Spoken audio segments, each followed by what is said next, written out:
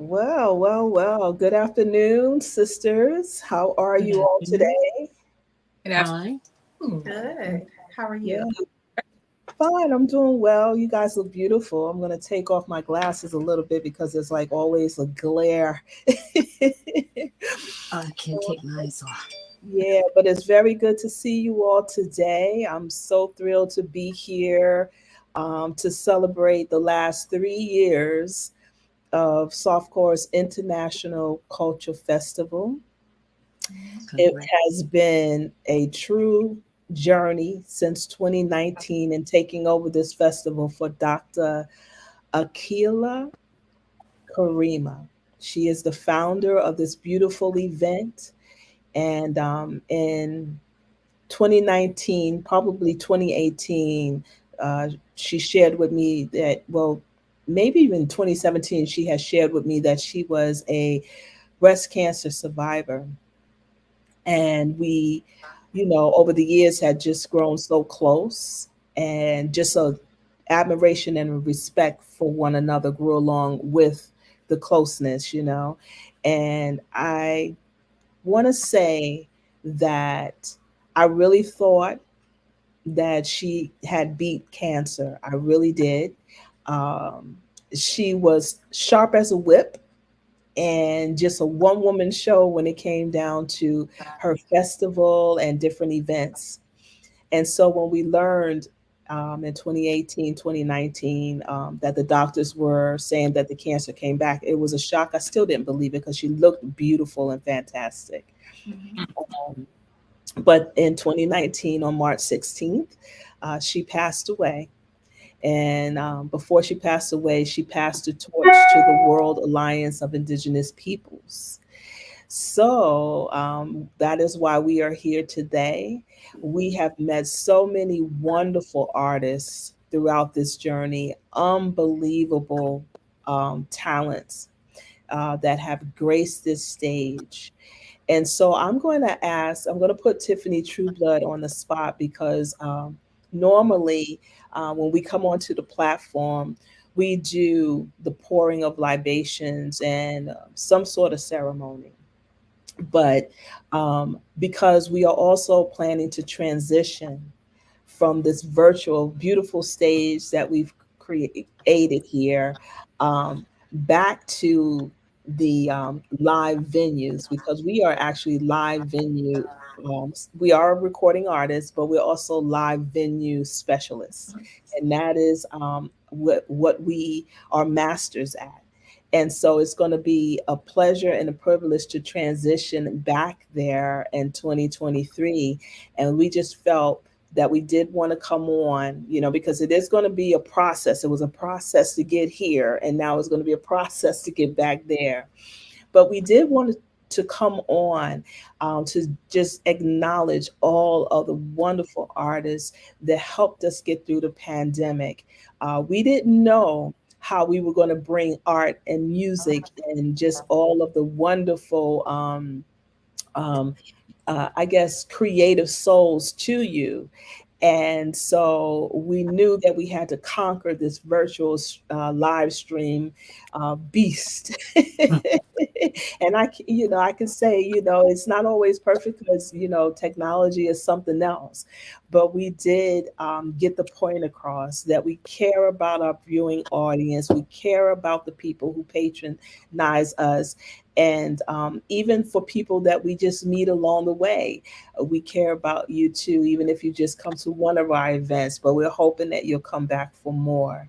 So with that said, in keeping with some sort of softcore tradition of honoring the ancestors and just inviting them into this circle, I'm going to ask Tiffany Trueblood if she would lead us in a brief meditation and if she would invite the ancestors into this circle for us. She is a certified Reiki master and herbalist, and just her spirituality and the level she vibrates on is extremely high. So I can trust this portion of this festival and place it with so much confidence in her hands.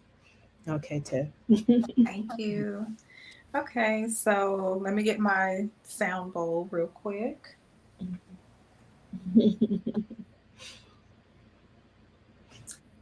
And so I'm going to ask you all to just take some uh, three cleansing breaths with me as I sound the bowl.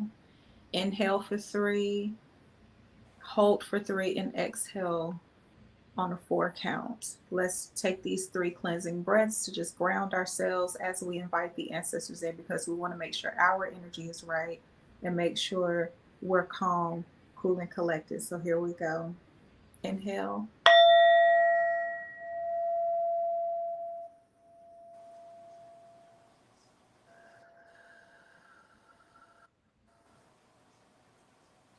inhale,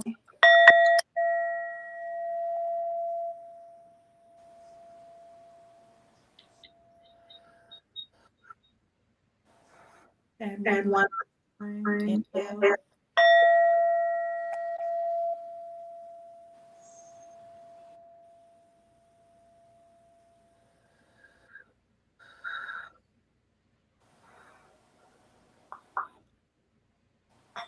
and when it comes to inviting our ancestors, I do like to burn sage.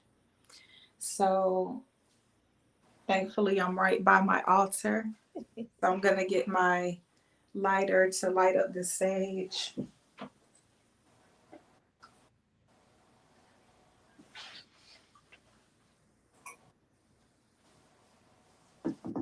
And just continue to breathe and be grateful for this day that we are all blessed to have waken up to see.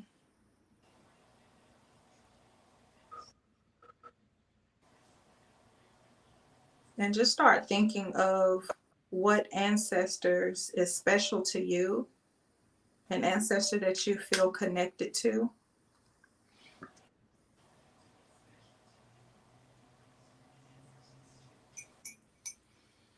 And I'm going to fan some of this sage smoke your way to just cleanse and protect your environment as we invite our healed and high vibrational ancestors in to join us as we do this live stream, as we honor them and recognize them and all of the support that they give us on another realm.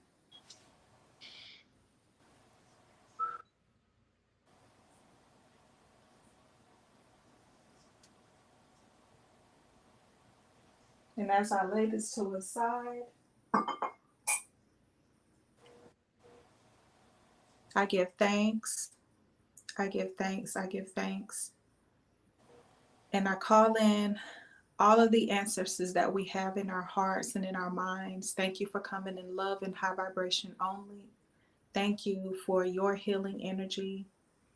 Thank you for all of the support that you give us. And I give thanks for all of us still in body who do our healing work to support our ancestors and help them to continue to heal also, because it works in that way.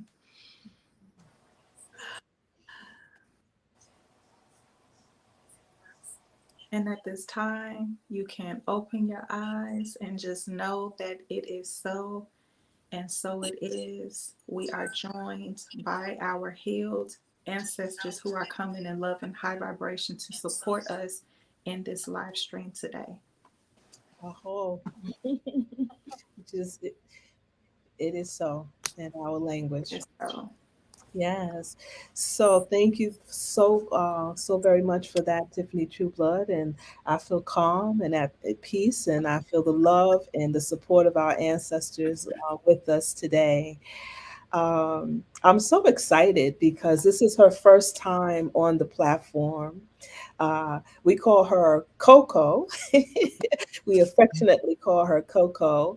And her name is Corinne Collier, but she is a very accomplished songwriter, gospel singer, um, and she is working with the record label, her and her husband, Manny, who is a master of many instruments, and a sound engineer, and also just a creative soul himself. But she's working with him with a record label over in Italy. So they drop records the way, I don't know, Jay-Z drops rhymes. And so it is an honor and a privilege to have her on the platform. Coco, I, um, I was reading your bio and I saw a couple of very uh, accomplished people that you've worked with, right? Right. Um, and one of them, well, why don't you tell us the two people that you put in your bio? I'll let you explain that job, and so this way, I know that it's exactly correct and right. Don't have me jumbling it up. Okay. I don't know exactly what two people you were talking about, but Mhm. one person who comes to mind is Nicanoni Rose, the Black Princess, for Frog and the Princess. I work with her and the Hartford Symphony Orchestra. Um, Also with Bobby Blue Bland, uh, Oldie But a Goodie. Uh, I performed with Benny King. Mm. Uh, there's also the Soul Children. Um, there's so many. Tower Power, um, Sam and Dave. Uh, Yeah, and in the gospel realm, right? You also did some work on quite a few shows, like that a lot of people watch, yeah, quite right? a good friend of Albertina Walker. I work with Smallwood, Mhm. uh, Richard Smiley, Canton Johnson, the uh, Dottie People, Shirley Oh, Caesar. I can go on and on. It's quite a few. I work for most of them. yeah, yeah. So tell us a little bit about yourself, and I know that you come from a large family, 12 right? kids. 12 kids. Go. My mother said they were cheap by the dozen. Yeah, I'm originally from Alabama. I came here in '67. That's where I met my husband Manny here in Hartford, Connecticut. Um, I've been singing all of my life. I started singing gospel at a young age with my three other sisters, and we traveled all over Alabama and other states. Then when I got here, I ended up meeting my husband, and we traveled all over the country. So uh, singing R&B, but my roots are gospel. But I like all kind of music, long as it says something and it can relate to me. I like it. Yeah, yeah, absolutely. Well, I do know, and I'm always admired by families that grow up in the gospel tradition, but it's like the whole family can sing, you Hmm. know. So I know that you sang with your siblings, right? Yes, I did. Yeah, and having 12 mouths to feed, I know the budget was tight, so Right.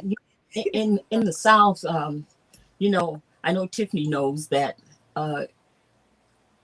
sometimes we just have to make our own way picking. I pick cotton, so I made money picking cotton, and I got on and got a job. At that time when I was working for my mother. My mother would work like sometimes 3 and 4 jobs in a day, and all week.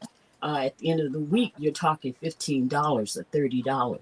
So I stepped in and started doing what my mother was doing to help her out. And then when I became of age, I decided this is not for me. I got to go and make money. So I came up north. Everybody asked me, why did I come this way? Well, I wanted a better job. That's what I wanted, a better way of living. And so when I got here, um, all kinds of doors just opened up. And I'm Mhm. grateful. Yes, absolutely, absolutely. Well, listen, Miss Coco, okay, we are going to back off of the platform a little bit. We'll be still in the wings listening, but we want you to share that incredible gift that you have and with our viewing audience. And so just let us know when you want us to come back and join you. We'll be right there. Okay. All right. Okay. Here we go. Yeah. Let's see.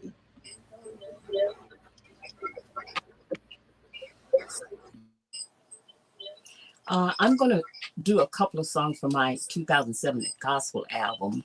I'm going to take you to church with me. And when I say church with me, I don't mean that building. I mean the church within me.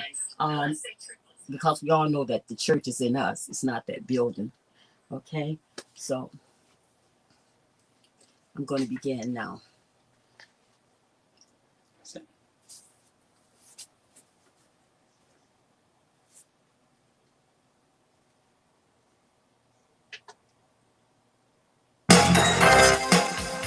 Come on, put your hands together.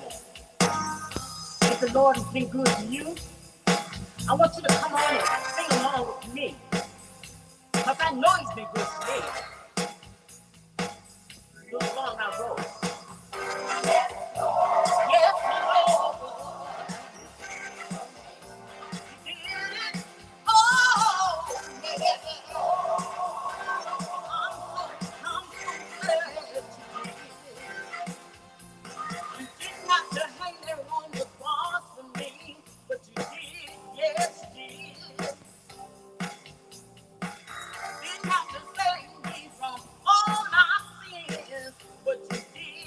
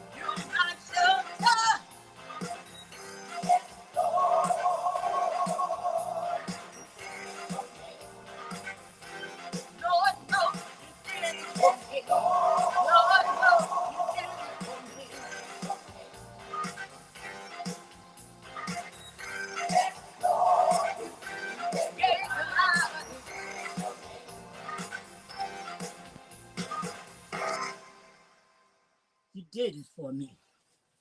I'm going to slow it down a little bit right now, and I'm going to do a song that I'm sure you're going to recognize. It's a song by Brother Reverend Paul Jones. I won't complain. You know it doesn't do any good anyway to complain. It's better to do something about it.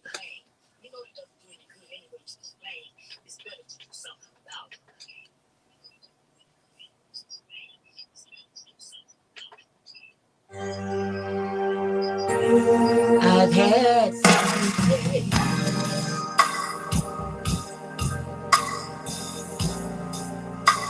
I've had some years time. I've had some weary days. I had some sleepless nights. But when I look around,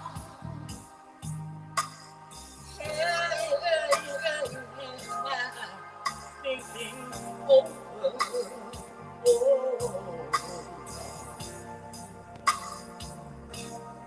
all of my good days, outweigh my bad days, then I won't complain.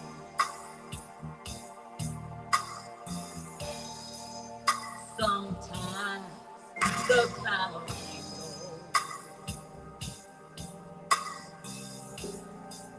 I can hardly see the road.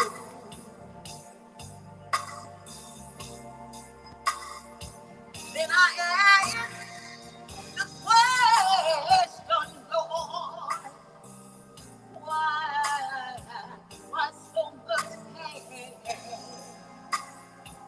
Well, He knows what is best for me. Although my weary eyes, they cannot see.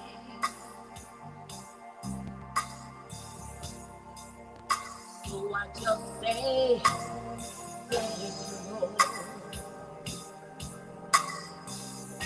I won't complain. Lord has been real good to me.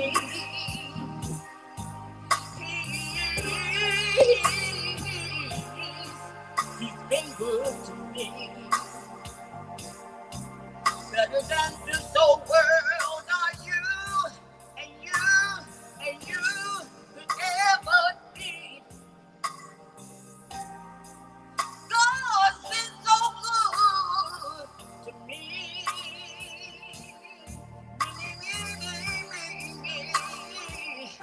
He wiped my tears away. So you know what He did, huh?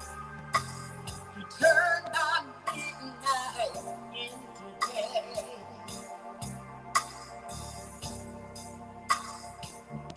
So I'm prepared.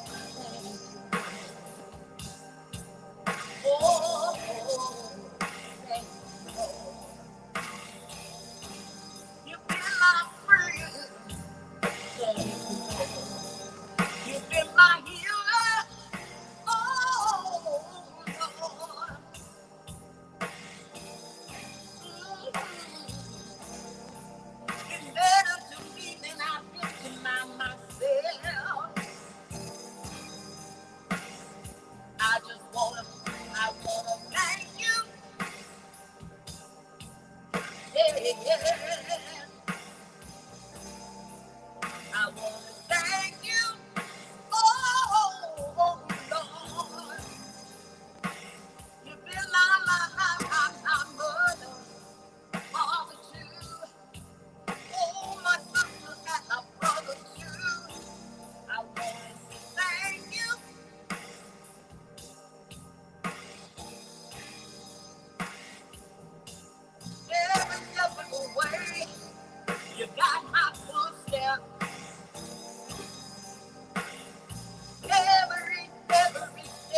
the way. You got my footsteps.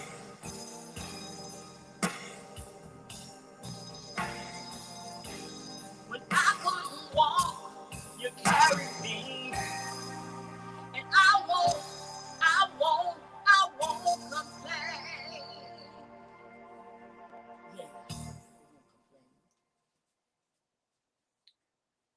Okay, I'm gonna do another. This song came about because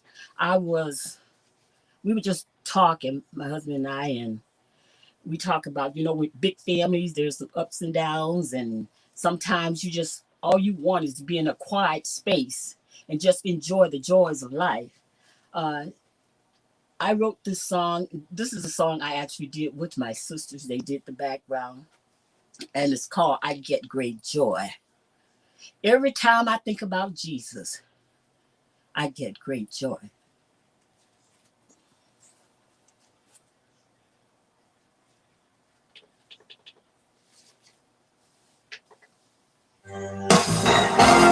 Every time I think about Jesus, I get joy.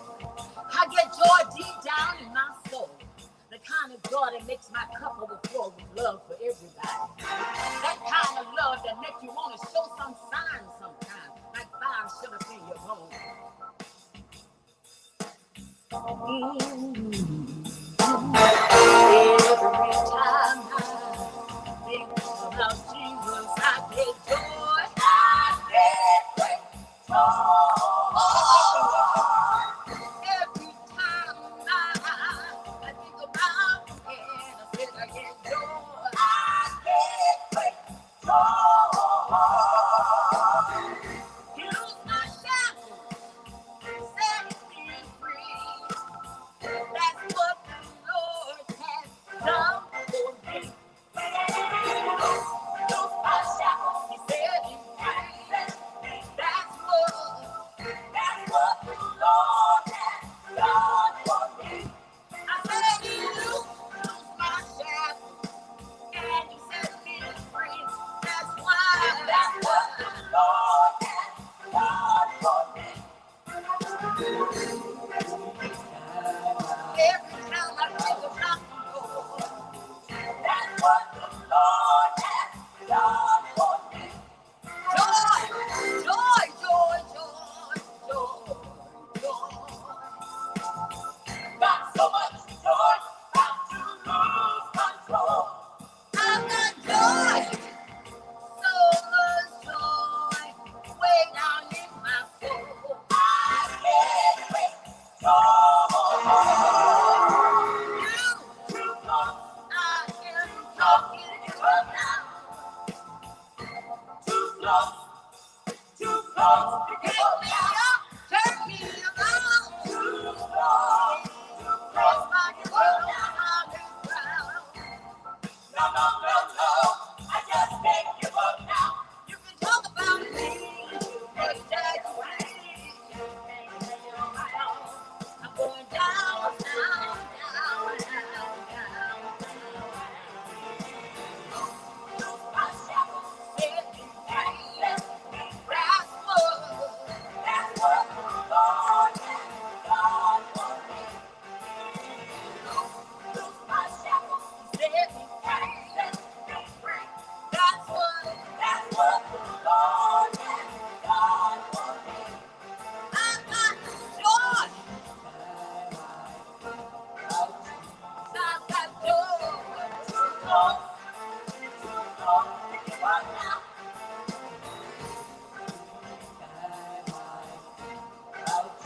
I'm too close to give up now.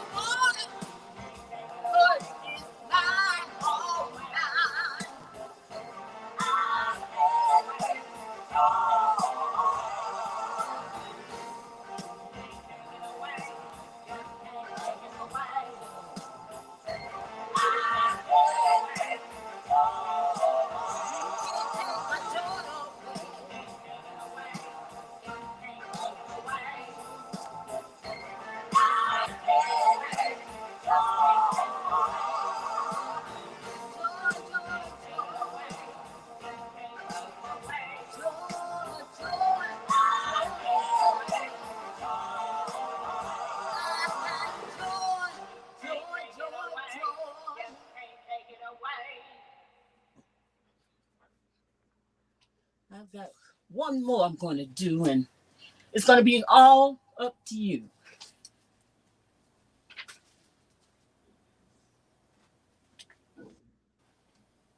You know, when you get it wrong, sometimes you got to turn around and get it right.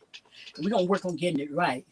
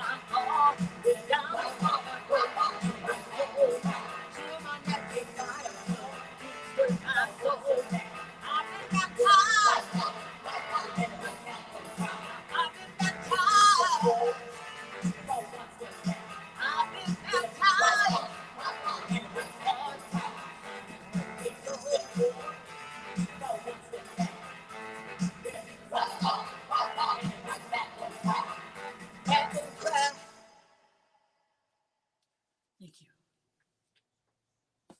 All the listening audience, just want to thank you.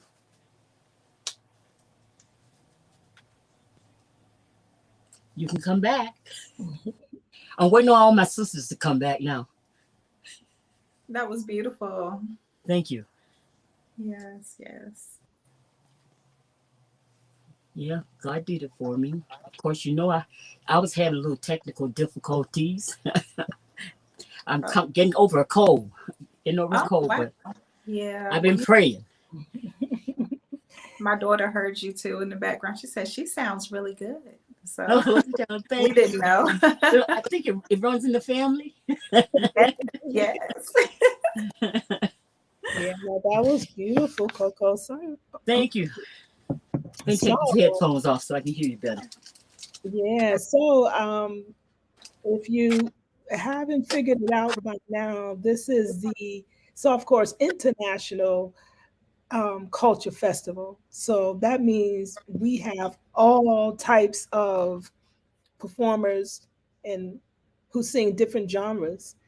And so I am so glad to have Coco here on this platform, because if you want gospel, that was like so gospel. That was so representative of um, the industry, of gospel music, and just in its best representation. It doesn't get any better than that.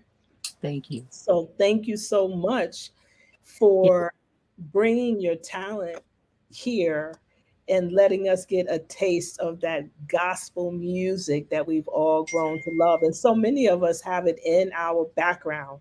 I mean, we may sing neo soul and jazz and everything like that, but a lot of the singers, they grow up in church. That's right. And so you hear that, in their music, always, So thank you for that. That was absolutely awesome. Well, yeah, I worked up a sweat. Singing will make you sweat. Yes, it will. Absolutely. All over to God. It was beautiful. Yeah. And I always tell her, I said, she's one of those Tina Turner singers. I know. You know how hard it is, but they used to say down south, quench the spirit.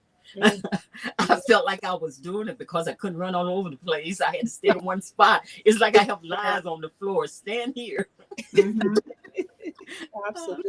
Absolutely. Wow. Well, does anyone have any questions for Coco at all? You better make it good. Coco, one question. How have you guys been able to perform during this lockdown for 3 years? Well, as Sidonia has said to you, we have joined a record label out of the UN and UK, and we were on our way. That was in May. We were on our way out the country, and I didn't know how long we were going to be gone. But when the pandemic struck, we stayed back. We stayed here, and we haven't made any plans to go anywhere as of yet. We do have some invitations, but we're going to be led by the Spirit. Yes, absolutely, absolutely.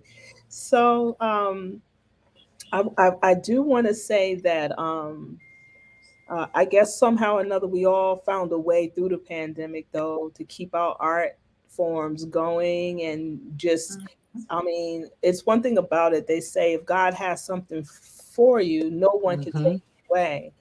And Right. to me, this pandemic has proven that. Um, just thinking about our Native American heritage, right? Coco's Cherokee, Tiffany's Cherokee, and I'm from the Montauk tribe of Indians. And Vicky is celebrating the country of Nigeria, correct? Her children are Nigerian. That's right. So we have our indigenous roots, right? Yes, But we do. yeah, but the one thing about it is that you would have, thought that the pandemic would shut down all of our cultural expressions. But I Mm. believe that when God gives people a talent, right, and they face adversity, somehow, I don't care, no matter where you are, you can be, like we were locked down in the pandemic or locked down in prison. The Mm-hmm. art always finds a way to come through Right. to bless people. So it's wherever you are, no matter where you are, and no matter what your situation is, if God has given you a talent, you know, somehow or another, that talent is going to find a way to bless people through the grace of God. It is So always true. happen. It is always going to happen. And I find that like a perfect example, Native Americans, we depend so much on traveling that red road, going to the different powwows. And so when the pandemic came in, it was like, oh wow, people had to shut down the powwows to be safe.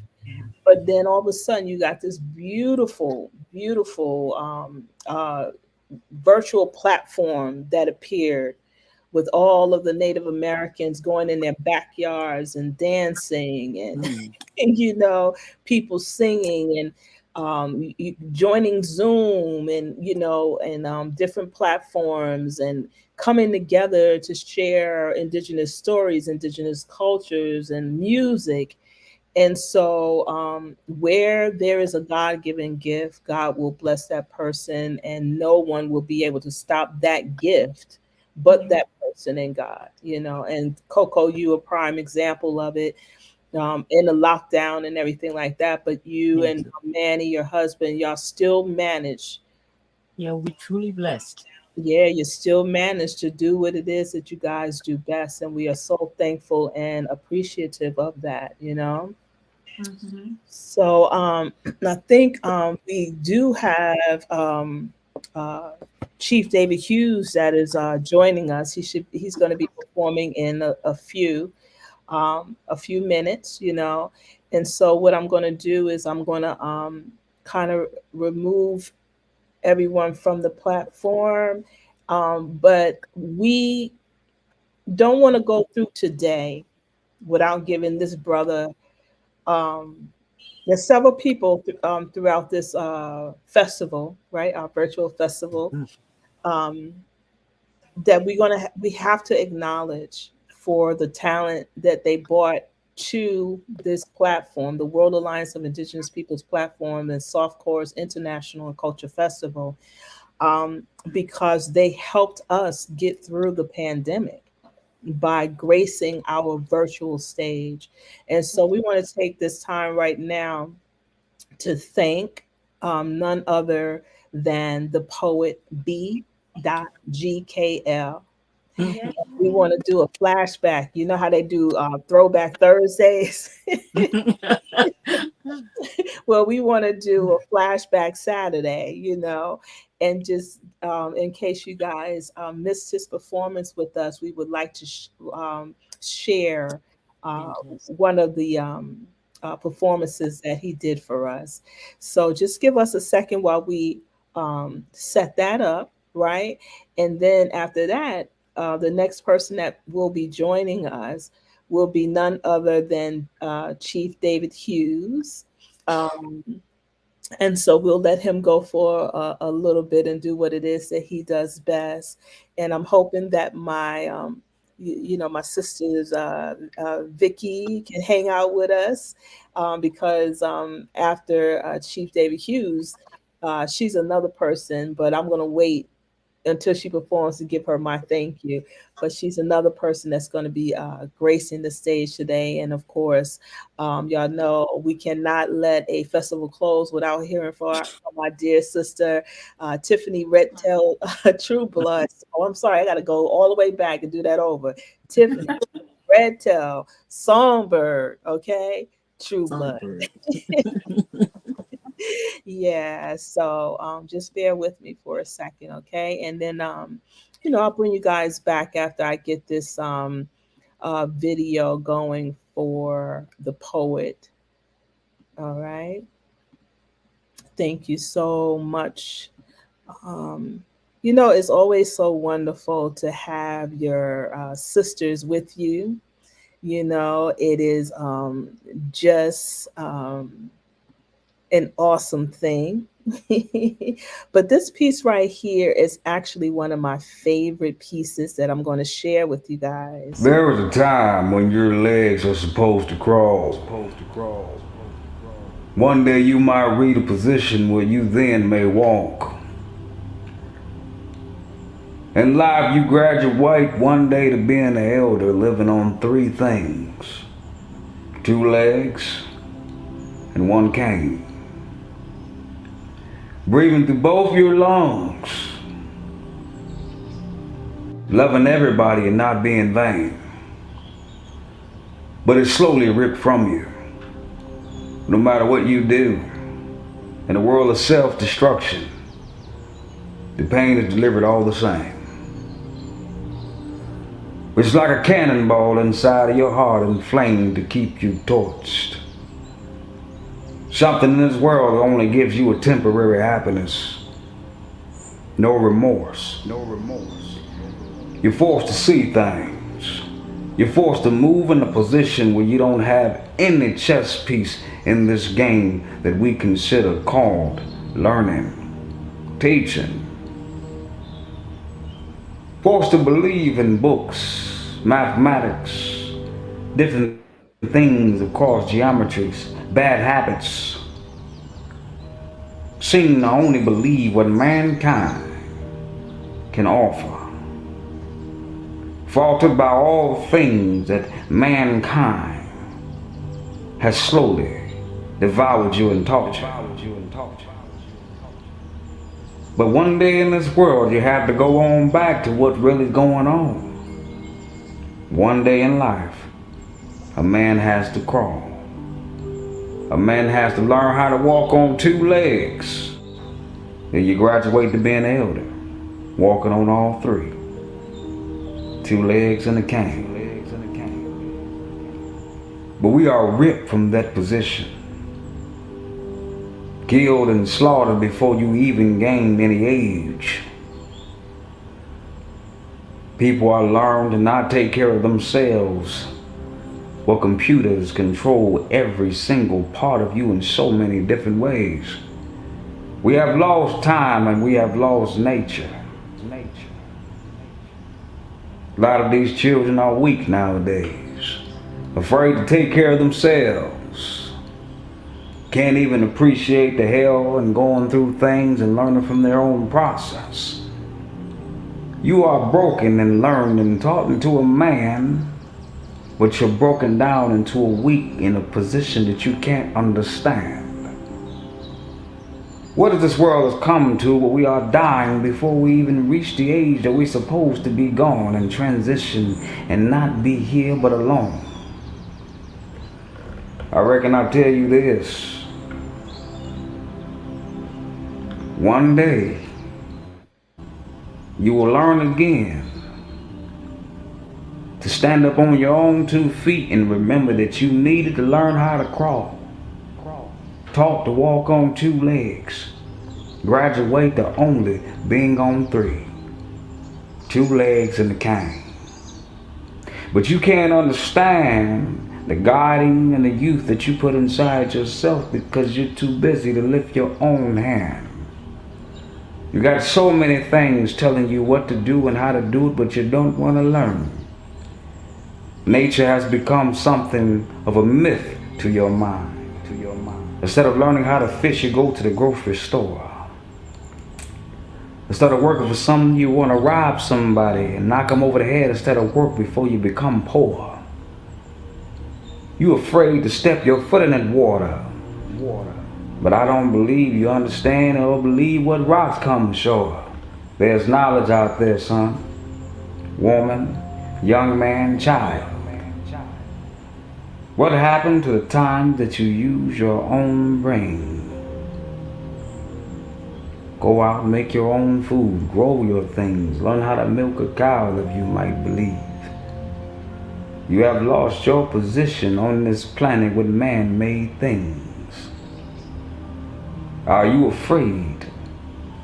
You're too worried about what people might think about you. You're too worried about titles. You're too worried about letting people down instead of pushing yourself forward. Looking in the mirror once more and turning it around.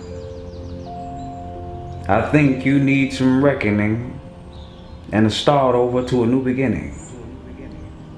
You have to remember you had to learn how to crawl, then walk on 2 legs. Then you graduate to walking on 3, 2 legs, and a cane. But you are chained to what you have been taught and told that you're supposed to do without even actually doing it. From TVs to VCRs, to sticks and TVs to put you back in your mind and rip from your body and the precious time you're supposed to have. It's theirs now, not ours. The mindset is moved. They're putting your brain into objects, trying to steal everything you want to learn. You have to find out where you come from. Don't never forget.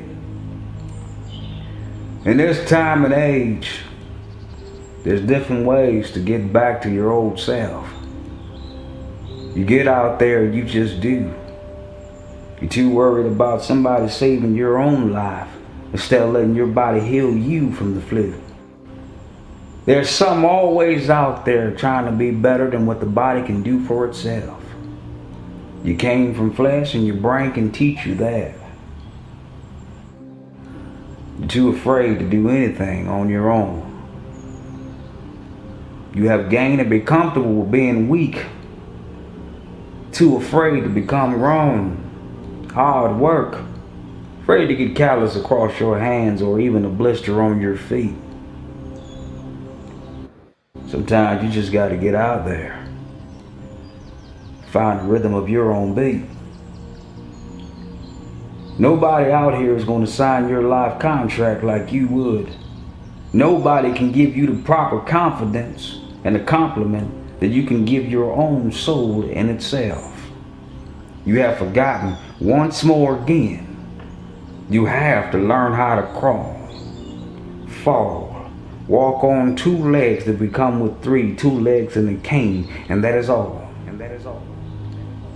But you're afraid to become an elder.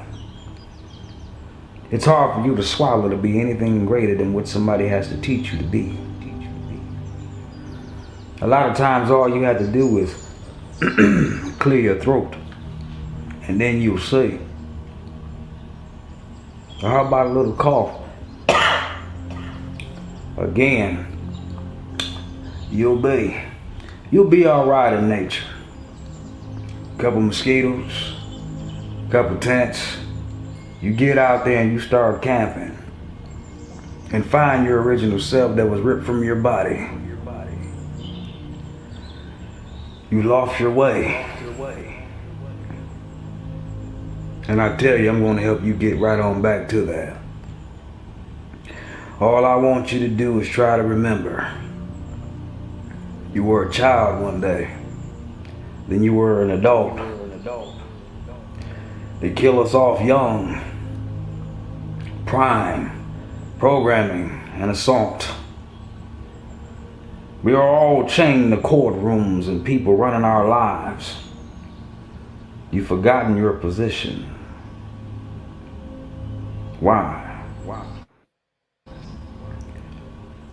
You have to be men and women.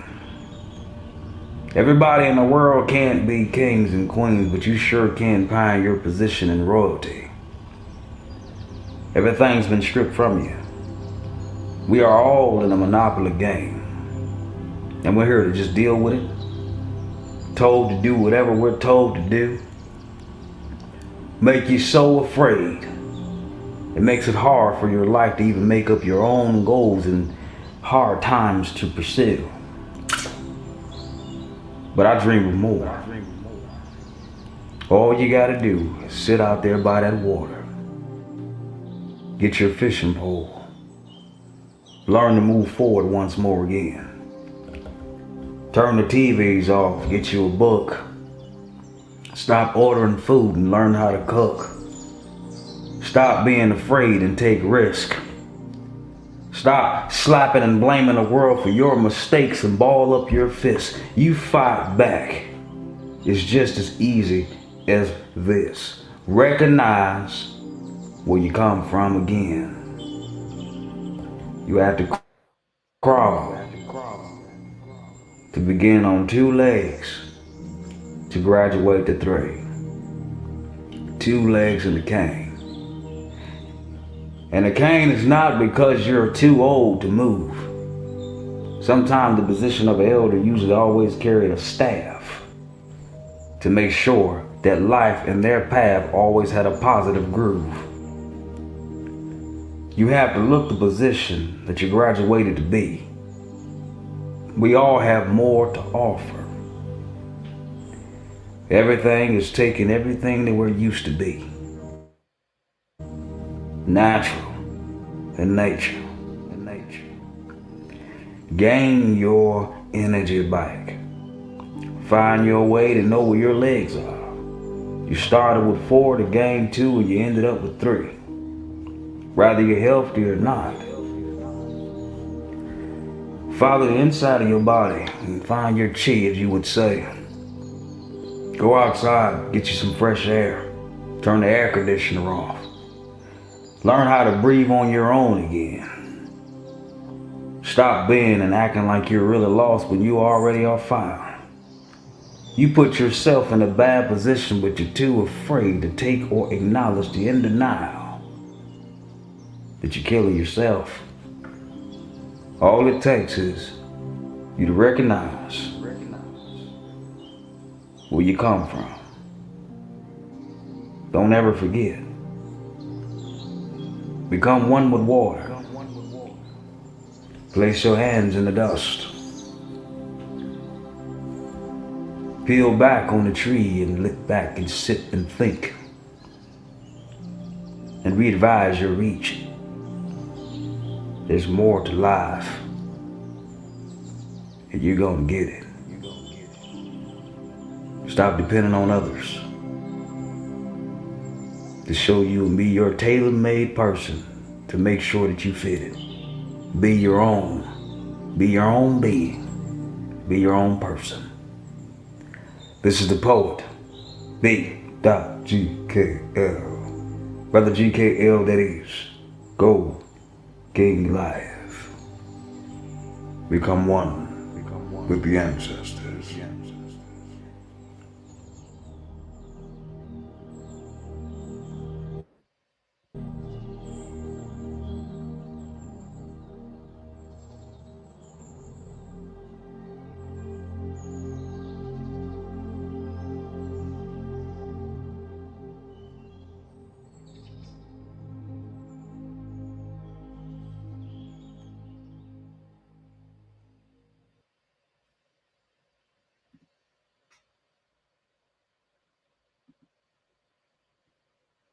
Yes, yes, yes. That was absolutely wonderful, by the poet B.GKL. And so I'm going to bring my sisters back. I'll bring Vicky back, and Tiffany Trueblood. I don't know if Coco, are you still there? I'm There still you here. are. Yeah. Can you hear me? Yes, I can. You're good. You're good. Guys, every time I see that piece, it just kind of moves me. You know Yeah. what I mean? He is just such a master at what it is that he does. It is incredible. So, brother B.GKL, we thank you so, so much. So, so much for helping us get through the pandemic and, keep doing what it is that we do and what we love, and we could not have made it through without wonderful artists like yourself. So thank you. Yeah. So we are going to bring Chief David Hughes on. I hope he's ready. Mhm. Yeah. Oh, there he is. Wonderful. Hi, Chief Hughes. How are you? How you doing out there? Oh, pretty good. Pretty good. We're doing well. We are doing well. Listen, everybody. Chief Hughes is a wonderful, wonderful visual and sonar experience. Mhm. You're really going to love his performance today. We can guarantee it um, with confidence. And just to give you a little bit of background, right, on Chief David Hughes, he is chief, and I want to get the order right. So if I don't have it right, please correct me. So you're chief of the Cherokee Eagle Medicine or Medicine Eagle Band. Medicine Band, Okay, I had it right the first time. Eagle Medicine Band, right, out of Philadelphia, Pennsylvania, but Philadelphia Pennsylvania. is hmm Oh, got you. Yeah, so out of Pennsylvania, but they, I guess, have a concentration in Philadelphia of people living there probably as well. Um, And also, when you say an accomplished singer and musician, it is not an understatement at all. This brother can sing, and he has sang with the best of them. People like Lisa Fisher, one of my favorite singers, Luther Vandross, and the group Change. Y'all remember Change? Don't act like you don't. Yes, yes, yes. Yeah. So, Absolutely. yeah. So, how have you been, Chief Hughes? I've been I've been very blessed and just been in a good place. Um, I've been working on so many different projects. I try to keep up with them all Yes. over, Mhm. over the years. I just I was sitting back and I was listening to the poet as well, and he gave me a lot to think about. As far as uh, elders are concerned. You know, Yes. that's I such love that. a beautiful thing to talk about. Having to go back to ground zero and starting over to begin again, and how a lot of people have detached themselves from their traditions and from their Absolutely. original teachings, of their communities. And so that's a beautiful thing to discuss. And I really got a lot of that. And I thank Coco for that wonderful rendition of spiritual songs. Thank you. I Thank really you. think, oh, absolutely. Um, Flowing Water made it very clear that a lot of some of the most recognized singers that ever graced the stage had origins in the church. And I include myself with that community as well. And I can say that overall, it has been quite a journey, understanding what life is. That the mystery of it starts to um, make more sense with discernment and with confirmation through life. When you're Mhm. confirmed, affirmed in the things you do, like this program, is an affirmation that we're still here as Oh, indigenous. That's right. yes, Yes. absolutely. Yes, we are still here and Mhm. contributing to so many of the industries where people don't see us, you know? Mhm. And so, yeah, well, we definitely, we're today because again, we're um, going to start our transition back to the live venues. And so, this time that we're spending today is all about us saying, Katapatamayama. We thank you. We Mhm. thank you, all of our artists, for what you have given us. But we especially also thank you, Chief David Hughes, because, excuse me, your level of talent is remarkable. And you bless us every time you come on the platform. And so it's been such a pleasure to see you perform these last couple of years. And we hope that when we make it back to our live venues, that our schedules will sync and you will come out and to Santa Fe, New Mexico. We're gonna work hard on that. And York, Pennsylvania is right down the street from Philly.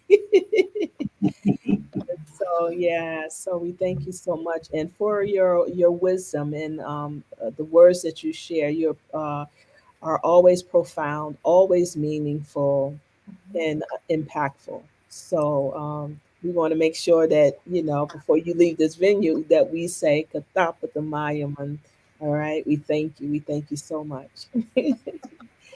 And so I don't know if anyone. I'm gonna anyone that has a question. I'm gonna let you guys ask Chief Hughes now before we back up off the platform and let him do what it is that he does best. Anyone have any question for Chief Hughes? Are y'all just ready for him to sing?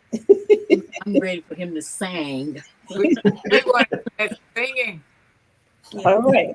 All right then. So Chief Hughes, with that said, you heard what the consensus is. We're going to back away and then, just let you do and share that beautiful gift that you have. Amen. All right. Wonderful. Thank you. I'm just going to remove everybody out and off the stage, myself included. See you in a little bit. Okay. Wado, thank you for that wonderful introduction. Thank you for the opportunity to be able to share a little bit of myself with the international community today. Uh, I want to say this that um, this year, my birthday falls in the month of October, October 23rd. This year, I'm celebrating 40 years in the music industry. 40 years. I started out singing when I was 3, and I sang with my sisters and my mother, and we traveled the country singing and sharing our gifts uh, in the church and other settings all over, and sharing stage with recording artists. We were very fortunate to share those spaces and places with.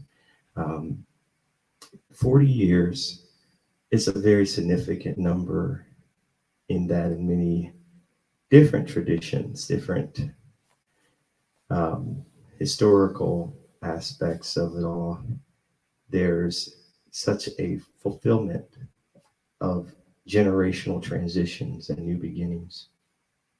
And so um, I'm very grateful to be here as I was sitting and just listening to the programming as I was getting prepared. This is one of the things that I do enjoy most is music in life, and I share both in the traditional way and in the contemporary way.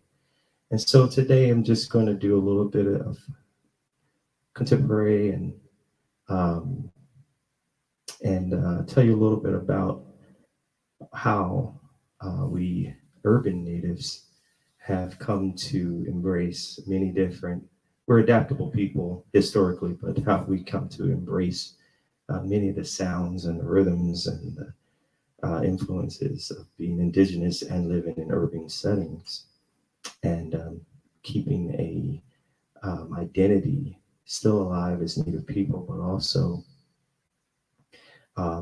being relevant to our communities that we live in, and also keeping our traditional ways alive as well. I just got back from Missouri. I was out there in ceremony, and I was very grateful. And it reminded me, that whole process reminded me of how important it is to stay connected, to stay engraved and engrafted in who we are as Native people, as the poet was saying about not forgetting, about the mosquitoes and the tents. And I grew up in the powwow circle in many ways, not so much as a participant in the beginnings, but my mother would take me, and my dear cousins were, very influential too. They grew up in the culture, and we would go to the powwow here in Fairmount Park in Philly. And as I got older, I became more involved, and I started to travel the country dancing, grass dancing, and then going traditional. I'm a champion grass dancer, first place. But as I got older, I'm not claiming to be quite on the elder side, but I'm approaching my halfway mark of life. And I can say that as I got older, it has become very significant and meaningful to me to keep singing and to keep writing and to keep sharing and keep giving back. As my mother gave back to me, I'm giving my gift back to the next generation. And so I'm very grateful to be here. So I'm going to sing a little song that was made popular by Mr. Bobby Caldwell. It's not a Native song, but it's definitely a song that resonates with a lot of people from different cultural backgrounds. And I hope you enjoy. I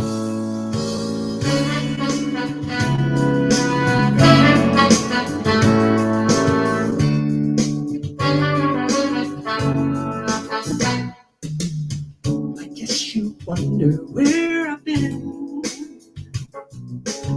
Had to search to find the love within. I came back to let you know I got a thing for love that I can't let go. My friends wonder what is wrong with me. Said I'm in the days for your love to see. I came back to let you know I got a thing for you that I can't let go. Some people go around the world for love, they never find what they dream of. What you won't do for love. You tried everything, but you won't give up. Up in my world, see only you make me do for love what I want to do. I only want the best for you, it's true. And there's not a thing that I won't do. What you won't do for love. You tried everything, but you won't give up. Here we go. Some people go around the world for love, and they never find what they dream of. What you won't do for love. You tried everything, but you won't give up. Up in my world, see only you for love what I wouldn't do. Make me do for love what I wouldn't do. Make me do for love what I wouldn't do.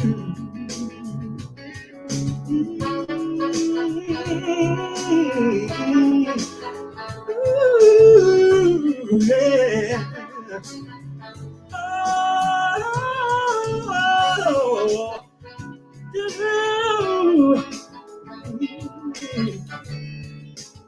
what I wanna do. Thank you. That's one of my favorite songs to open up my shows with. If you ever seen me sing live and I do a full concert, 9 times out of 10 I'm going to choose that song. And I got to say, I did get that idea from one of my mentors in the music industry, Mr. Ollie Woodson. He was the lead singer of the Temptations, and he was one of my, I guess, most influential singers in the R&B and world. And I had a chance to work with him when I was living on the West Coast, and he unfortunately is not with us anymore, but he was very, very talented man, and I really enjoyed the moments that we had together to work on my producing skills and my overall perspective of music. Had the pleasure, the last time I saw him, he came to Philadelphia to do a show at the Del East. That's one of the biggest outdoor venues in Philly. And I hung out with him backstage, and we caught up, and he was just like really happy to see me, and I'm so happy to see him. But he, like so many others, I think have left us too soon.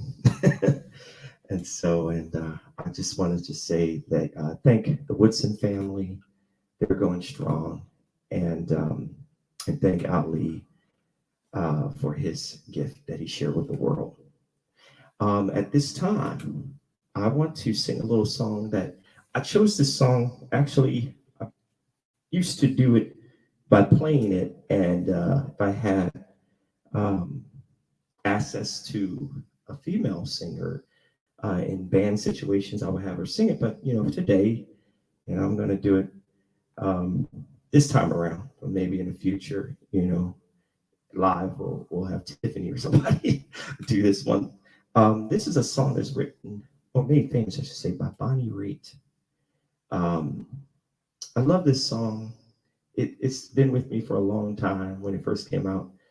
And I don't know, I guess it's just the way sometimes in life situations and love don't always work out. Sometimes it do, sometimes it don't. And so I love songs that are about love. And so, and hence my name David in Hebrew, it means love or beloved of God. So I guess it resonates with me for that purpose, because of the purpose in which I was named. But make a long story short, this song is called I Can't Make You Love Me. Hope you enjoy it.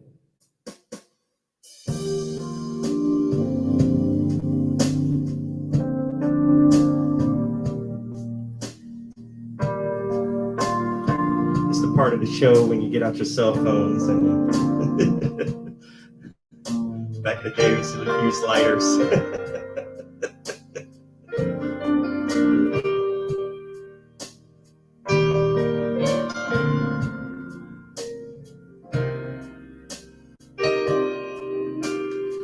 Turn down the lights, turn down the bed, turn down these voices inside my head. Lay down with me, tell me no lies, just hold me close, don't patronize, don't patronize.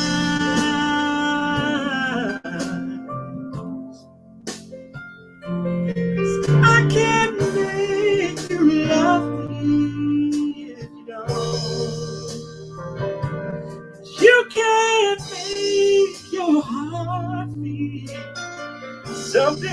it won't heal down in these final hours. I will lay down my heart. I feel the power, but you know you don't. 'Cause I can't make you love me if you don't.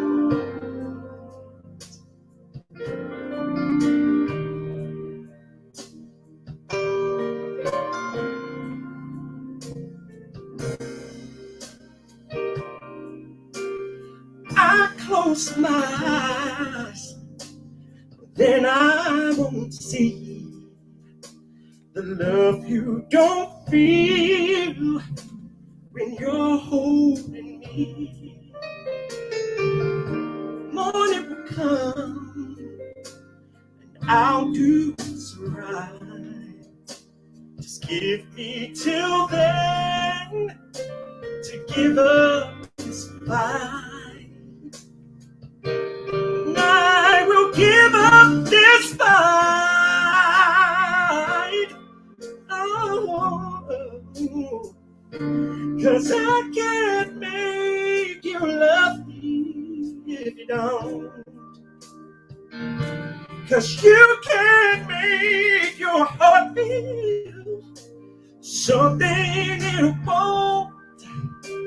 Here in the dark, in these final hours, I will lay down my heart. I feel the power, but you won't. No, you won't. 'Cause I can't make you love me if you don't.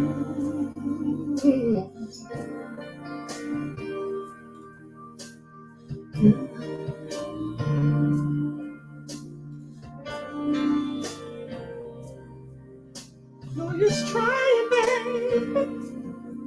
No, no, no, no, no, no, no, no, no, no. Oh,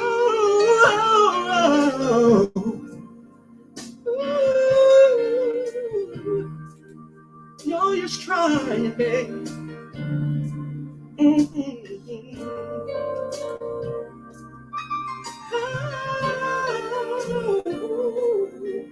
yeah.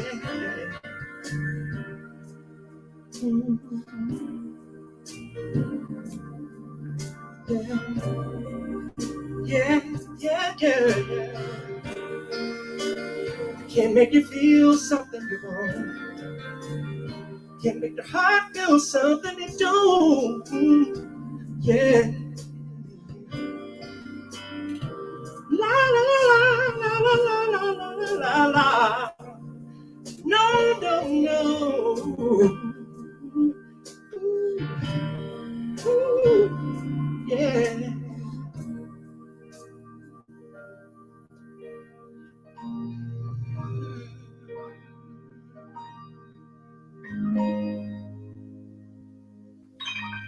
Thank you. Thank you so much for listening.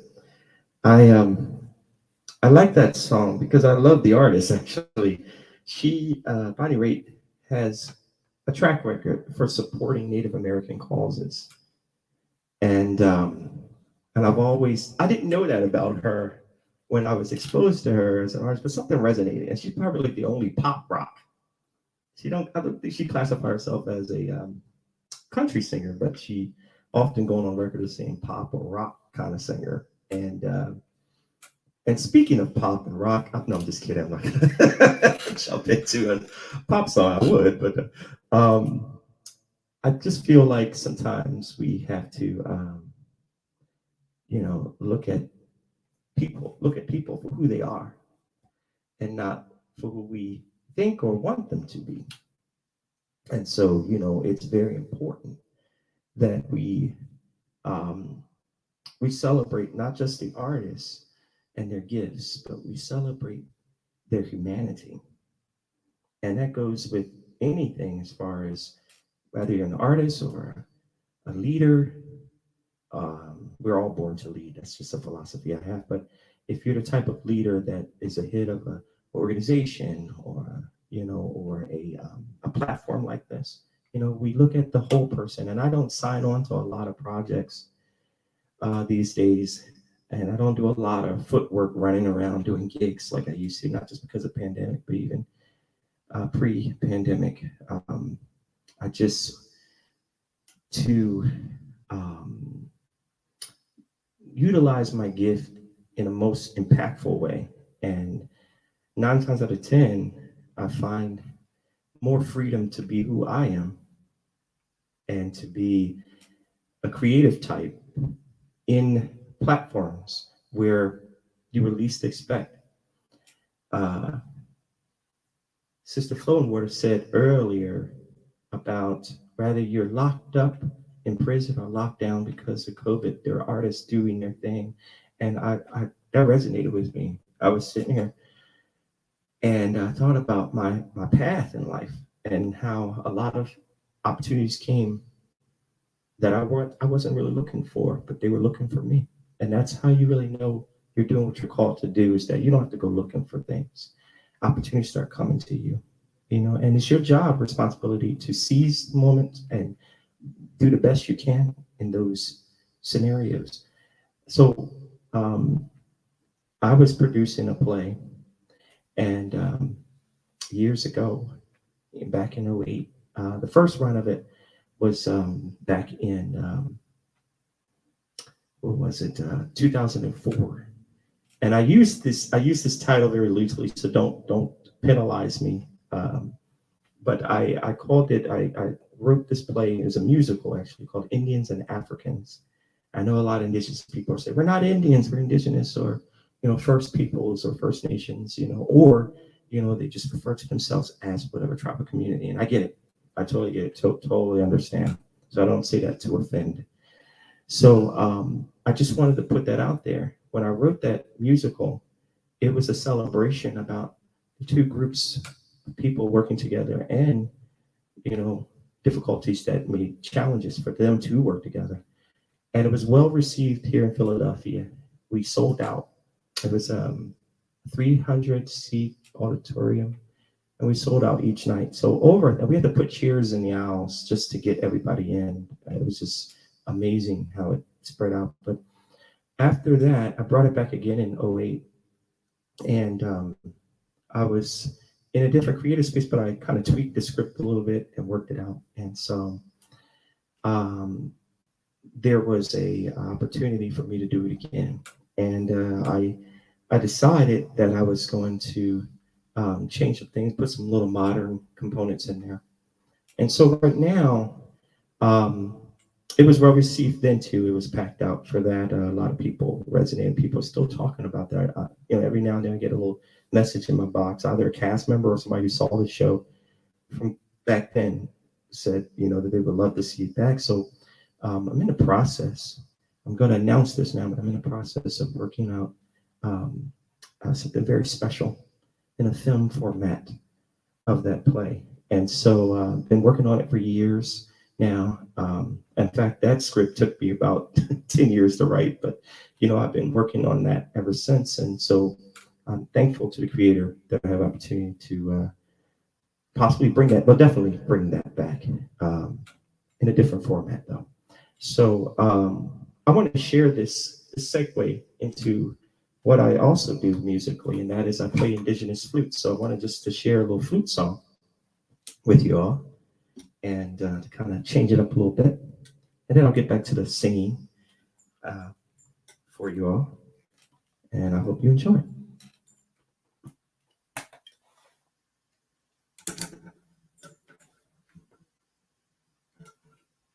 I brought two flutes. I brought two flutes with me today. And so this first one is my first flute that I ever invested in. And there's a backstory behind me playing native flutes or indigenous flutes. So it goes a little something like this. I was traveling with the dance troupe, an indigenous dance troupe out of Philadelphia. We were invited to go to Missouri but this time it was in St. Louis, to a museum.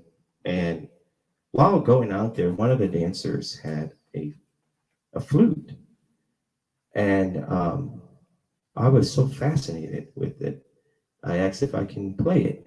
And I kid you not, I think I had that flute more than he did because I just fell in love with the sounds of it. And I didn't know anything about playing native flutes at that time, but I started playing and I realized, the possibilities, all the possibilities of being able to pick up this instrument and start to play it. So this was, well, I'll be 43 this year. So this was probably when I was like 19 years old, 18, 19 years old. We were traveling out there.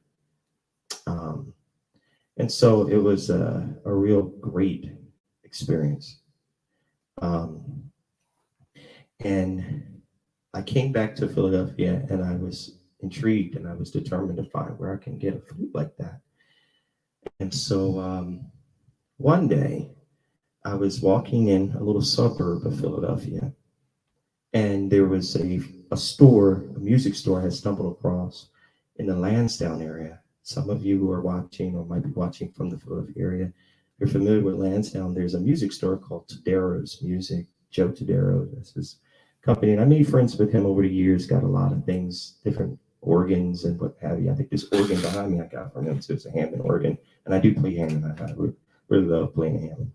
But I walked in the store and I didn't know the store was there, but I was walking down the street just to look at it, look at different shops in that area. And then lo and behold, I felt hands on my shoulders turning me and made me look up. And on the wall were all these indigenous flutes. And this is it right here. This is the flute that I picked up all those years ago. It's been with me the longest. And I always liked playing it. I played it in different countries around the world and different territories. And I just love sharing it. Wherever I go, I try to take it with me so that I can not just symbolically, but spiritually resonate with nature. And to bring back to remembrance to the trees, to the air, to the grass, the ground, the earth that I walk on, that we have not forgotten who we are. In some small way, I bring a song that comes out spontaneously. And so I'm going to share this song with you.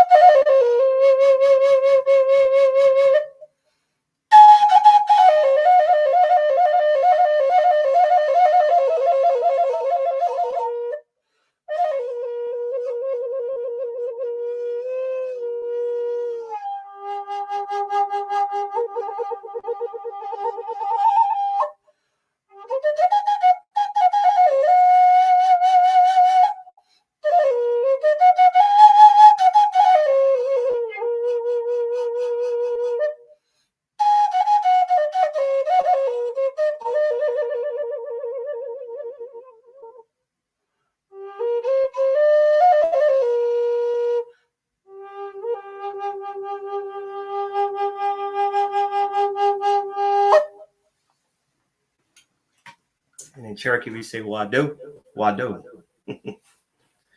This next one is a triple drone Sparrowhawk flute, and it's made by High Spirits. I was very fortunate. One time I had a dance troupe of my own, and it consisted of members from the community I served. And we were invited to be the opening act for a show called Spirit, Seventh Fire. It was very popular, written by, the show was developed and written by Peter Buffett. And he was a music and is a musical influence, and I believe he worked as a supervisor or as a musician director for the soundtrack for Dances with Wolves. And so Kevin Costner was actually behind this show. He helped to produce Spirit Seventh Fire. And we had the honor privilege of being the opening act for the show, the pre-show entertainment, if you will.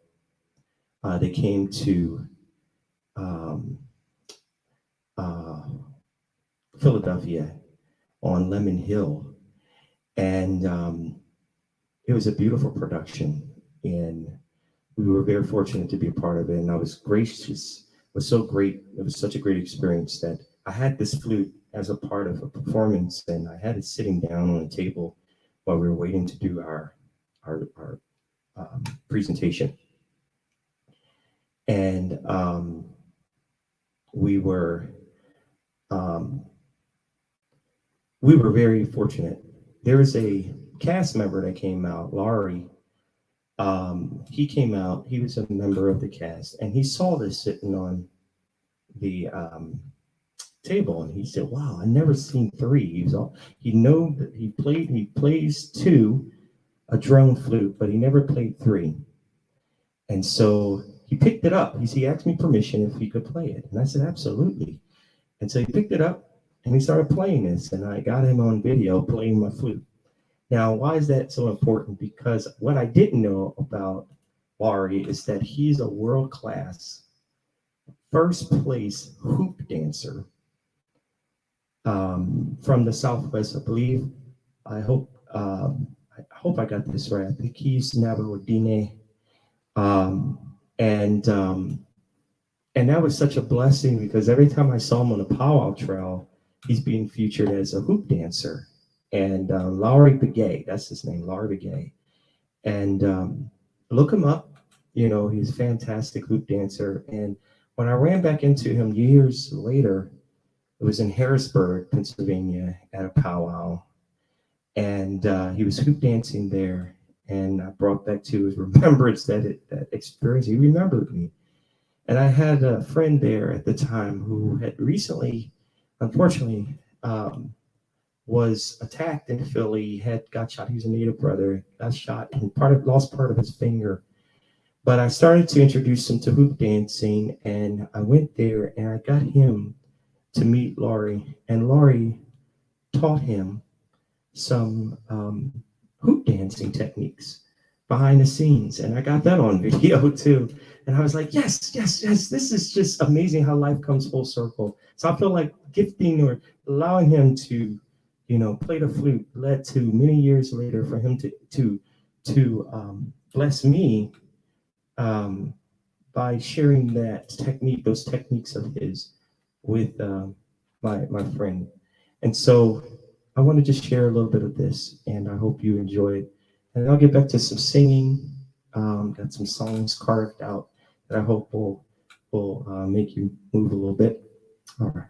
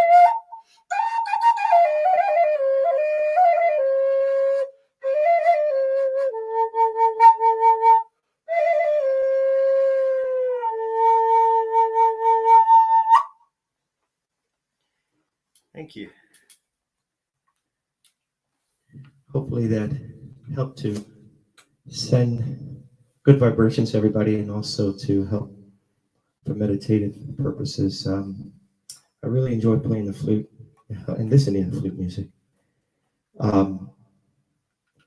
So this next song, as Sister Flowing Water was saying, I am affiliated with, and I do sing, and I have sung with a group called Change.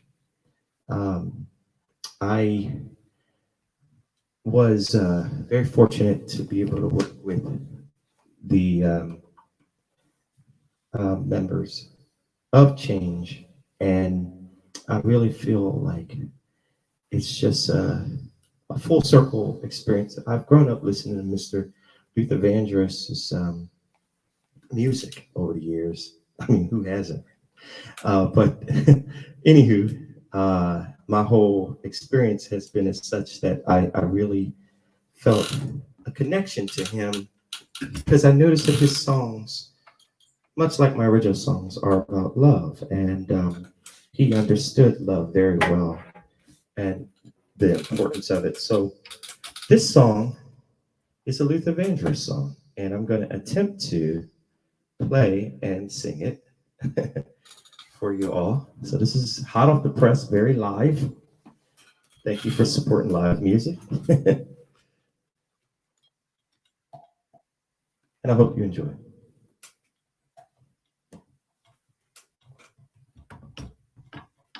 All right.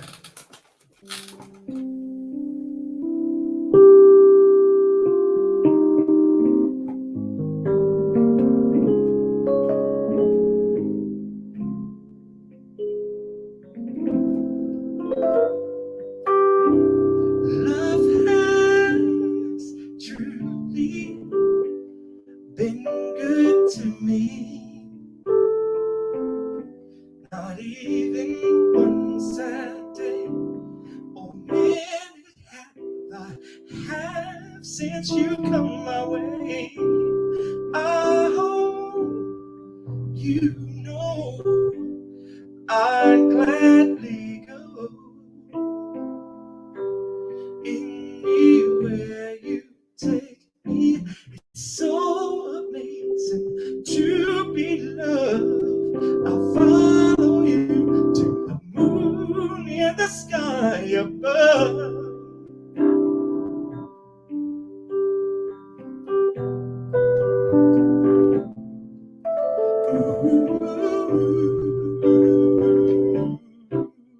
I'm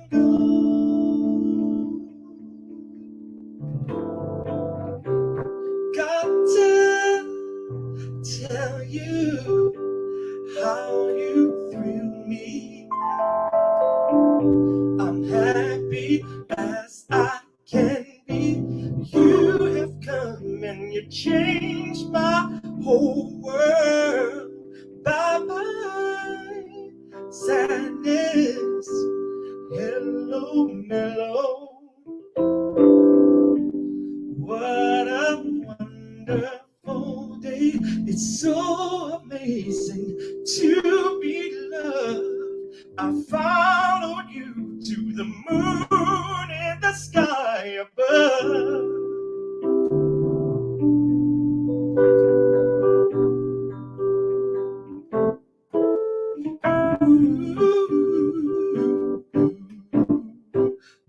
I'll go.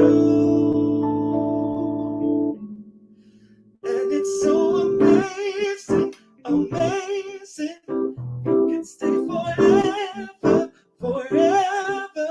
Here in love and no leave you never. 'Cause we've got amazing love. Truly it's amazing, amazing. We can stay forever, forever. Here in love and no leave you never. Yes, we've got amazing love. Oh, so amazing. And I've been waiting for a love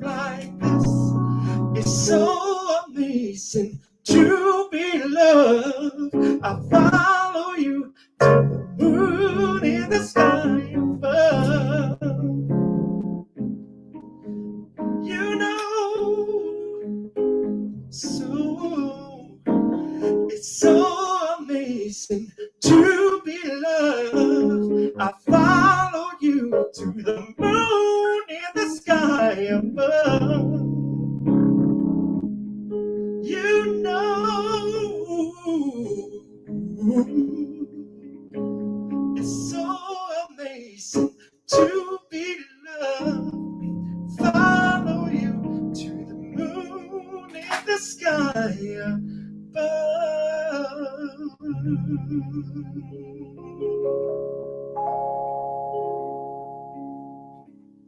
Thank you. Well, thank you for that. I get a little water. It's one of my favorites of his. Yeah.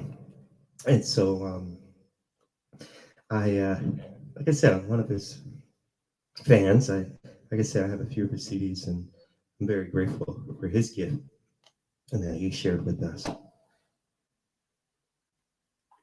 And so at this time, I want to take the time to share another. I call this the Luther the Luther Suite. And so let me see if I can find the right one. Let's see what we got here. So amazing. Just did that. So I think I can find one for you. Let's see.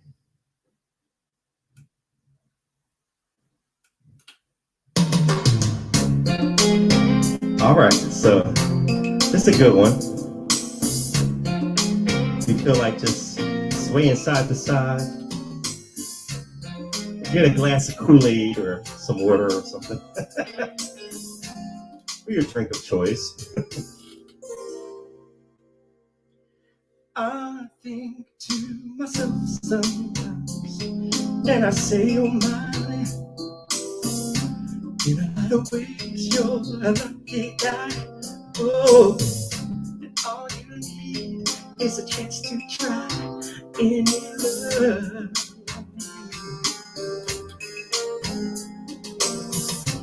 In my heart there's a need to dying, screaming, crying, let me out. Oh, all these get a chance to touch any love.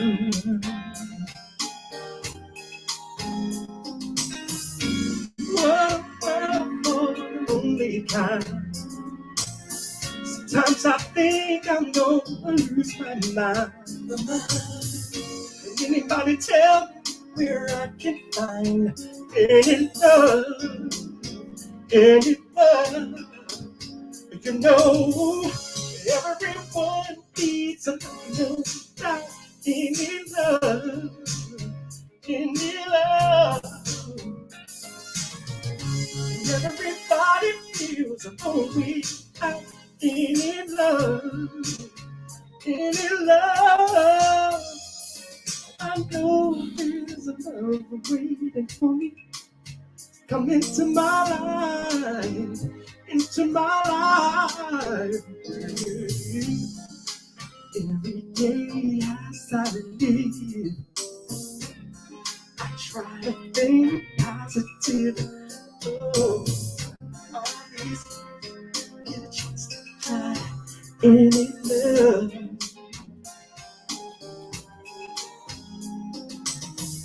Love is sweet and so divine, and I can't wait for my love light to shine. Can anybody tell me where I can find any love? Any love? You know, everyone needs a no doubt. Any love? Any love? Oh, that everybody feels when we're out. Any love, any love, any love. And I know they're waiting for me to come into my life. into my life. Yeah. Suddenly, out of the clear blue skies, lonely tears start to fill my eyes. I can't breathe, but I refuse to cry. Got to keep holding on. Got to be very strong. Keep holding on. Everyone needs a little no doubt. Any love, any love. And everybody feels alone without any love. Any love.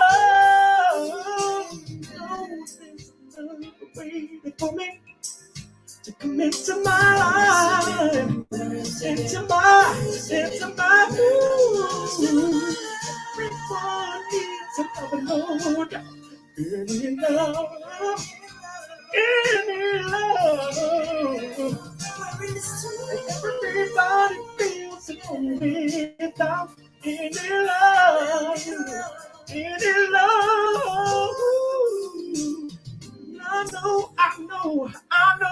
I know. Into my ooh.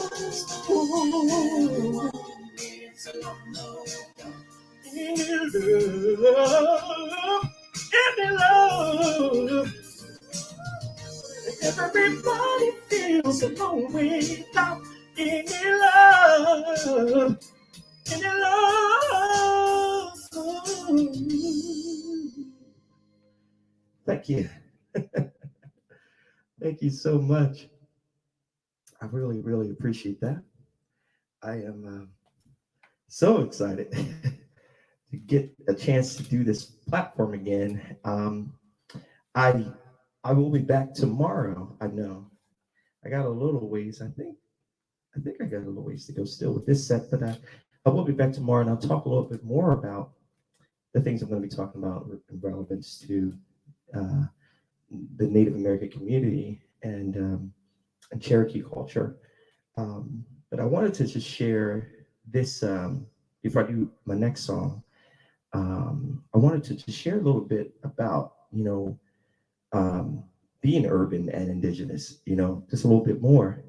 A lot of people in today's times don't know much about Native people existing in parts of the country that are non-reserve or non-reservation communities. And so there's a lot of different aspects in history where Native people, going back to the early 19th century and even before that, were forced to move out of places and spaces where they traditionally come from. And up into the most recent, well, not the most recent, but one of the recent, I'd say within the 20th century, the midways in the 20th century, there was an act passed by Congress called the Indian Relocation Act, and back in 1952, and it didn't really start to take shape until much later in that decade. In 1959, it was a really enforceable thing that Native people were on reservations were forced to and encouraged to leave the tribal communities and come to cities, move to cities all over the country to forcibly assimilate into U.S. culture, a U.S. society, mainstream quote unquote society, and so birthed the whole movement of the Indian community houses in a lot of the cities. Some still exist, many have closed, but some still exist. And I know there's one in New York and Philly. We had one. I was brought up through that Indian community house, and there's talks now about bringing that back to the city because there's a lot of younger people coming from reservations who are going to school here and surrounding areas that still want to come together and do projects and programs as Indigenous people. And then there's people who already been here their entire lives, generationally, going back farther back, that have been here, who have been active and doing all kinds of things to raise awareness for Native American causes and to support each other. And so I share that, you know, and I'll talk more about things like that tomorrow, but I just wanted to just drop that just in case some of you want to tune in tomorrow. This next song, I like to close out with this song, and it's one of those songs that are very influential, and I love it because it comes from Philly, actually, and I'm just gotta find it. Hopefully I'll find it. If I don't, you know, okay, we'll do it another time. But overall, yeah, I think I got it now. I just want to give an encouraging word to everybody, is that I am an educator, so I understand many things about the English language and how to, you know, form proper sentence structure. You know, I gotten better at it over the years, actually. But I could just say this. In this particular instance, we're going to throw all that away, and we're just going to say, ain't no. Everybody say, ain't no. I know, ain't is not a word. People say that. But in this case, ain't no stopping us now. All right, this is for all my natives, non-natives. If you ever faced a challenge in life, it could be college, it could be an exam, it could be identity crisis or whatever, this song goes out to you. Ain't no stopping you. Come on, put those hands together. Yeah. Comes out of Philadelphia, Pennsylvania, Philadelphia International Records, The Fat and Whitehead, Gamble and Huff. I love doing this song here in Philly. Philadelphia still love it. Still grooving all these years later.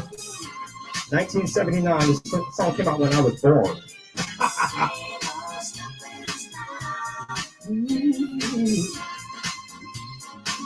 You know, sing along. There's been so many things that's held us down, but now it looks like things are finally coming around. I know we got a long, long way to go, and where we'll end up, I don't know. But we won't let nothing hold us back.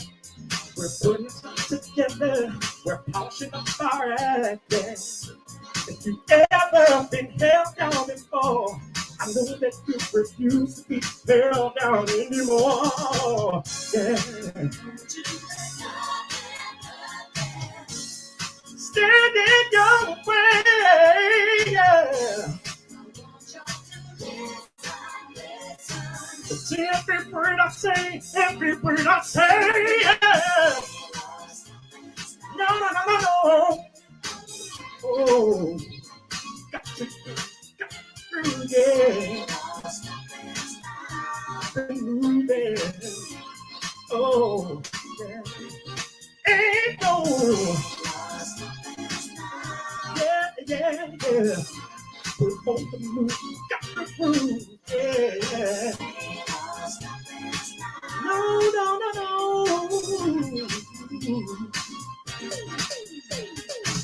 I know you know someone that has a negative vibe, and when you try to make it, they only push you aside. They really don't have nowhere to go. Ask them where they're going, sing along. But we won't let nothing hold us back. We're putting ourselves together, we're polishing up our act. If you've ever been held down before, I know that you refuse to be held down anymore. Yeah. Stand in your way. Yeah. To every word I tell you, every word I say. Yeah. Oh. I've got to prove, yeah. No.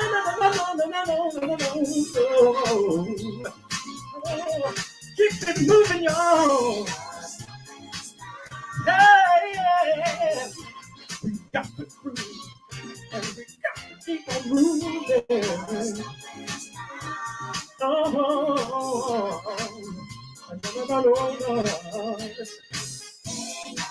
Can you help me sing this part? Here we go. No stopping, no stopping, no stopping, no stopping, no stopping, no stopping. Hey, oh, we got the groove, yeah. Hey, ooh, no,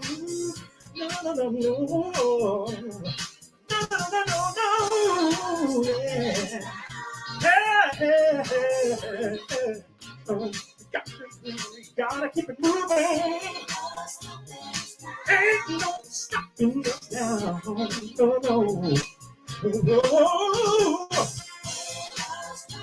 No stopping, no stopping, no stopping, no. Yeah. Yeah.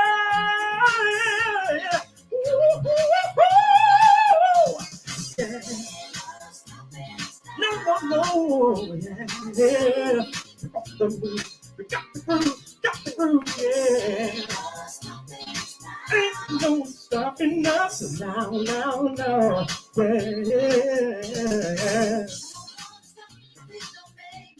Don't make me stop. Thank you, everybody. I hope you enjoyed that thoroughly. Don't stop me. You gotta sing it with you. Yeah. I'm still singing. Bringing everybody back. I even worked out a routine. We used to open up with that song. It just brought back memories. Fantastic. Yes, absolutely. I was singing. You couldn't hear me, but I was singing. Awesome. Yep. I'm gonna on that song too. Chief Luther, I don't give you a new name. Luther. Yes. Oh my God, you have to check out the comments before you go, Chief Hughes. You have to check out how we the comments for you. You know what, guys? I think you guys were commenting inside the studio here. We were. Yeah. I started trying to type some of them. I said, but I'm probably gonna make him crack up.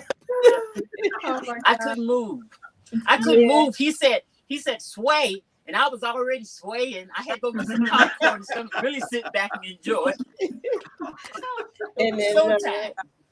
I was getting ready to put up there on the comments, Chief, that Tiffany and Vicky are taking off their shoes and throwing them at the screen. Oh no! Oh God! I said they was like, I'm about to take off my shoe. So you know what that means when a lady give you her stiletto. Yeah, that means you put your foot in that music and swirling it around. That's right. Yeah, thank you. That was awesome. And your song choices were such a blessing. Beautiful. Yeah, you sang Ain't no stop. And yeah, a lot of my favorites. Awesome. Yeah, a lot of my favorites. beautiful. Yeah. So thank you. Listen, everybody, as Chief Hughes has stated, he will be back with us tomorrow for our Three Sisters Native American Festival and Summit. And he's going to also, do a couple of performances tomorrow. I mean, singing or some sort of artistic expression, right? He's going to present to you guys, but also he'll be leading a panel discussion on language revitalization, because one of the many hats that he wears, besides musician and singer and teacher, educator, well, I just gave it away, but I mean, He's an educator. He's a teacher also of the Cherokee language. So he's going to talk to us a little bit about that. We do have a couple of members that will be joining in on that panel discussion. One from the Unkachug Nation, Awepa Meekwan, Rochelle Treadwell, and then also Winter Song will be joining from the Montauk Nation. She is a Montauk Tribe of Indians Council elder and serves on that council with myself. So that should be fun. And then we also have, I believe, Jeff Ash Myers, who is a photographer, professional photographer. Also was a professional cook, and so he can throw down in the kitchen as well, and a gardener. He'll be joining us for that panel discussion. I think what's fascinating is, our language is so beautiful, right? And it's all around us. So I'm excited about that discussion tomorrow, Chief Hughes, and we can't wait to get a second dose tomorrow. Thank you so much. Yeah. Is there anything that you would like to say before you head off into your world? Oh, just that I'm very honored to be here and I'm looking forward to tomorrow and just everything that we are accomplishing here. Whoever's listening out there, watching, that I feel that everything on this platform is at the very core of it is from the heart. And Yes. we have a word in the language Adanto, which means the heart. It's also translated as spirit. And so this is a spiritual journey. It's a spiritual platform and it helps us to grow. So I want to thank you for that. Oh no, thank you. We Tabat Ni. Yeah, Tabat Ni. And that's from Nata, my heart. Yeah, so I guess we will release you. We don't want to hold you. We want to make sure you get, hydrated and everything. But we will see you soon. So Muskanawish. And yes. Thank you. Wow, guys, isn't Chief Hughes such a treat? Oh, goodness. Always, always. Yeah. It Yes. is something else. I want to thank you for putting me in between Chief out of this world and Tiffany off the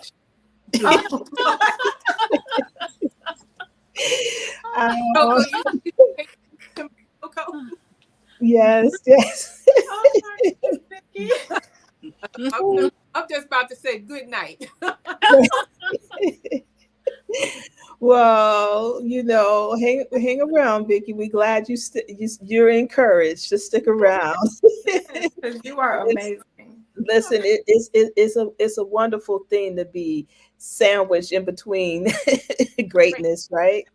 So yeah, so that's awesome. I just feel so blessed. I can't keep saying just how blessed I feel, in regards to our artists that have come on. I do have to pay respect and honor to one more person. And after I do this, we're going to bring Vicky Lee Iwegbulem to the platform to actually perform. This person, as some of you may know, is my brother, right? Eric King Xavier O'Neill. He was a member of the World Alliance and worked with our communications and I guess promotions, right? And he passed away. But it was a profound loss to me as his sibling, right? But also a profound loss because, guys, when your sibling comes to you and say, "Sis, I got you," what you doing, I'm doing. And he, was there. He was there. He designed our logo in the background there. And so we're grateful for that because we have been running through them for a couple of years. We tried this one out. No, it just wasn't right. And so, he came up with that one. And I don't, know why I didn't think of it being a member of the Wolf Clan and serving as Sun Squaw Wamonsa's Wolf Clan mother. I didn't think of it, but he did, and I'm grateful that he did. So I do want to play this particular tribute to him before we bring on Vicky. And the reason why, so you're going to hear his baby in the background calling out his name and everything. And there was one thing that Tiffany Trueblood, she told me a while back, because I was the one that, if you saw one little glitch in the program or whatever, I would be like, oh my God, it's a mistake. We got to do it over and everything. And she basically was saying, in her calm way to relax a little bit, because that's what makes us so relatable. And once she said that, as far as this platform goes, I got it. I understood. And I realized that, when you're doing a live venue, anything can happen in that live venue. If your shoe fall off, you break a heel on stage, you roll down the steps like certain artists did. I'm not going to call no name. Oh, God. But she got up and was a true professional and kept singing. I realized that's what the World Alliance of Indigenous Peoples has to do. We have to keep singing, but also that is what being live is all about. So when we came together and put this platform together, we said, yeah, we don't want to do a whole bunch of pre-recordings. We have a few here and there we'll sprinkle in, but we want this thing to be live and raw. And so that's including, the perfection and also the mistakes that you learn from. Not too many of them, though. Right. But that's what we pride ourselves on being real, you know what I mean, being vulnerable in that way, but letting you guys know just how much of this is from our heart, that we're actually trying to do this thing live and to kind of like combine it with the technology. It was not easy, but I think we did it, and I think we did a good job. And thank you, Miss Trueblood, for putting me in check and making me realize the obvious that the obvious thing, and the thing that's going to teach us tolerance of each other, help us to be diverse in our interactions, and promote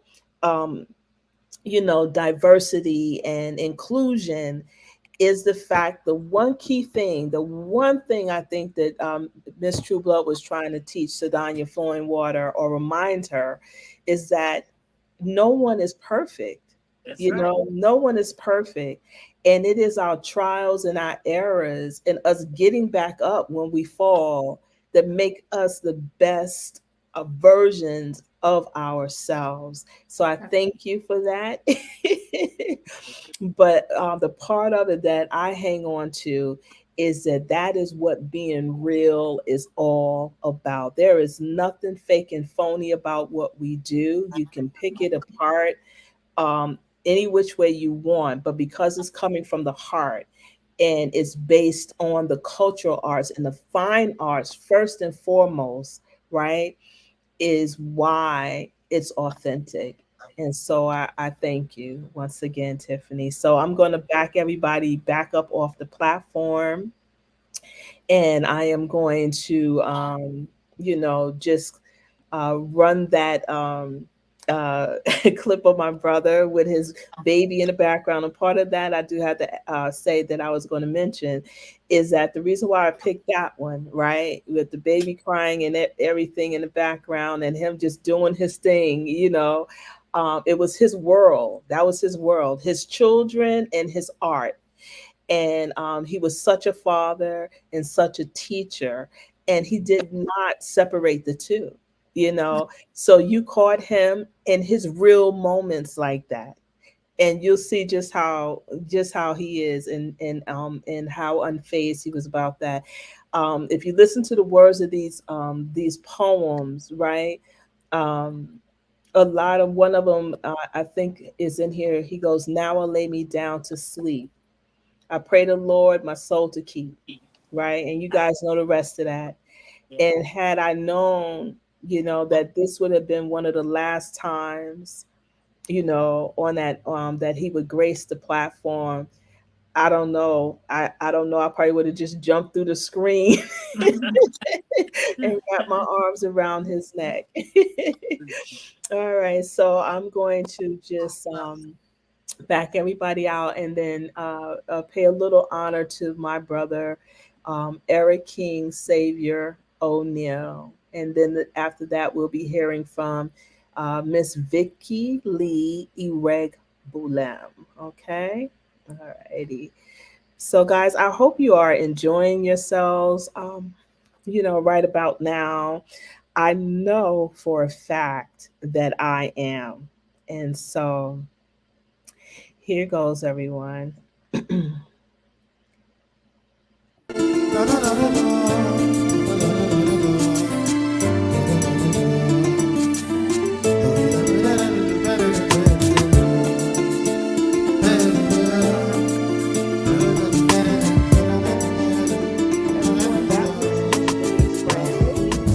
And so I'm going to ask, I guess, the next person that we are going to bring on is a poet.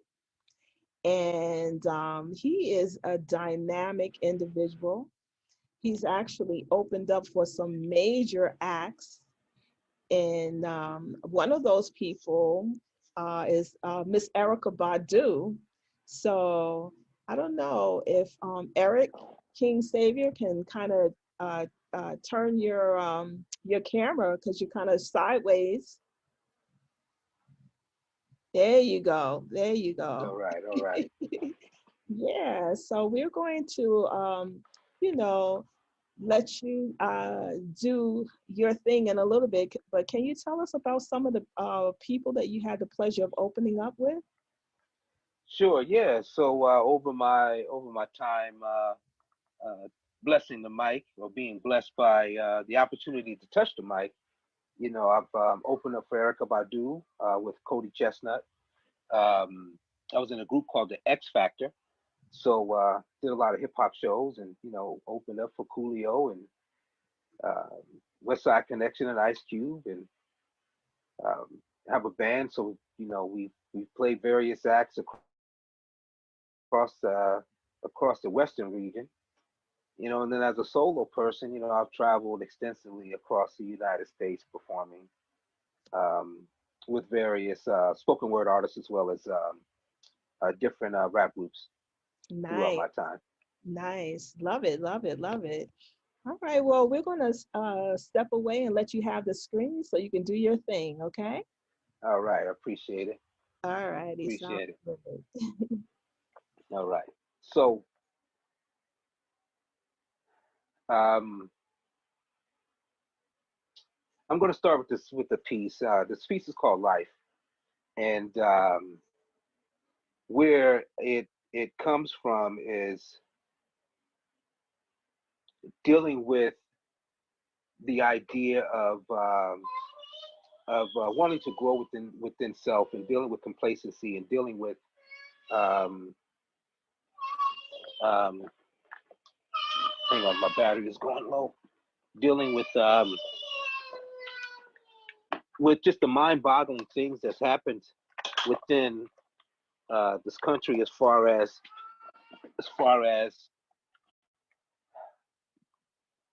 being led to believe like we're refugees within our own country, being led to believe that we don't have a place here. Um, so here we go. Okay, life. Life is passing me by, constantly planning for tomorrow with no action today, vocalizing good game. kneeling on my knees, head bowed to pray. Now I'll lay me down to sleep. That's what I've been, slumbering in a vegetative state, almost cracking. My mind's full of irrational thoughts, and I'm believing in a blind faith, kneeling on my knees, head bowed to pray. Now I'll lay me down to sleep. I pray the Lord my soul. See, I be soulfully searching for the miraculous answer to the key of life, immaculately swimming in a tumbler full of dewars on the rocks mixed with cannabis. Now I'm kneeling on my knees, my mind still full of irrational thoughts, my head's bowed to pray. And if I should die before I wake, I pray the Lord my soul. So back to my soul, the tipping point, the bane to my existence, or as the curse on the family name that's got me constantly swimming in a tumbler full of dwarves on the rocks, mixed with cannabis. It's got the rest of us believing that in a blind faith like those that believe the levees would hold. And now the rational side of my third eye is dealing with the irrational thought of being a refugee. And my soul is searching for the 11th degree, love, hella right. Now my life's passing me by. Now I'll lay me down to sleep. I pray the Lord my soul to keep. And if I should die before I wake, I pray the Lord my soul to take. Peace. So most of the stuff that I write and I deal with, that I look from a perspective, not only what affects me personally, but as an artist and as a poet, it's in the environment, what's going on, and also other people's journeys, you know. So basically being a storyteller, and the voice for those that really, can't put their thoughts into words, you know. So this next piece is called What Would Jesus Do? And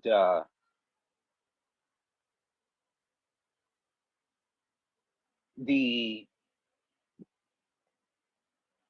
relativeness to it for me, and I'm kind of struggling a little bit right now because I watched a little program earlier before we came onto this, and it happened to be on PBS, and it was the massacre of Sand Creek, and they were talking about the massacre of the Cheyenne and the Arapaho after making a treaty with the United States, and I started thinking about how we, as the most marginalized people, those of us who are descendants of Native peoples here in this land, those of us who are descendants of African people who were captured and brought to this land, seem to be the most patriotic to a land that has constantly broken promises and treated us as we don't exist.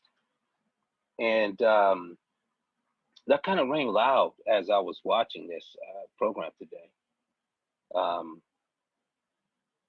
And really just made this next piece just kind of resonate with me even more. So here we go.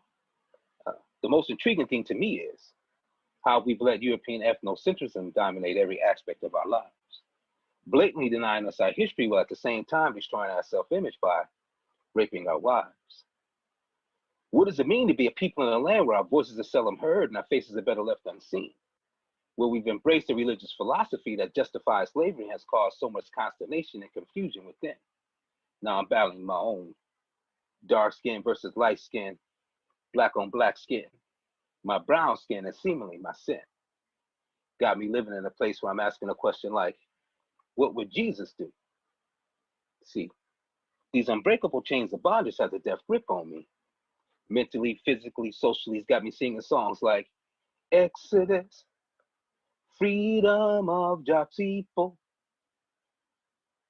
Now, all eyes on me as I seek freedom, justice, and equality. Still asking a question like, what would Jesus do? As I watch the hypocrisy of denying me and mine the existence here in the wilderness of North America. We've been here since the beginning of time, criminalized while being victimized, brainwashed into believing our captors are our saviors to turn the other cheek, subservient mentality. PTSD, our new reality, as we struggle for a dignified identity in a place where they got me asking a question like, what would Jesus do? And it's crazy that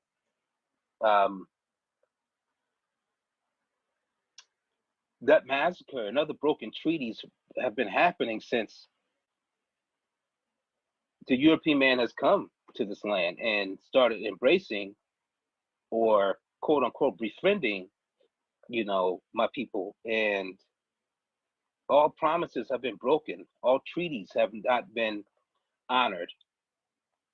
And the continued marginalization and actually eradication of not only my native people, but the African here is amazing in one sense. And in another sense, it's angering, right? Because as a human being, we all want to be seen in a dignified light. We all want to live in a manner of respect and honor. And knowing who we are, and knowing that we are the first people, and mostly all of us are created in the image of the Most High, we're forgiving people.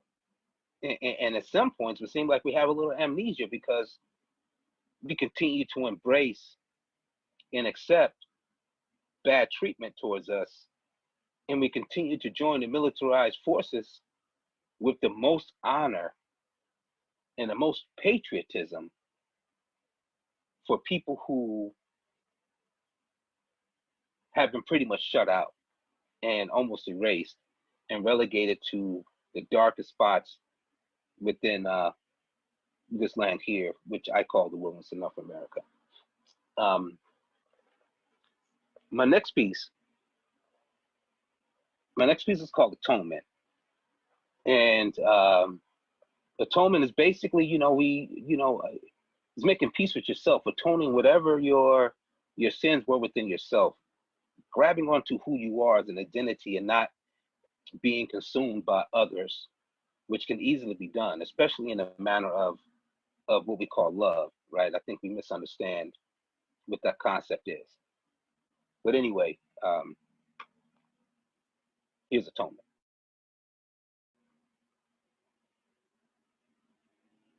I be constantly running from what I be running to, battling things that are unseen, trying to comprehend, understand, and make peace with the conflict and confusion that's trapped inside this shell of life, my black skin.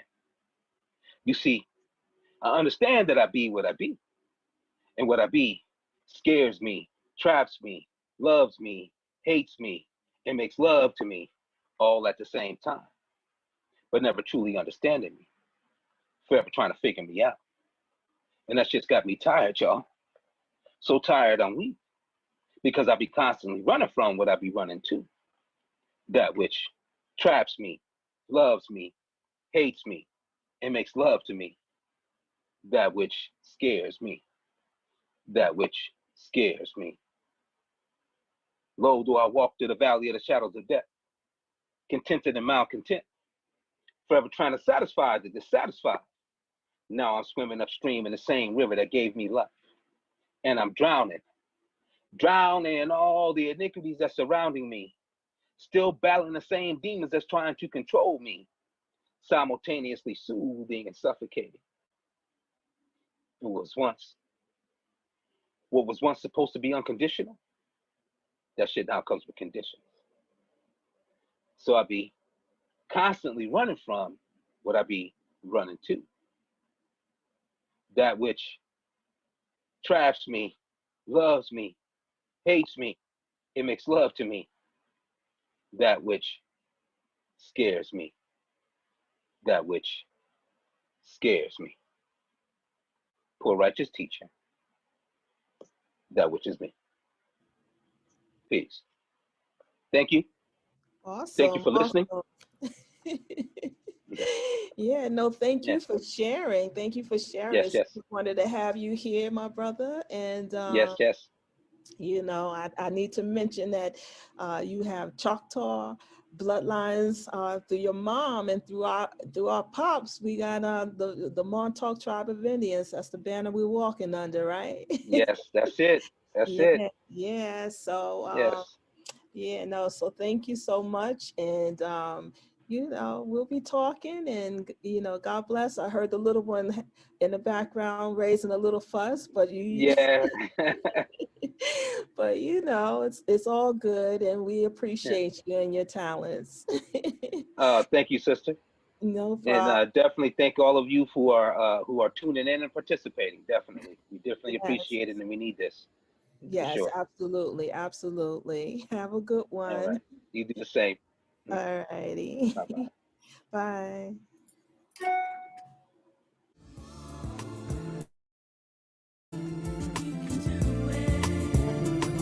Summertime is here.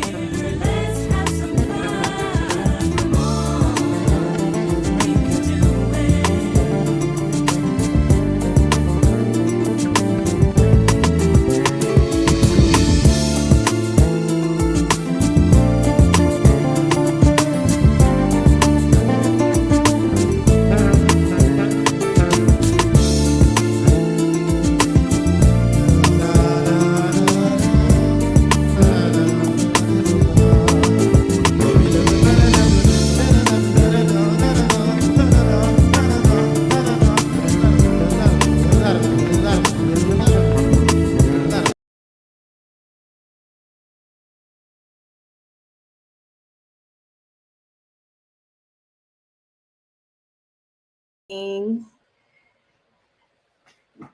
Well, everyone, that was Eric King, Savior O'Neill.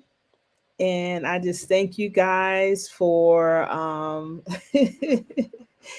uh, allowing us to share that tribute with us, with you all. And, you know, he will be missed. He was a very important part of our team here. And so I just thank you so, so very much. Vicki, we are so blessed to have you here with us today.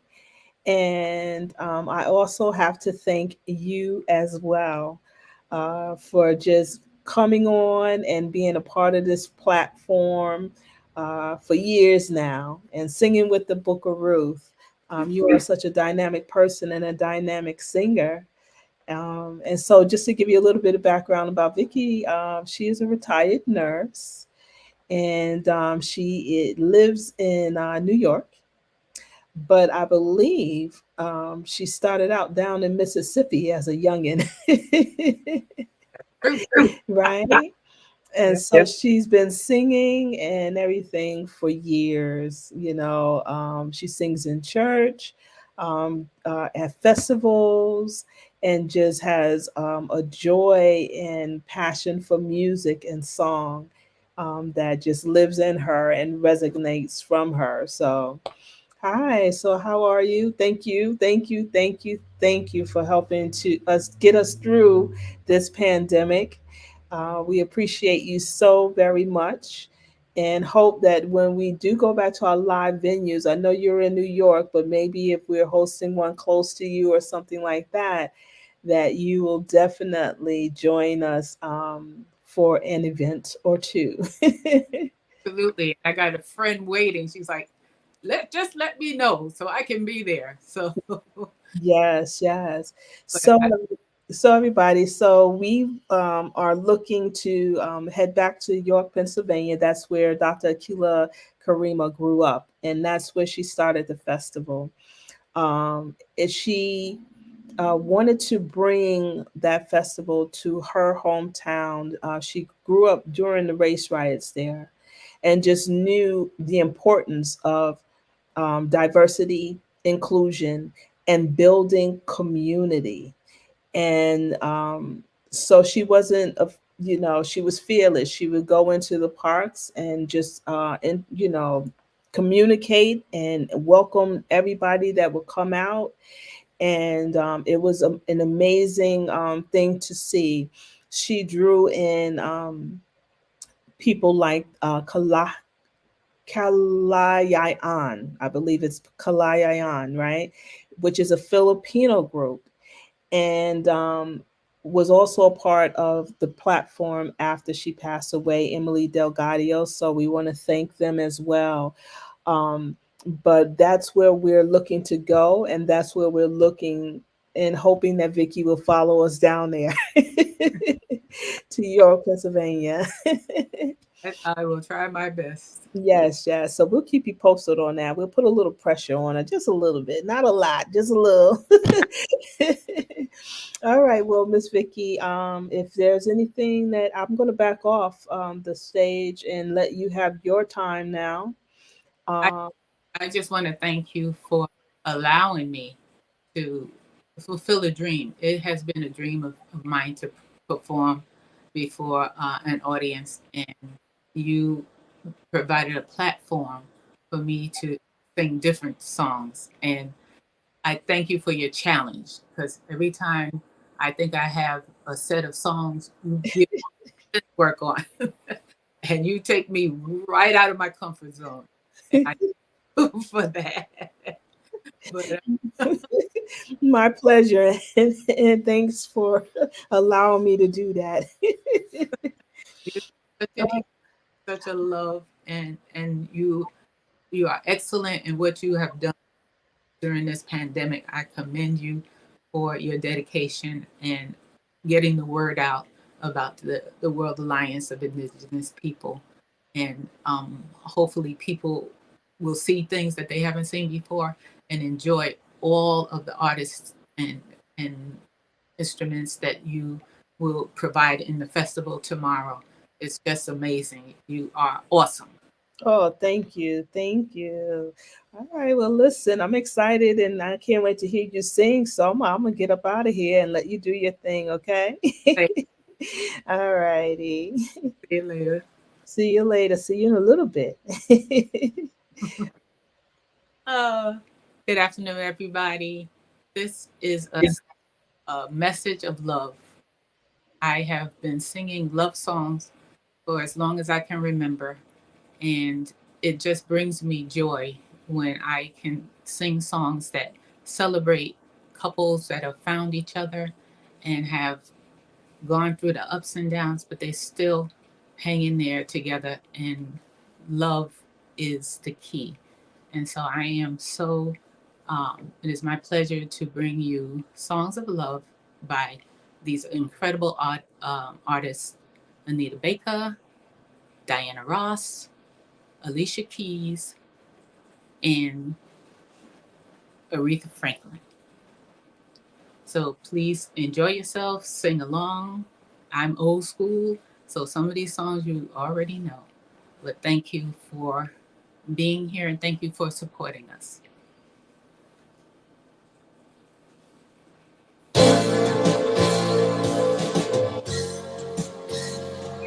This is Sweet Love.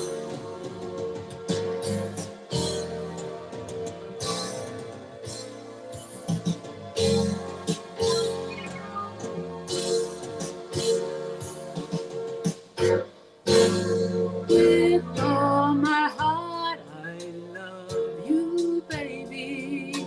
Stay with me, and you will see my arms will hold you, baby. Never leave, 'cause I believe I'm in love. Sweet love, hear me calling out your name. I feel no shame, I'm in love. Sweet love, don't you ever go away. It'll always be this way. Your heart has come me closer to you. I will be all that you need. Just trust in what we're feeling. Never leave, 'cause baby, I believe in this love.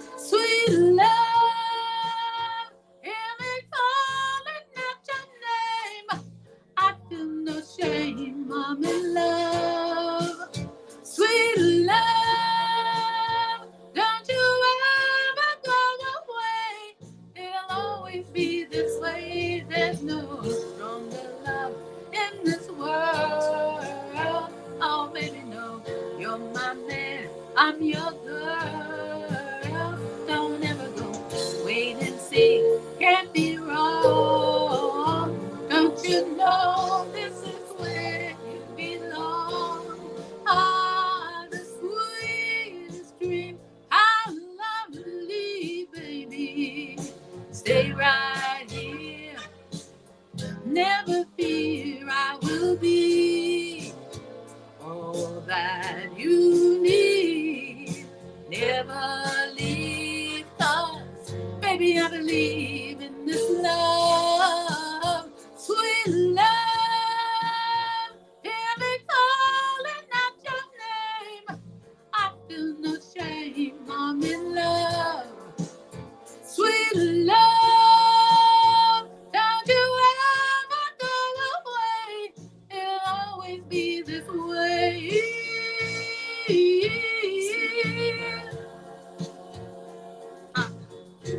Oh, no, no, no, no, no, no, no. Sweet love.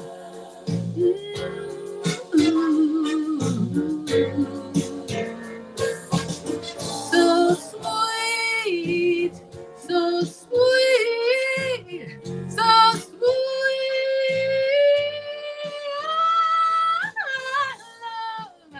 I love.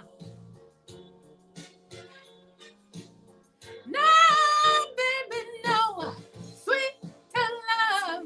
No, sweet to love. Oh, no, no, no, no, no, no, no, no. Sweet love. Nobody knows. Don't nobody know. So sweet. So sweet. Love me sweet love, baby. Just love me sweet love, baby. Thank you. Now the next song, we're going to go down to Motown and we're going to visit Diana Ross and the Supremes. Come see about me.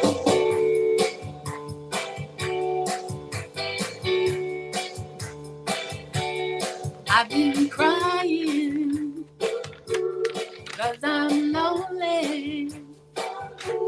Smiles have all turned, but tears won't wash away the fear that you're never ever gonna return to ease the fire that within me burn. Keep me crying, baby, for you. Keep me sighing, baby, for you. So won't you hurry? Come on, boy, and see about me. See about me. See about your baby. See about me. I gave up on my friends just for you. My friends are gone and you have to. No more peace shall I find until you come back and be mine. No matter what you do or say, I'm gonna love you anyway. Keep on crying, baby, for you. Keep me sighing, baby, for you. So won't you hurry? Come on, boy, and see about me. See about me. See about you, baby. Come on now.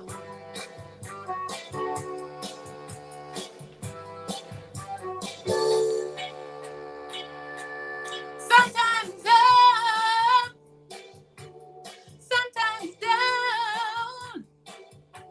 My life's so uncertain now, since you're not around. From my arms you may be out of reach, but my heart says you're here to keep. Keep on crying, baby, for you. Keep on sighing, baby, for you. So won't you hurry? Come on, boy, and see about me. See about me. See about you, baby. I'm so lonely.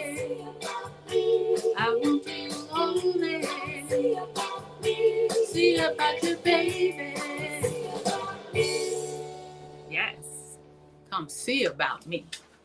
Now, once you come and see about me, you're going to have to treat me right. So, this is Alicia Keys, A Woman's Worth.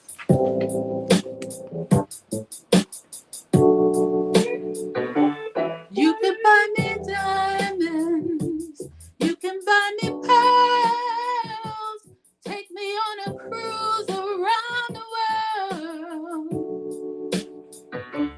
Dinner lit by candles, round my bubble bath, make love tenderly to last and last. Wanna grief, wanna grief your woman right. Not just though, but to show that you know she's worth your time. You will lose if you choose to refuse to put her first. She will and she can find a man who knows her worth. 'Cause a real man knows a real woman when he sees her. And a real woman knows a real man ain't afraid to please her. And a real woman knows a real man always comes first. And a real man just can't deny a woman's worth.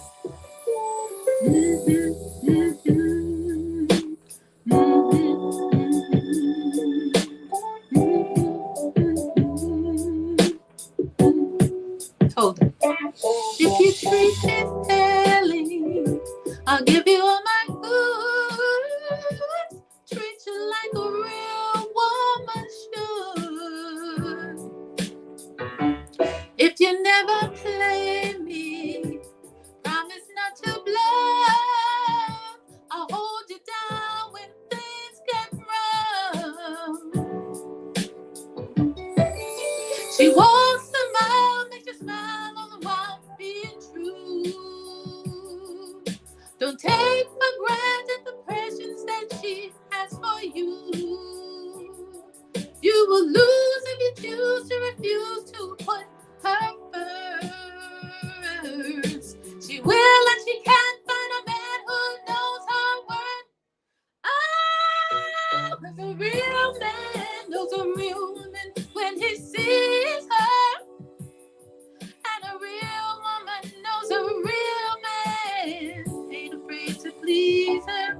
And a real woman knows a real man always comes first, baby. And can't deny a woman's worth. No need to read between the lines, but out for you. Just hear the song and then go wrong when you value a woman, a woman's worth.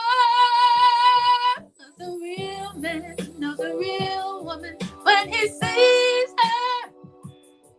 And a real woman knows a real man ain't afraid to please her. And a real woman wants a real man always comes first. And a real man just can't deny a woman's worth.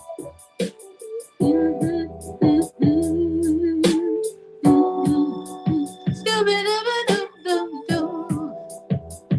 Ooh-wee.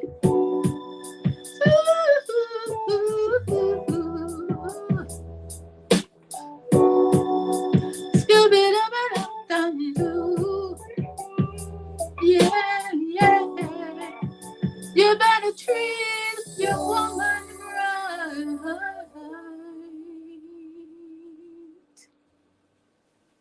Yes, treat her right. Looking out on the morning rain, I used to feel so uninspired. And when I knew I'd have to face another day, Lord, it made me feel so tired. Before the day I met you, life was so unkind. You're the key to my peace of mind. 'Cause you make me feel, you make me feel, you make me feel like a natural woman. When my soul was in the lost and found, you came along to claim it. I didn't know just what was wrong with me, till your kiss helped me name it. Now I'm no longer doubtful of what I'm living for. And if I make you happy, I don't need to do more. 'Cause you make me feel, you make me feel, you make me feel like a natural woman. Oh, baby, what you've done to me. You make me feel so good inside. And I just wanna be close to you. You make me feel so alive. 'Cause you make me feel, you make me feel, you make me feel like a natural woman. You make me feel, you make me feel, you make me feel like a natural woman. You make me feel. Yes. Now this next song, we're going to move a little bit. It is Diana Ross's The Boss. And sometimes you think that you got it all together, you know what's going on in life, and then love hits you like a bolt of lightning. And so this song is a joyous celebration of love, and it taught me who's the boss.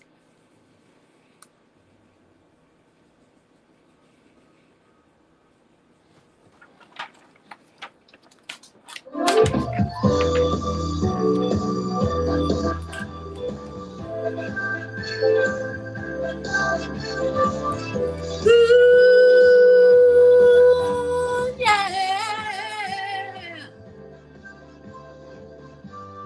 Fancy me. Thought I had my degree in life and how love ought to be run. I had a one-step plan to prove it. Guide in my pocket for foods, folly and fun. Love had to show me one thing. I was so right. Thought I could turn emotions on and off. I was so sure, but love taught me who was the boss. Come on now, clap your hands. We gotta move. Ow. I defy anyone who claimed that I didn't control whatever moved in my soul. I could tempt, touch, delight, just because you fell for me. Why should I feel uptight? Love had to show me one thing. I was so right. Thought I could turn emotions on and off. I was so sure that love taught me who was the boss.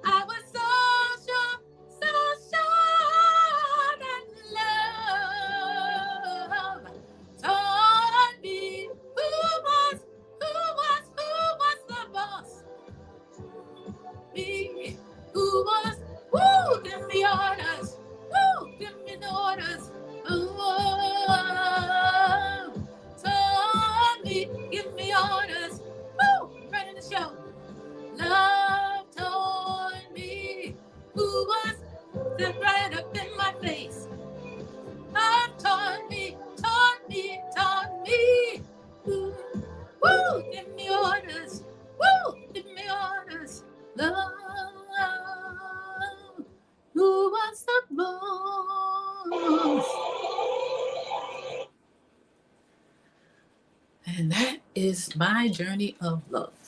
I hope you enjoyed it. I was a bit nervous, but thank you for listening and moving with me.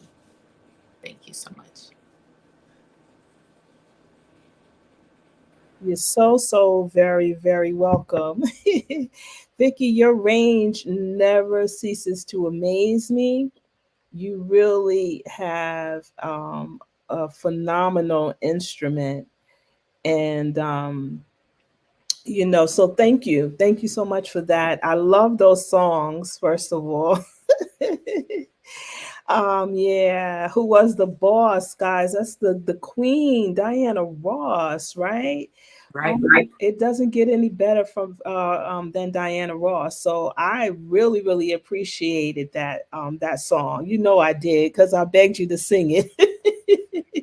But you did a great job with it. And Natural Woman, Queen of Aretha Franklin, right? Queen of Soul. My goodness, those are big songs you were just singing, so, and you did such a beautiful job. Um, I'm gonna. Hi, Tiffany, you're back with us. Hi. Great job, Vicky. Oh, You are a true soprano. Oh my God, we just had that conversation about. Yes. I Gotta know. get those notes. Mhm. I have no idea. They just come naturally, right? Coco, are you out there with us too? Are you still? um, well, listen, it's I just wonder how, like, does she, okay, so this is the deal, right? And I didn't think about this. We never talked about this on one of our live streams. Mhm. So, Vicky, Yeah. what do you use to lubricate your vocal cords? I know, right? Or, I mean, I know it's a gift, but my God, girl. Well, most people use a throat coat, but I don't like the taste of it. So I do a Halls in some tea, warm tea, and honey. If you use honey and warm water, it coats the throat. Oh, okay. That's what That I. is crazy. I think it's just Everybody used different things, right? I Yeah. remember I absolutely. remember when I first got in Connecticut, this young man that I sang with, he told me use salt, honey, and lemon juice. And that's what I use. But I found out that when I get hoarse, I'm better off with nothing. Oh, A wow. hall would take my voice. Okay. I Yeah, was a getting hall would ready to take- say, Vicky, it must have been it. I don't know about the halls and all of She's that. alien. She's different. I- She's an alien. She's not from this planet. I was getting ready to say, I think it's the creator just pulling them cords up to heaven or something. That was not me. Yeah. I take no claim to that. Well, listen, everybody. Vicky, again, words can't express our gratitude, and thank you for helping to get us through this 3-year pandemic. We are looking forward to going back live to live venues next year. But we could not have gotten through these 3 years without beautiful women and artists such as yourself. So, yeah, so we appreciate it. So I what we, to Coco and Tiffany. I cannot wait until we all get together. oh, that's going to be I one agree. celebration. I One agree too. celebration. Yes. Yes, Face to face. We need That that. absolutely, absolutely. So, loaded off the joint. yeah, and we'll drag Chief Hughes. He just Oh we'll have yeah, to. you gotta do the middle. Exactly. Well, listen, we've heard Tiffany Truebud many times, but it never gets old for me, right? Never. No. And I am excited about her set that she's singing today. And so I want to take this time to just back up off the platform and let her get into her set. Guys, I think you're going to be pleasantly surprised by her choice of songs today.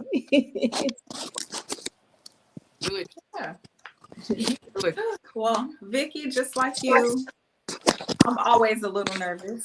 People just don't know that I am, but I'm always just a little nervous. And then once I get that first sentence out, then I'm okay. Once I get that first sentence of singing out, then I'm fine. Then I'm in my flow. So that is perfectly normal. I'm gonna take it back to an old school blues artist. This is my go-to song when I'm put on the spot to just sing for someone wants to hear my voice, and I'm like, okay, this is my go-to song. This is At Last by Etta James. I auditioned on the spot for Reggie Woods Productions with this song, and then he hired me for 3 years in a row when I was living up in Pennsylvania. Lancaster is what the locals call it. If you're not from Lancaster, you call it Lancaster because that's how it is spelled. So I did a lot of music theater cabarets and Motown, including Motown reviews while I lived up there. And so a lot of the songs, quite a few of the songs I really love to sing. They were so good with my voice, matched my voice very well. So I added them to my collection that I still sing today. So here is Etta James.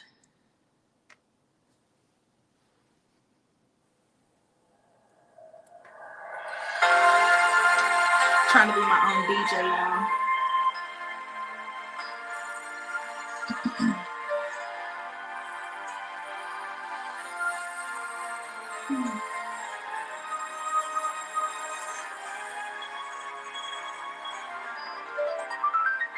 At last,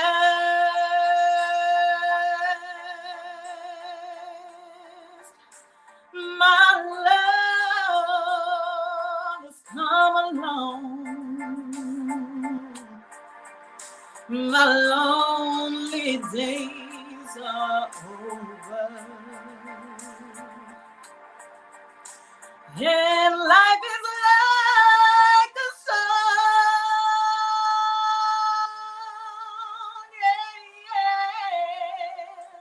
yeah, at last.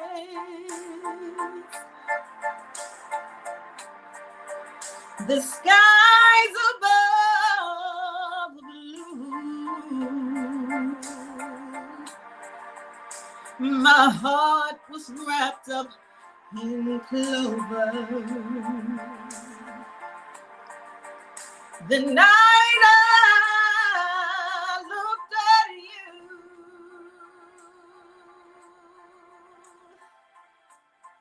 I found a dream that I could speak to, a dream that I can call my own. I found a thrill to press my cheek to, a thrill that I never known. Oh, you smile. Oh, and then the spell was cast, and here we are in heaven. For you are mine.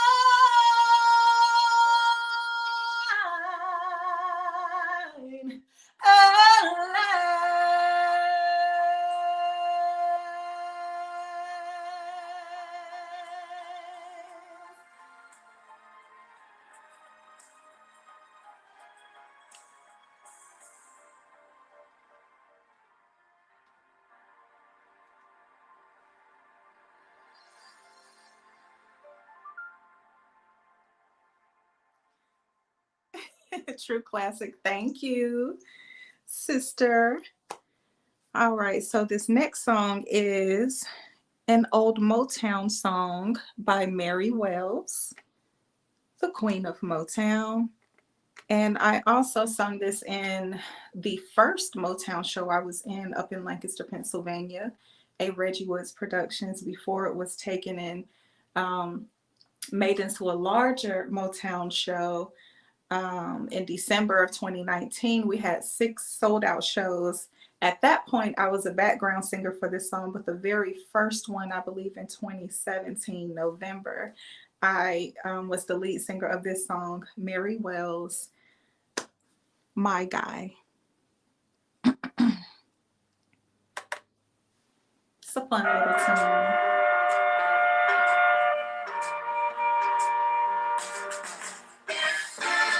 Nothing you can say can tear me away from my guy. Nothing you can do, 'cause I'm stuck like glue to my guy. I'm sticking to my guy like a stamp to a letter, like birds of a feather. We stick together, I'm telling you from the start. I can't be torn apart from my guy.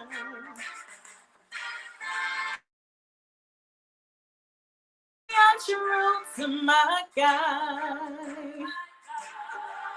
Nothing you can buy can make me tell a lie to my guy. I gave my guy my word of honor to be faithful, and I'm gonna you. I won't be deceiving my guy. As a matter of opinion, I think he's tops. But my opinion is he's the cream of the crop. As a matter of taste, to be exact, he's my ideal. As a matter of fact, no muscle-bound man can take my hand from my guy. No handsome face could ever take the place of my guy.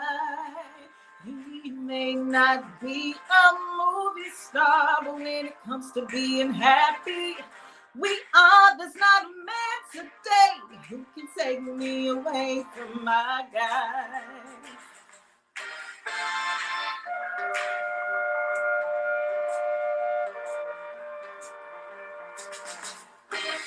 No muscle-bound man can take my hand from my guy. No handsome face could ever take the place of my guy. He may not be a movie star, but when it comes to being happy, we are. There's not a man today who can take me away from my guy. There's not a man today who can take me away from my guy. There's not a man today who can take me away from my guy. There's not a man today who can take me away from my guy. Such a cute song, right? Of course, like people around my age was not introduced to that song until Sister Act 2, I believe it was, came out. And what is her name? Goldberg, Whoopi Goldberg, was singing it on stage along with a whole bunch of other Motown hits. So this next piece, I'm going to get a sip of water because now my voice is waking back up. I've been enjoying everyone before me. It's hard to be last because your voice start falling back to sleep. Y'all singers know what I'm talking about. So this next song is an old jazz classic by Billie Holiday. And I performed it in a Billie Holiday cabaret in a Reggie Woods production. We had a 3-year relationship before the pandemic shut us down. And then I moved back down to North Carolina. So this song was so fun. I had to add it to my collection as something that I perform. So here we go. Them, Their Eyes. Come on, there we go.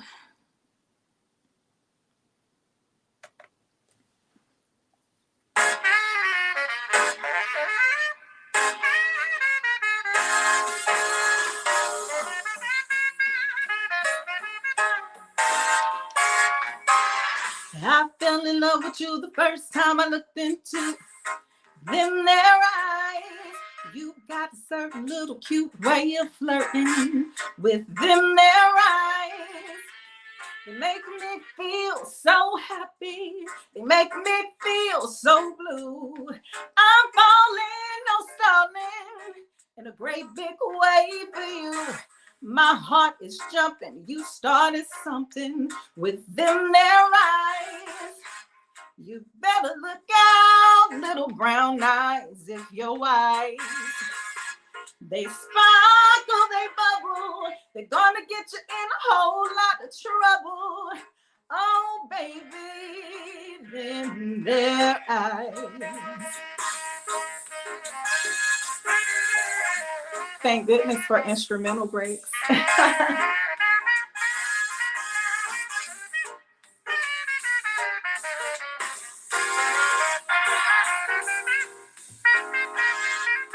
Y'all can clap your hands over there in the virtual world.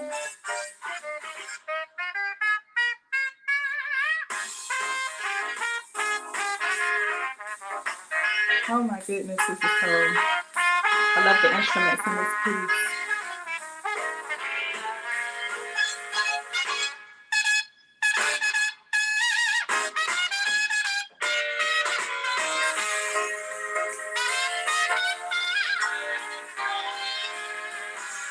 I fell in love with you the first time I looked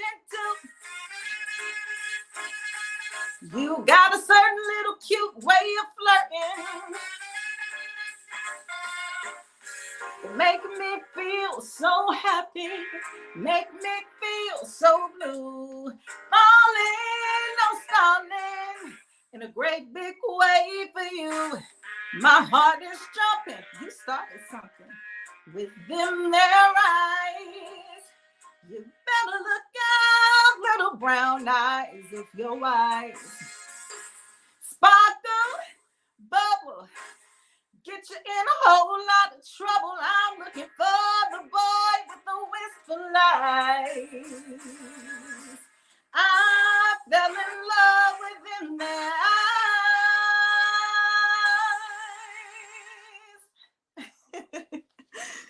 Ooh, that is such, do you see what I mean? That song is so fun. How could I not bring that to my collection, right?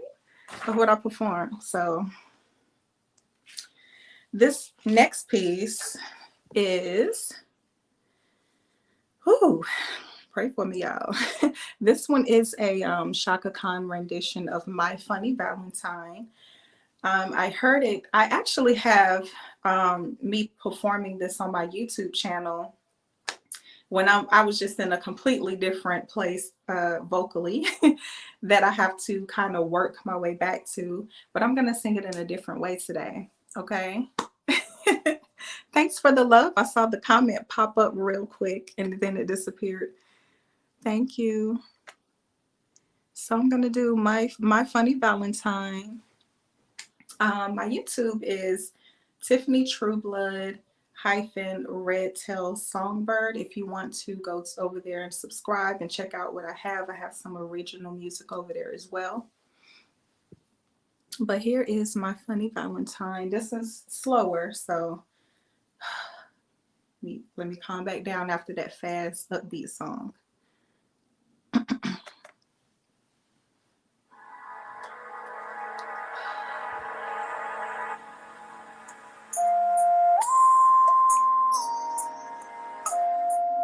Thank you. I see the comment.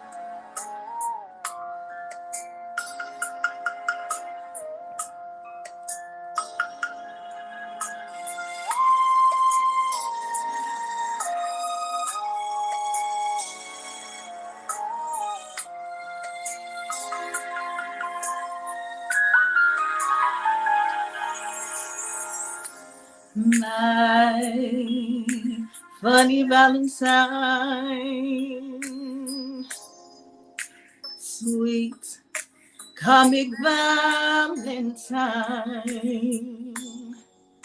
You make me smile with my heart. Ooh, yeah. Your looks are laughable, unphotographable.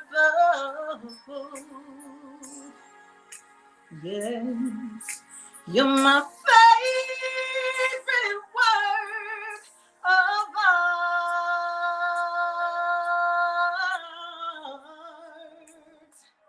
Is your figure less than Greek? Is your mouth a little bit weak when you open it to speak? Are you smart? Ooh, don't, baby, don't you change your hair for me, no. Not if you care for me. Stay, little Valentine. Stay.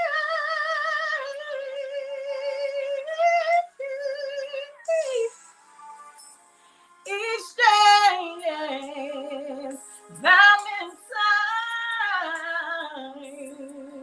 Each day is Valentine's Day. Mhm.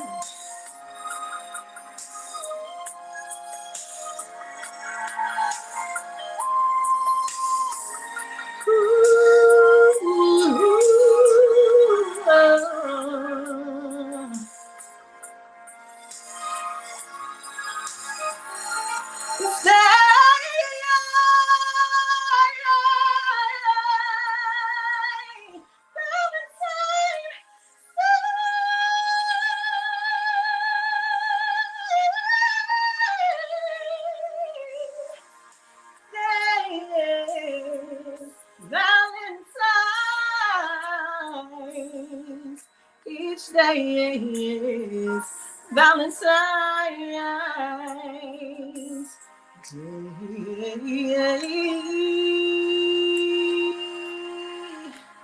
Valentine's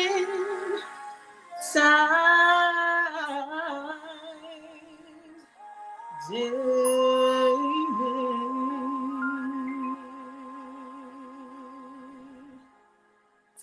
My mouth is so big, it's kind of hard to hear the music sometimes. And I'm like, oh, I'm supposed to end the note there. So, it's that comes along with the challenge sometimes of trying to do things virtual. But thank you for bearing with me there. So let's see what I have next for you. This is another old school. This is an old school R&B, and it's called "Golden Time of Day" by Frankie Beverly and Maze. Now they are known as Maze featuring Frankie Beverly. So this is "Golden Time of Day."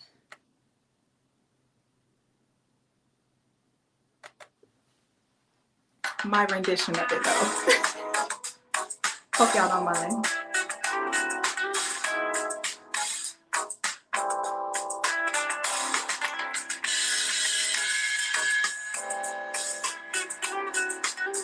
Hope y'all can hear that.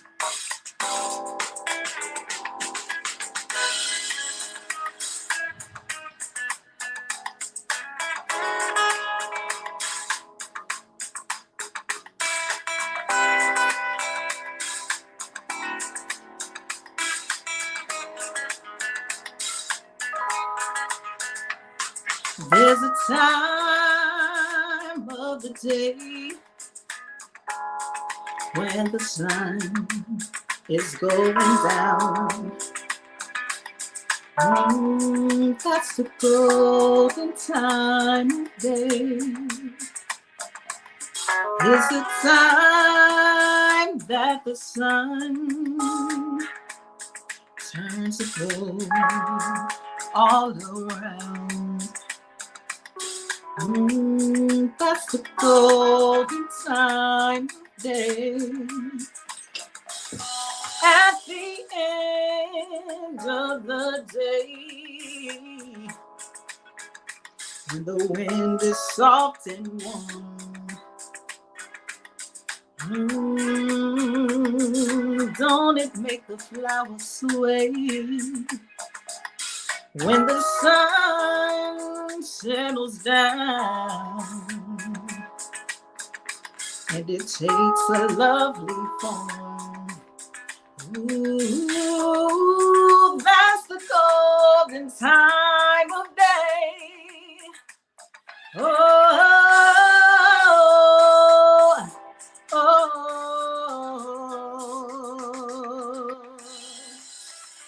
oh,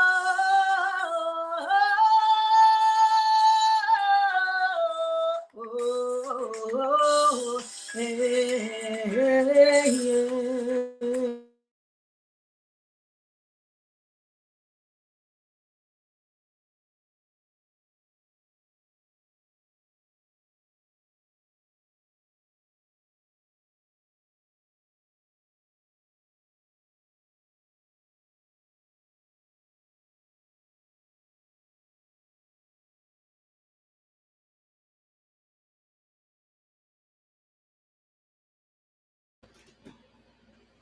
Oh, well, Miss Tiffany Trueblood seems to, I think she's frozen a little bit, but let me just, until she comes back to us, just come on and then I guess when she, gets back, we'll bring her back because that's one of my favorite songs she was just singing. And I believe she said that was by Frankie Beverly. Yes. Yeah. So we're going to bring her back now and just see. Okay. Hi, sis. Where are you I from? was still trying to like sing. I was said connecting, and I'm like, oh no, how did I lose connection Yeah. during my performance? Yeah. Mercury retrograde. Mercury retrograde. I'm telling you, because my connection was perfectly fine for what, Yeah. 3.5 hours now. Yeah. Exactly. Oh my goodness. Oh my Yeah, gosh. so I was like, yeah, but listen, you sounded beautiful. You singing like a lot of my favorites. And that Frankie Beverly is just like butter that you're singing right now. Oh my God. So thank yeah, you. yeah. But now that you're back, you wanna give it another go? I will. Yes, Oh, I will give it another go. Can y'all hear me okay? Yeah. yes, yes. And you're I moving in time put on now. Oh, she Oh froze. no, she's frozen again. Yeah. Well, she like she said, her live stream was like working for what, 3 hours. And then all of a sudden it's her turn to sing and it freezes. But that's technology for you. So we're going to just give her a chance for her internet to start catching up. But yeah, I definitely love the Frankie Beverly. The At Last is a classic. You guys brought some heavy hitters to the platform today. Oh, no. Yeah, That's, Coco was a gospel song that you sang. That's a classic, but you brought your own flavor to it. I loved it. I won't compare. Yeah, exactly. And so I was like, just like the songs that you brought as well, the traditional gospel songs that you will hear when you go into church. were very good, but then you have your own edge to it. So it sounded like something new at the same time, Yeah. and then Vicky, you brought a couple of heavy hitters, right? With Who Was the Boss or the Boss, and also Natural Woman. So you guys definitely did your thing today, right? And Chief Hughes with all of his classics. So there's no doubt you guys are singing real music. You're definitely singing real music. So I think what we're going to do is we'll probably bring Tiffany back at a later time. But we do have another artist that we need to thank. His name is Ian Carroll. And so, guys, we are going to switch things up a little bit, right? So you've heard gospel, you've heard, what is the boss, disco? Yeah. Yeah, yeah, disco, and then also what else? We've heard a little bit of jazz from you and Tiffany, and then gospel music. So gospel, jazz, R&B, right? And disco so far. So that is a that's a lot of genres we hit today. Um, all right. So Tiffany, I think you seem to be good to go now. Okay. Are you there? Yes, you are. Can you hear us? Hi, Tiff. She can't hear us. Oh, wow. Okay. That no. That is so. Can you hear us? No? Okay. All right. Give us a second, okay? I'm gonna go ahead. And so what we'll do is, Vicky, we'll go ahead and we'll pull Ian Carroll up. He is a folk singer. So now we're getting ready to add folk music to this wide range of music that you guys brought to the table today. Ian Carroll, if you're out there listening, we just want to say thank you. You are absolutely phenomenal, and we definitely look forward to seeing you in York in 2023. So, Vicky, I'm going to go ahead and set that up, and you just hang in there with me, all right? Yes, okay. So we have another wonderful artist that we are bringing to the platform, Mr. Ian Carroll. He is truly a interesting person, and so let's see here if we can go ahead and get him going. Yeah. All right. Here we go. All right, everyone. So we have Ian Carroll back with us. As you guys, some of you guys may know, he is a Softcore International and Culture Festival regular performer. So we are so glad and so grateful for his participation in the festival throughout the years. He's actually been affiliated with the festival longer than I have been, right? So, just to give you guys background in case you don't know, my dear friend Akila Karima, who passed away on March 16th, right? 2019. I'll never forget the date because it is the day before my daughter's birthday. She actually was the founder of this festival, right? And basically was like a one woman show once I came onto the scene. She was doing it all.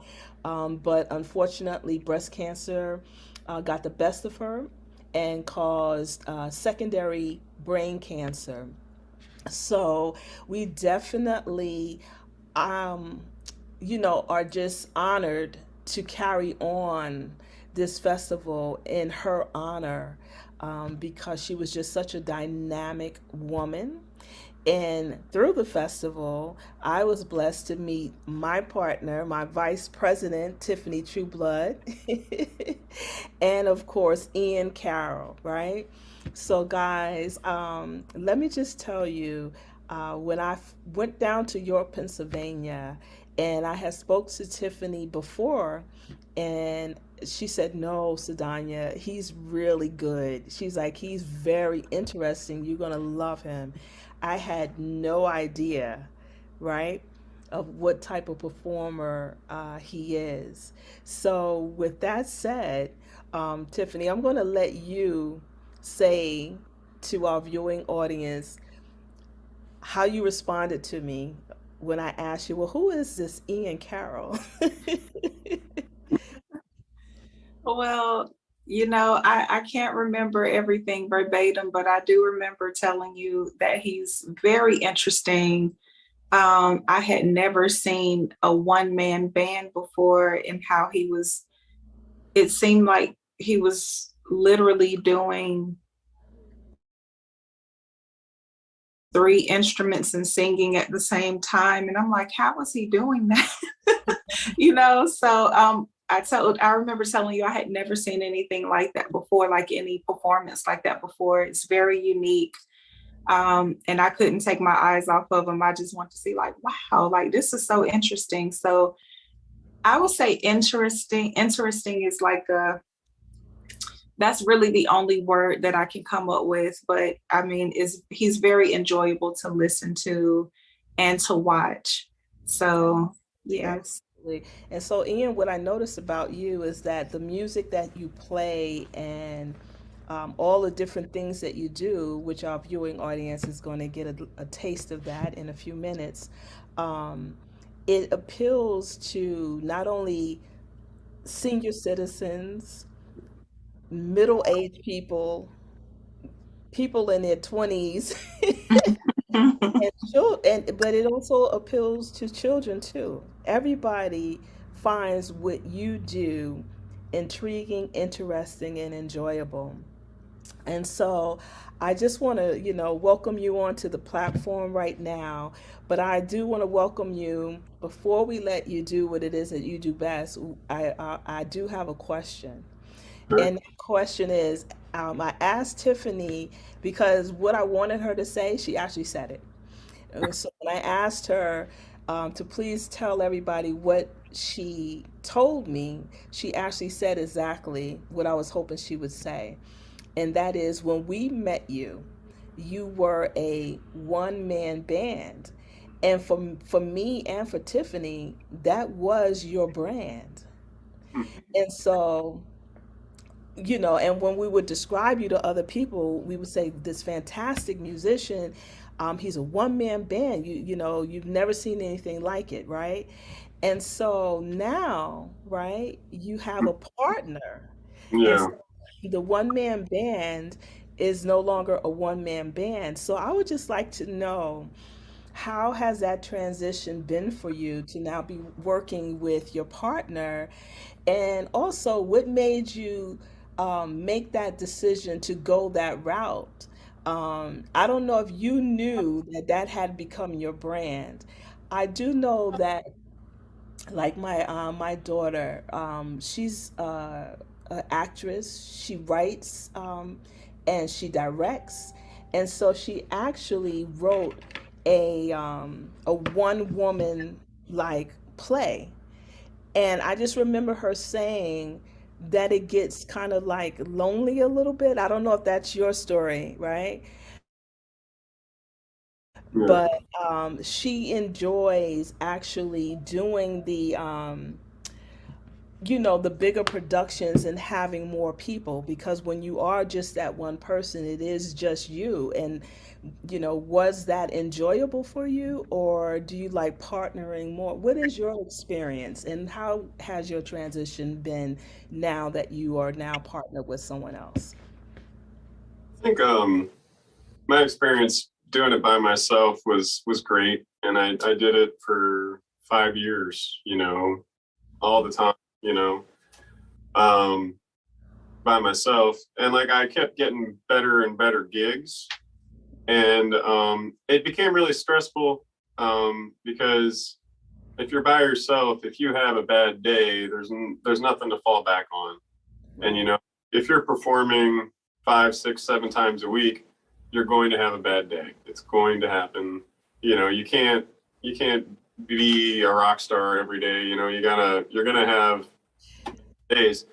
And if you're by yourself and you have a bad day, it's really bad. You know, it's disappointing. You know, to the people that are watching you and like the people that hired you. And it got to the point where it's like I don't want that kind of pressure. You know, the pressure of like, you know, like I performed for 4 hours and now I'm gonna go do another 3-hour performance like an hour later and hope I can keep that energy up. And it's just really hard. So like, you know, I've had good moments, but then I've also had moments where I'm like, you know, I don't need to do this by myself anymore. And now that I've been doing this for 5 years, and now this is actually I'm finishing up 7 years now. Just day in and day out, I have like a network of people like yourself and hundreds of other people that, you know, call me once a year and say, hey, you know, we need you to do this or need to do that event or whatever. And I have the ability to give someone else a career in music, which is great. You know, it's wonderful to be able to share that with them, you know, and like, not only is music keeping myself afloat, but it's keeping my partner afloat too. You know, and he's raising a family and we're both able to be musicians at the same time, which is fantastic, you know, because it's really hard to get to that point where you can support yourself with music. So I feel very grateful that I can do it, just not only for myself, but for someone else as well. And we create much bigger and better and more meaningful to the people that we're performing for, you know, which is at the end of the day, which is what it's all about. You know, it's all about raising the vibration, honestly. You know, that's what I love about music is that it has very little impact, you know, like as far as like pollution and waste and all that, you know, you're just pushing air. And it's very positive. It makes people's days brighter, you know, and you can physically say, oh, I did something good today and I didn't, you know, hurt a bunch of people in the process and it wasn't all about the money. You know, it's a very organic, wholesome kind of lifestyle, which I really crave. I worked in kitchens. I worked my way up to being a chef. I worked in kitchens for 21 years. And I got really sick of the industry, you know, just like day in, day out, processing hundreds of pounds of meat, you know, and like just all the animals I had to deal with and everything, you know, and it made me really depressed. Yeah, so I'm much happier doing this, and I'm happy I got a buddy, you know, because it can get really lonely. Like your daughter, you know, she got lonely. Absolutely, So absolutely. yeah, And you know what's so funny too, because when you first told me I had a partner, I was like, oh, that's great. But in my mind, you know, because when you're used to something, that's all you know, and so yeah, you're like, oh man, you know, he's not the one man band anymore. I don't know if I'm gonna like it as much, right? yeah, And then when I heard you guys perform, I said, wow, I get it. yeah, I really get it. The chemistry between you guys is just awesome, and right, he brings a coolness to you know, to the I guess you guys are now a two-person band, right? yeah, He brings a coolness in his own you know, style and you know, as and swagger, as some people would say, right? To the table, and then you have yours, so you got all this coolness and just confidence on stage, you know, that the both of you guys bring to the table. And it's wonderful to watch. It's wonderful to experience. And it is a great partnership. So, you know, thank you for proving me wrong. You I know? still do the one man band thing. You know, like last year we played together every day of the year. You know, we played 200 something shows together.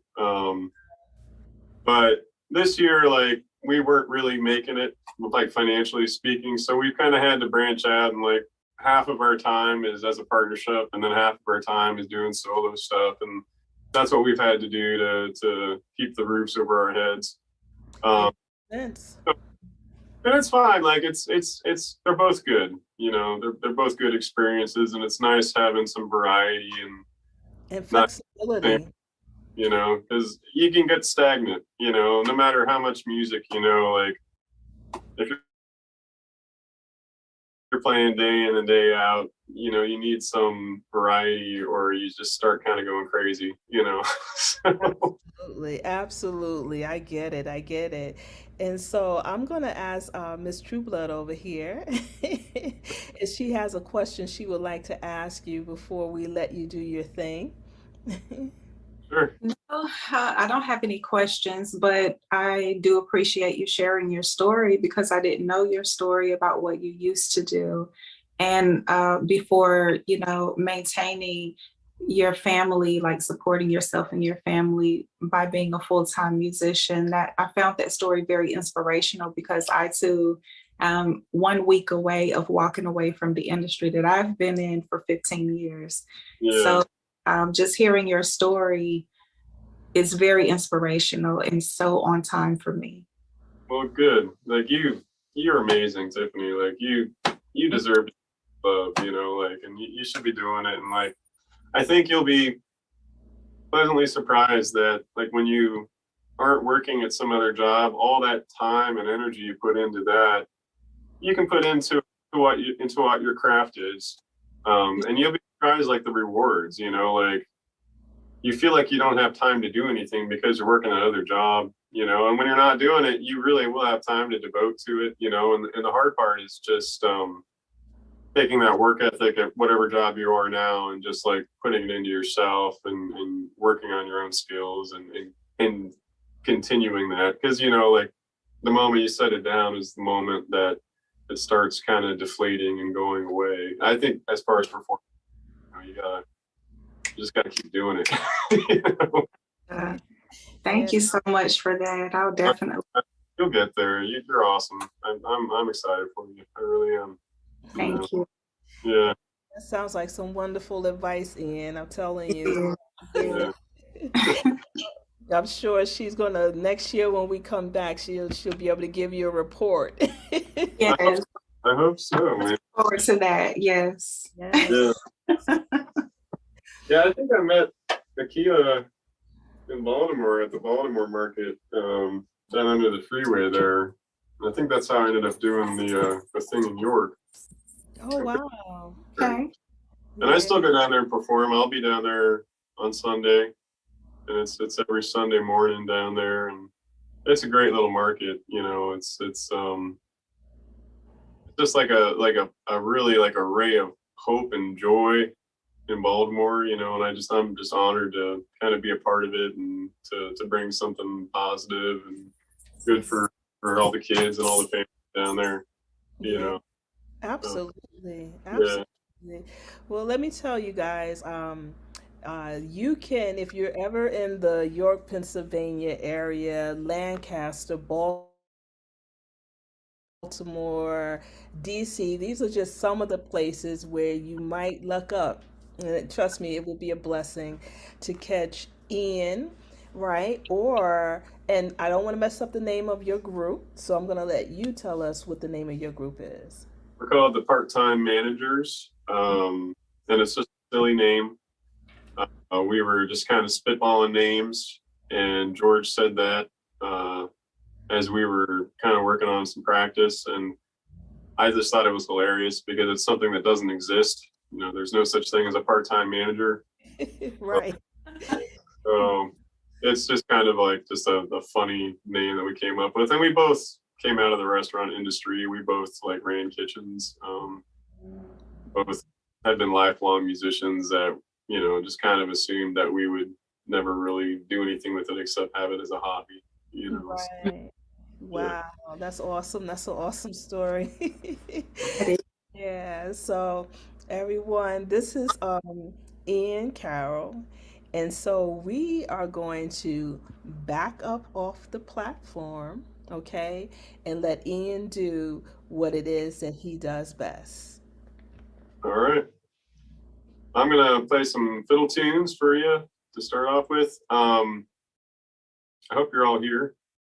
I play fiddle tunes from Ireland, from Eastern Europe, from America, from the United States, Canada, and the Middle East. I play some Middle Eastern stuff too.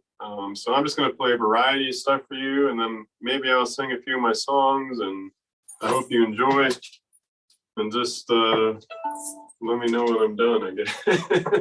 So, this first tune I'm going to play for you is a Vassar Clements tune. It's called "Crossing the Catskills." So it's an American tune. It was written in the 1970s. But then I'm going to follow that up with a tune that was written in Canada. It's called "The St. Anne's Reel," and it's from up in Nova Scotia, and it was written by the French Canadian people, the Acadians.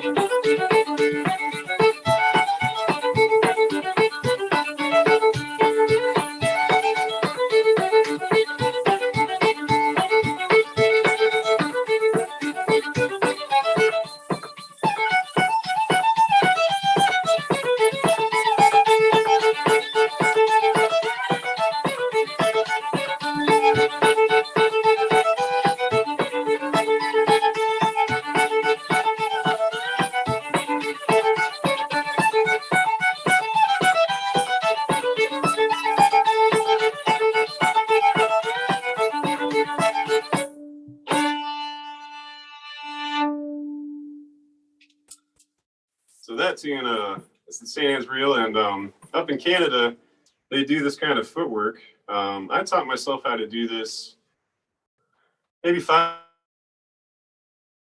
years ago, and I didn't actually know that this is something that they did up in Canada, but they do this kind of footwork up in Nova Scotia without the drum and without the bells. And and they call it a kitchen music because they always play this music in the kitchen where you have the wooden floor and you can sit in a chair and do some clogging in the chair while you play. And the reason this developed up there was because the Scottish immigrants and the French immigrants that moved up there didn't take their drums on the boat, when they came to the Americas, and they figured out that they could just use their feet instead. So that's where the tradition started. And like I said, I kind of figured it out on my own. And then someone came up to me one day and said, hey, that kind of looks like what they do up in Canada. And then I went on YouTube and looked up some videos and kind of got a better idea of what they were doing up there. And I stole some moves and and whatnot. But there's a long tradition of it going back about 250 years now. Why don't I play a klezmer tune next? This is a tune I learned from a tape my grandfather gave me when I was just a kid. That was a Itzhak Perlman tape, and this is called Reb Itzhak 9. It's a Jewish tune.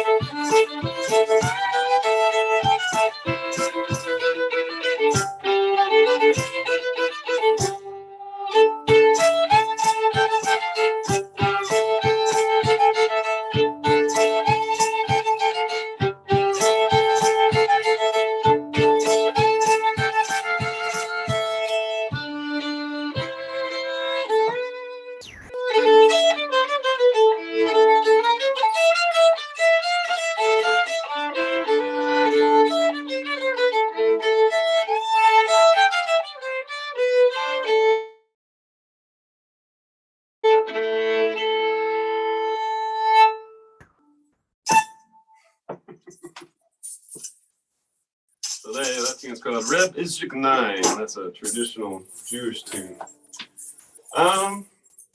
Maybe I'll do a couple Latin tunes for you next. So this next tune is called Rio de Secoma Los Huertos. I'm probably saying that wrong, but it's a traditional Mexican tune. And then I'm going to play another tune from the coast of Mexico over on the western side called El Pio.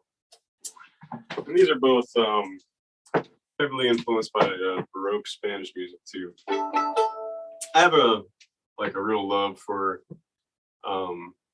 playing music from all over the place, because a lot of American music is from the melting pot, and I feel like the melting pot is what made our music different and unique. You know, it was the bringing together of different cultures, and these sounds of the old world and of anywhere in the world are really what define American music, you know, and continue to like move it in different directions and create something other than the fixed traditional ideas that we have. So I do feel like it's important for us as citizens of this country or this area to hear music from other locations, because that will influence what we're creating as a culture.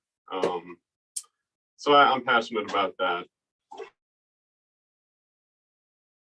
So this, without further ado, here's a couple of tunes from Mexico.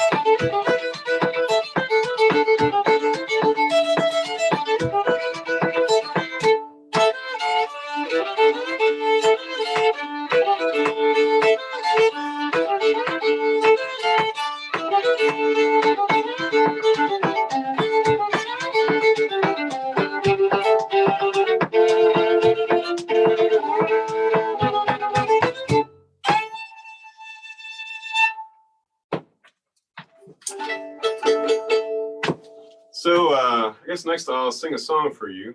This is an old tune. It was written, I think, in 1854 by Henry T. Webb. He was a Methodist preacher from Missouri. And this song was real popular during the Civil War on either side.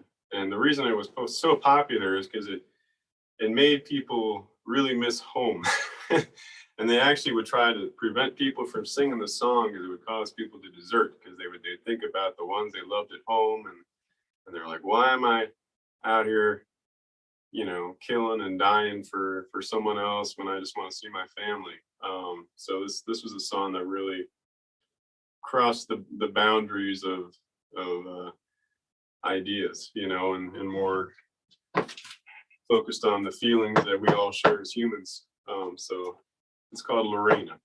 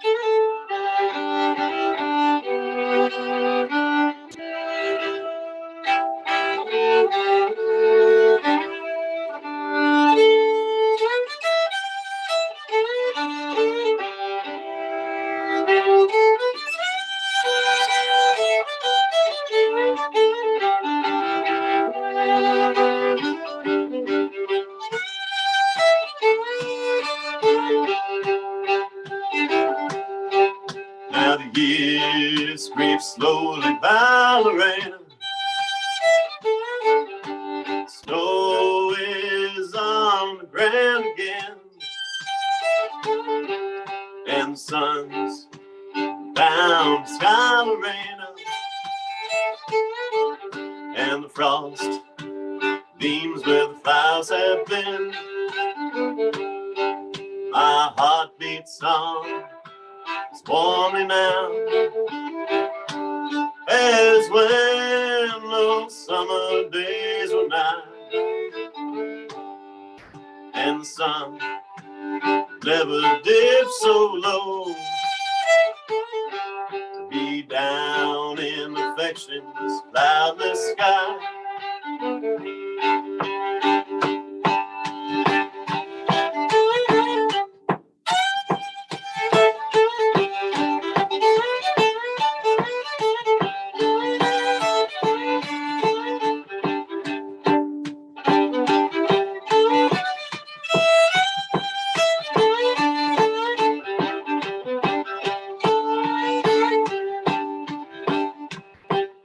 It's been 100 months and a past, Lorena,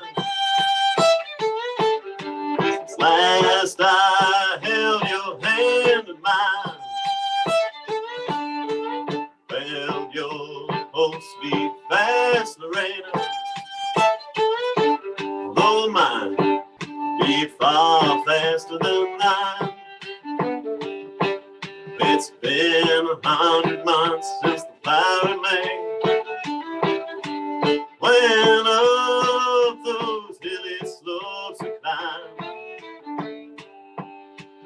Watch, lying of the day, hear those distant church bells chime.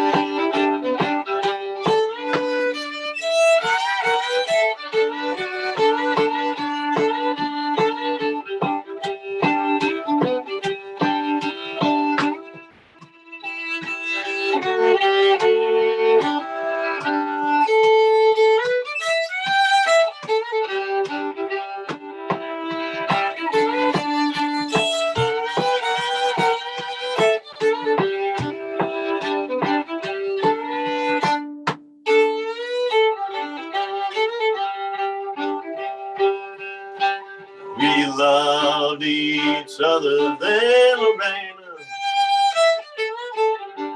more than we ever dared to tell what we might have been. My Lorena had a loving, prospered well. No tears they part in the years just rolled on. I don't want to call up all them shadowy forms, so I'll say those last years sleep on, sleep on. Eli's Belton storm.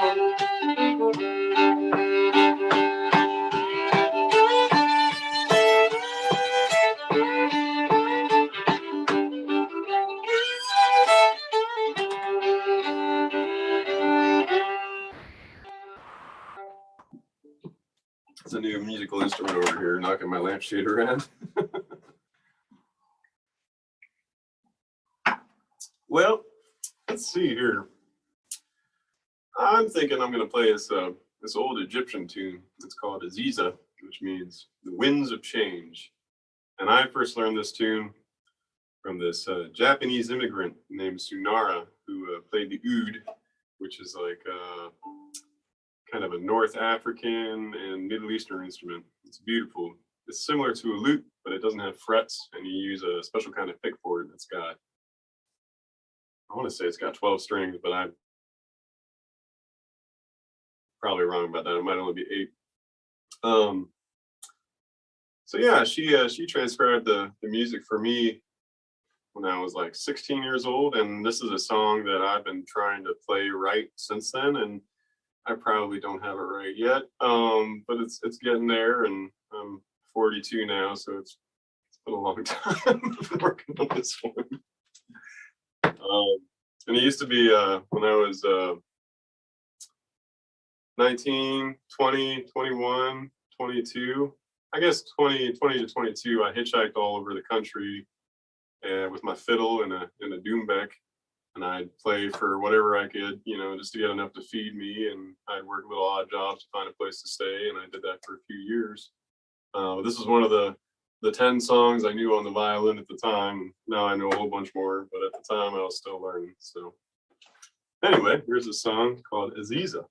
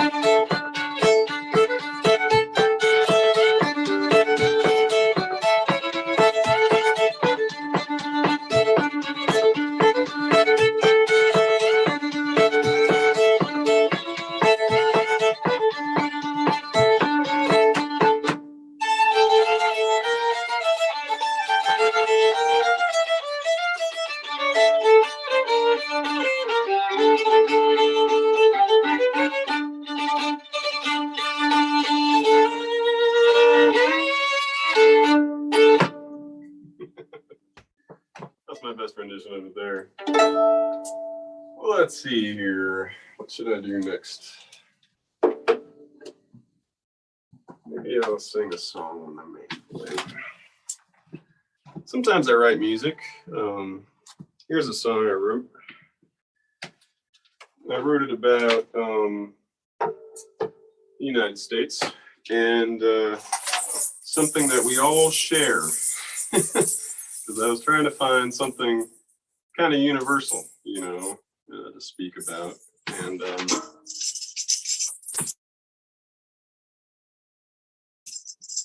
came to mind was just what we see in every single town, every single place you go to, all over this country. The song is called Strip Malls and Churches.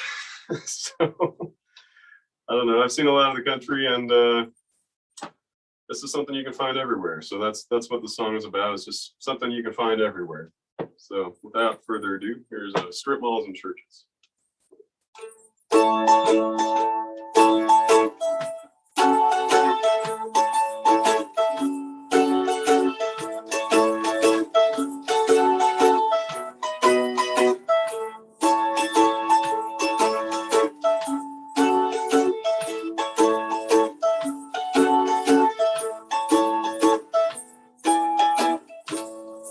It's a cold wind blows through the empty parking spaces late when a moon rises over Walmart.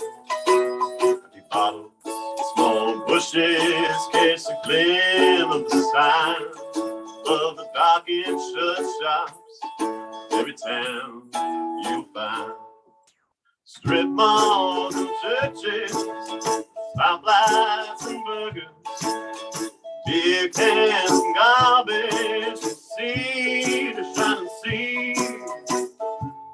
Keep trying to believe in something. People trying to be free. Now I'll see you under them chain store lights, pushing your car deep in the night. Out on highways, the trucks never stop, like the whisper of the river on the cool night air. Strip malls and churches, stoplights and burgers, beer cans and garbage, from sea to shining sea. People trying to believe in something. People trying to be free.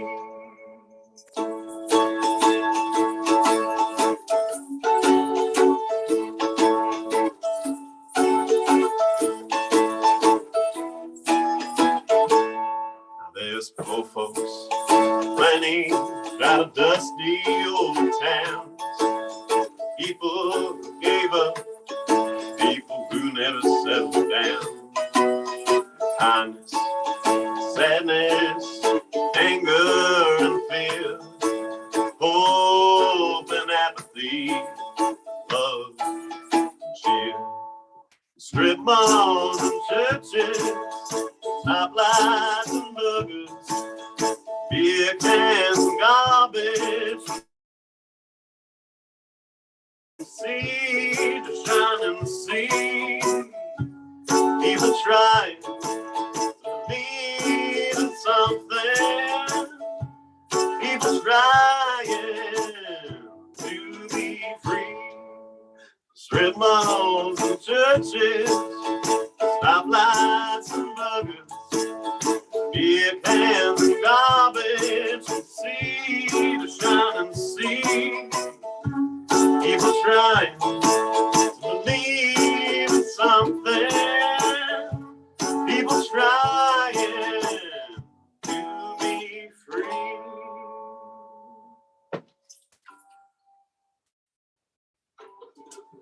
So that's that song. Let's see, where do we want to go from there? haven't played anything Irish yet. Let's do some Irish music. How about a jig? A jig is in 6/8 time. If you ever wondered what a jig is. So 1, 2, 3, 4, 5, 6, 1, 2, 3, 4, 5, 6.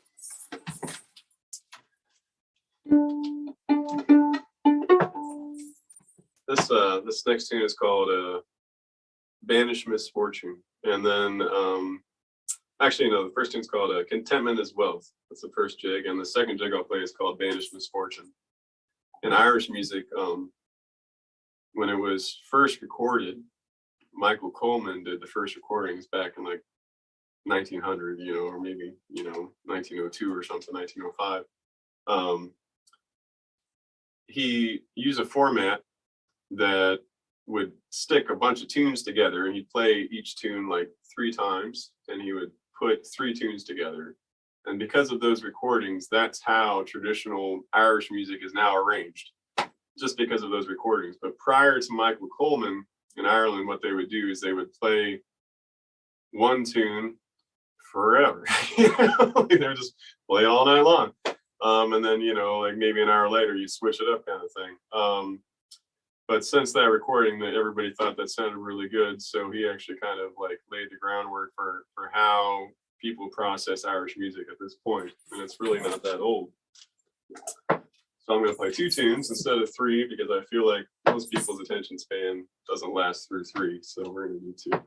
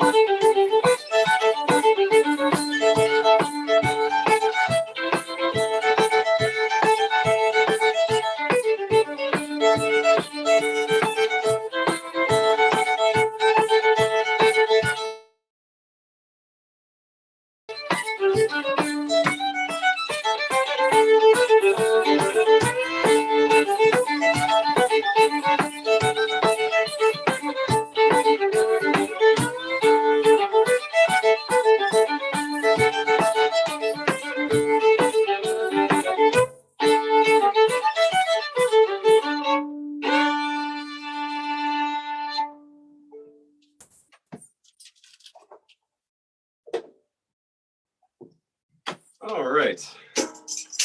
I'm gonna play another original tune. This one was inspired. It's got a kind of a klezmer feel to it, but it's one of my own, and I call it Schnitski in the Morning. And Schnitski is a reference to Alfred Schnitke, who's a composer. He writes music that's like kind of outside the box. It's real dissonant and kind of, makes your skin crawl a little bit, and it's kind of pushing the idea of what music should be in some ways. And I was listening to Schnitke one morning, and I went to bed, later that night, and I woke up in the morning and I had this weird little tune in my head. And I felt like it was kind of related to that. And I also, my buddy, George, my partner, he actually turned me on to Schnitke because he said sometimes I sound like him. So, it's partially his fault. This song is his fault. And it sounds much better with him, but it still sounds fun. This gets people moving and gets the kids dancing, which is always kind of fun.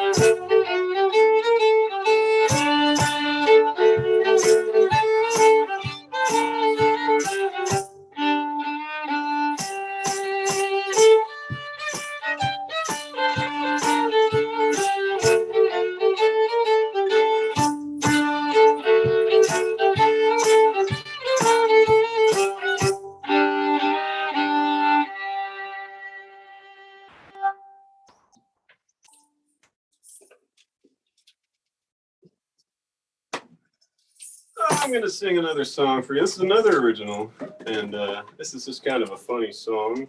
I think we were talking about this the other day. I've got,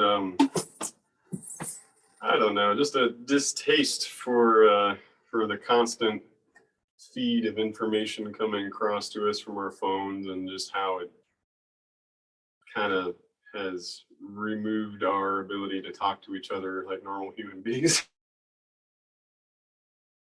anymore when we're in a group setting, you know, because we all have this thing that's much more convenient to entertain us than the people around us.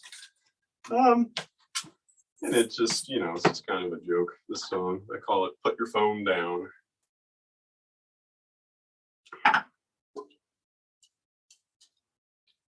I just sing it for myself more than anybody else. It just makes me chuckle. So.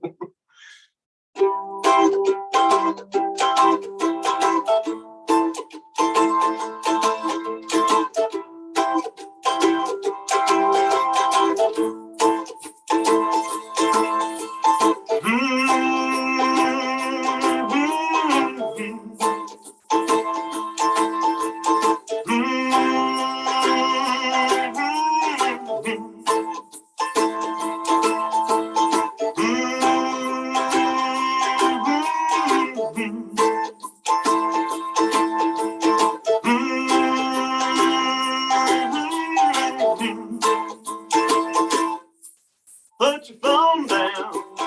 Don't really need to put your phone down. Would you even believe it all the time now? Staring at your screen, always spend time. You're staring at your screen, so put your phone down. Don't really need to put your phone down. Would you even believe it all the time now? Staring at your screen, always spend time. You're staring at your screen. I remember when I got stuff done. I used to go out and have some fun. I used to be a part of society, but now my phone keeps me company. Can't think straight now about myself, but it used to matter. People felt everyone pushing. Don't believe something makes it clear. No one agrees, so put your phone down. Don't really need to put your phone down. Would you even believe it all the time now? Staring at your screen, always spend time. You're staring at your screen, put your phone down. Don't really need to put your phone down. Would you even believe it all the time now? Staring at your screen, always spend time. You're staring at your screen.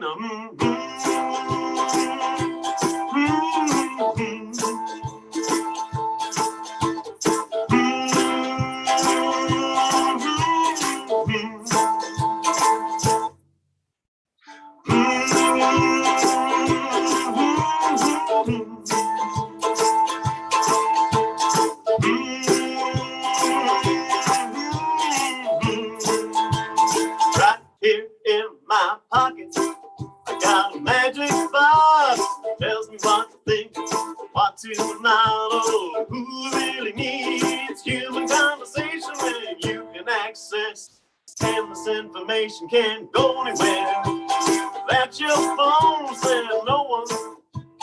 20 years ago when I died, lay beside me, cradled in my arms like a baby. Put your phone down. Don't really need to put your phone down. Would you even believe it all the time now? Staring at your screen, always spend time. You're staring at your screen, put your phone down. Don't really need to put your phone down, honey. Would you even believe it all the time now? Staring at your screen, yeah, always spend time. You're staring at your screen.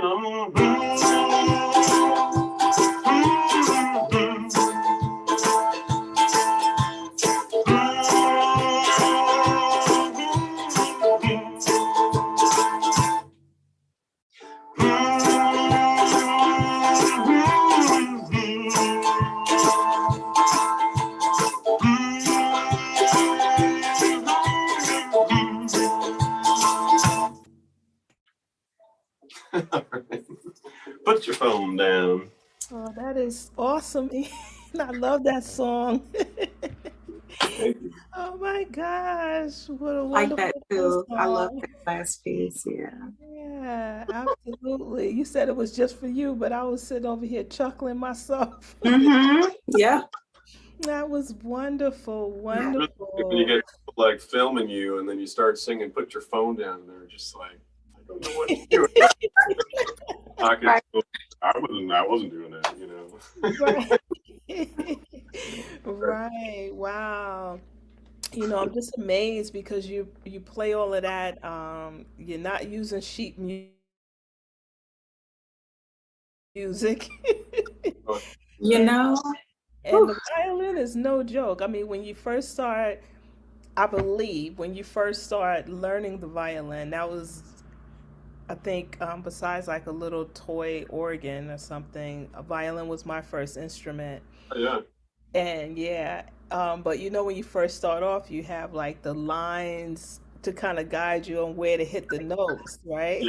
yeah, uh, And then I guess once you graduate, right, into an adult violinist, you don't really have all of those, you know, on there. And so to know all of those notes and where to place the fingers and things like that is amazing. And I did not know you played, what is that, a banjo? that's a mandolin. Oh, It's mandolin. same strings as a violin, so it's not that big of a stretch. I started getting serious about it about a year ago. You know, I started playing it every day, and I kind of been messing around with scales and stuff on it for a while. But having long kind of helped me get better at this because you know, like you can kind of learn how to do something and someone else is covering your butt, you know, when you screw up, you know. But if you learn how to do something by yourself, it scares people off, you know. So I learn how Well, to so you dance sound like a natural on it. and stuff. So, Yeah, absolutely. So just tell us before you leave us this evening, right? We hate to see, hate to see you go. I could sit here and listen to you all night. Um, but the thing that you're sitting on, remind us, what do you call that? oh, this is a cajon. This is actually my older rig. Mhm. Uh, but the cajon is just a drum, and it originated, I think, in Peru. Um, and I first saw the cajon like 20. God, it must have been like the year 2000, 22 years ago. And like an Egyptian drummer I was learning how to drum from, she would sit on it and I got a bigger seat, but she'd play the doumbek, you know, so she'd sit here with the doumbek and she'd play the cajon at the same time. So she'd go,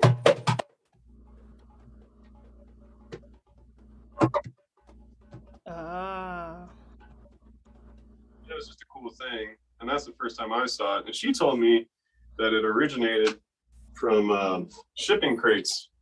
That like, you know, they'd ship things and the slaves or whoever was working there, they weren't allowed to build their drums, so they would use these shipping crates instead.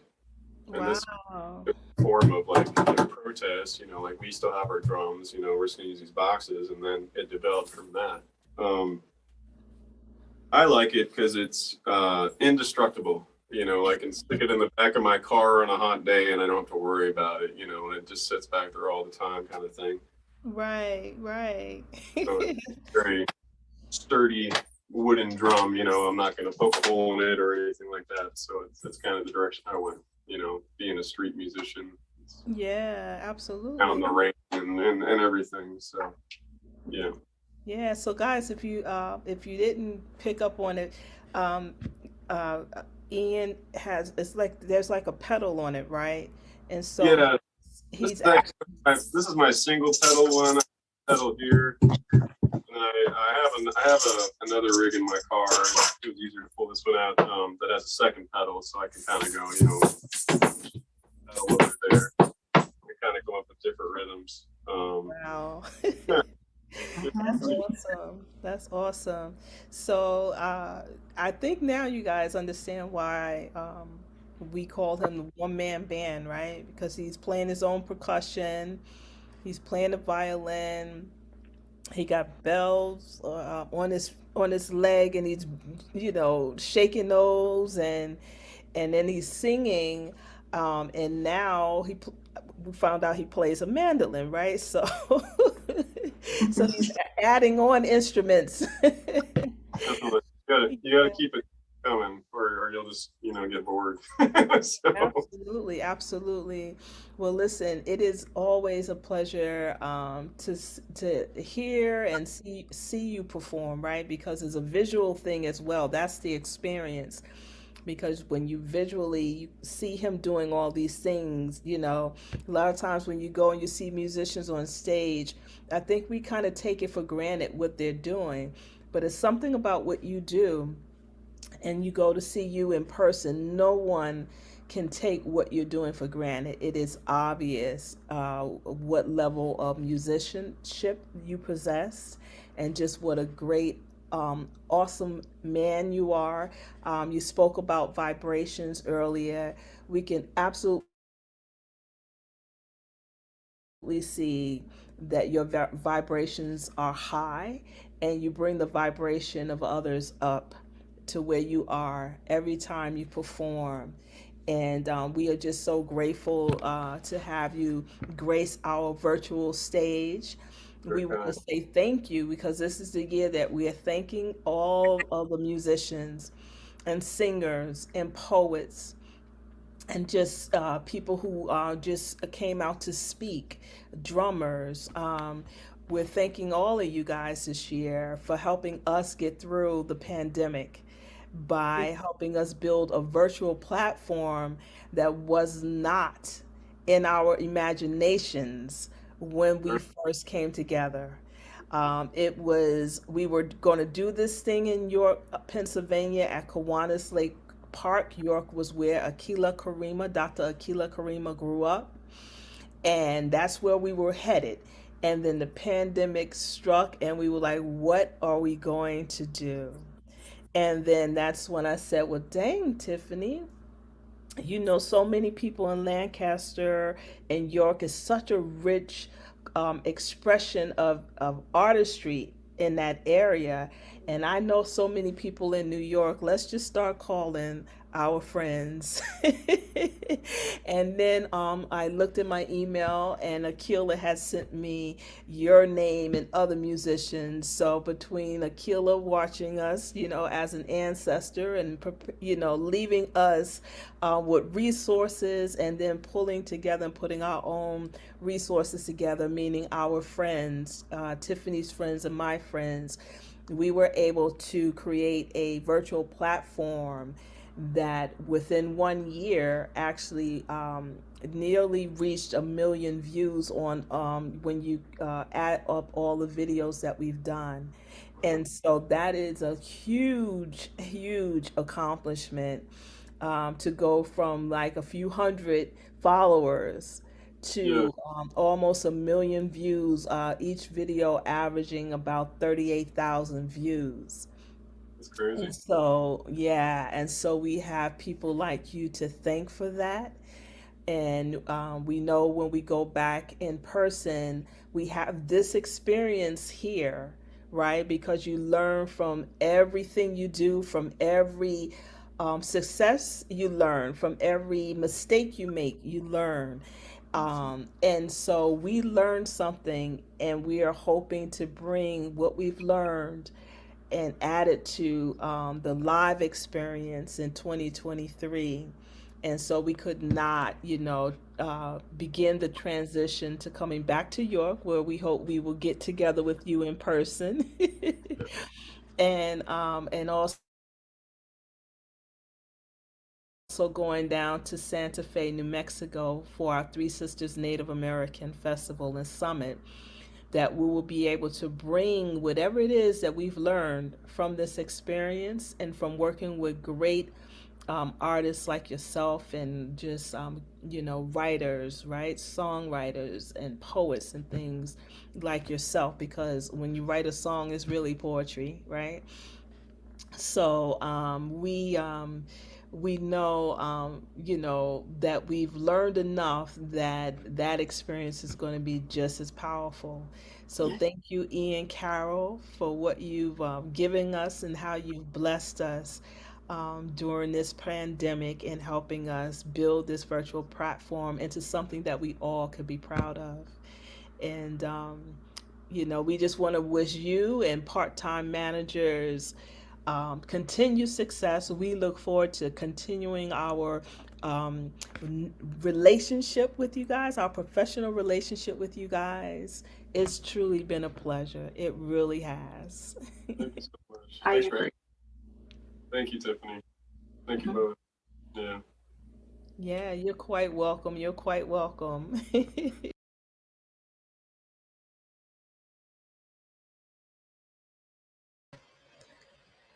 All right, everyone. That was Ian Carroll. And what a talent he is. What a talent he is. I hope that you guys enjoyed it as much as we did. You know, this platform tries to bring music from all over.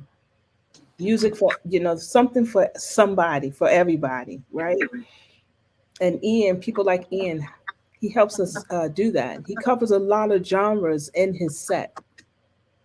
I think there was Irish music, Mexican music, and so you just really um, get a very, very well rounded experience when you go to see Ian play. That was absolutely wonderful. I truly enjoyed it. And we have Tiffany Trubler back, and Coco is back there. I'm here. I was And, hanging in here all along. I yes. Yes. We saw you. We saw you. And then we have Vicky Iregbulim still with us today. And so, guys, what did you guys think of Ian? Very talented, Yeah. He is. very ambidextrous because he plays with right and left hand, right? You know what? He probably does. And with his feet. And So both feet. Yeah. Both yeah, feet. That's hard. it's very hard. So, and I don't know what you call that. It's probably more than ambidextrous, right? Right. Well, listen, guys, we're going to let Tiffany Trueblood, right, get back to entertaining us. I think she has a few more songs up her sleeve. One of the songs kind of froze in her set, but it's one of my favorite. She just started doing it. I hear her do a song, I'm like, oh, that's my favorite. I guess I could start that one over since it froze like right in the middle. Oh yeah. It's such a Sounds beautiful song. Who is it? Frankie Beverly, right? Yep, Frankie Beverly and Maze. What a cool cat he was. Huh? Mm-hmm. So we'll get out your way, so you can get back into your set. And Okay. yeah, and I thank you. apologize for the technical difficulties. Oh, that happened. Yeah. We expect that kind of stuff. Yeah. Yes, that is true. It's unfortunate. But thank y'all for being so forgiving and understanding about it. You are so welcome, and thank you. Yeah. I moved directly next to the Rowderman Motors, so hopefully we'll be good. We have rainy weather today, so. That'll do it. That will do it every time. All right. All righty. Okay. So let's start this song over. Frankie Beverly and Maze. Golden time of day.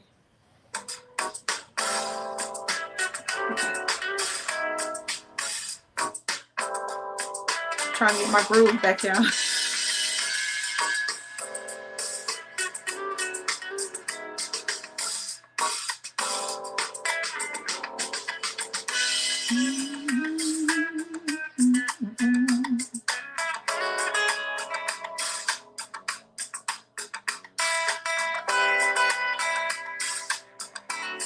Just sway with me.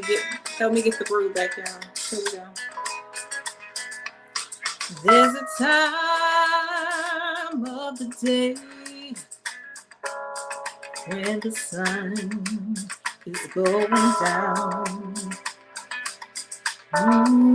That's the golden time of day.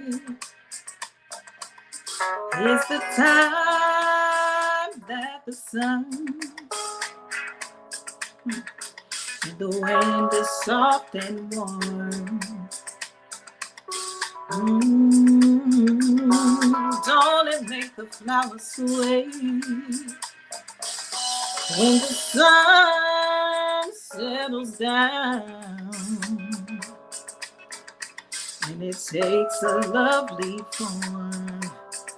Ooh, that's the golden time of day.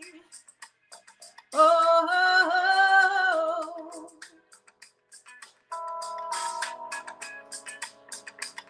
y'all, we just gonna rock with this. Okay, here we go. We're gonna take it to the instrumental, the bridge and the instrumental right here.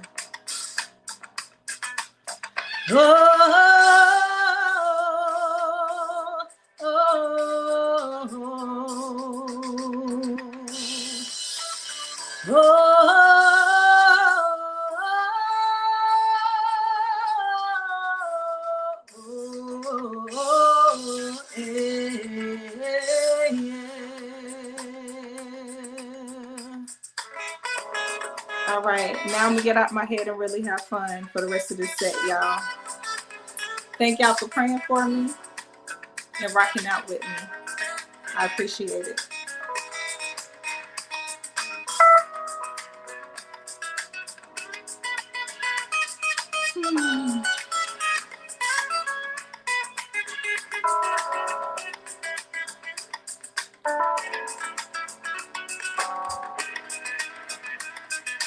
People, let me tell you, there's a time in your life when you find who you are. That's the golden time of day. And in your mind, you will find your bright shining star. That's the golden time of day when you feel deep inside all the love you're looking for. Ooh, don't it make you feel okay? Well, that's the golden time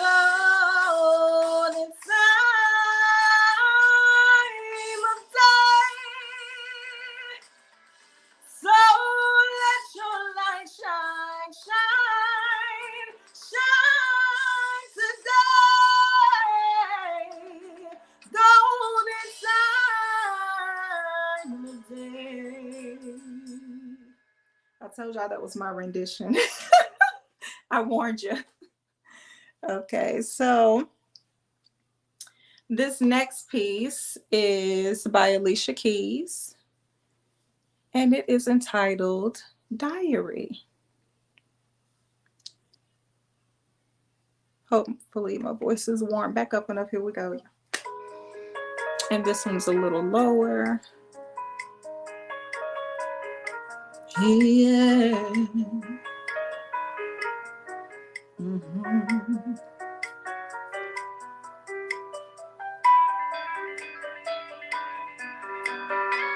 Lay your head on my pillow.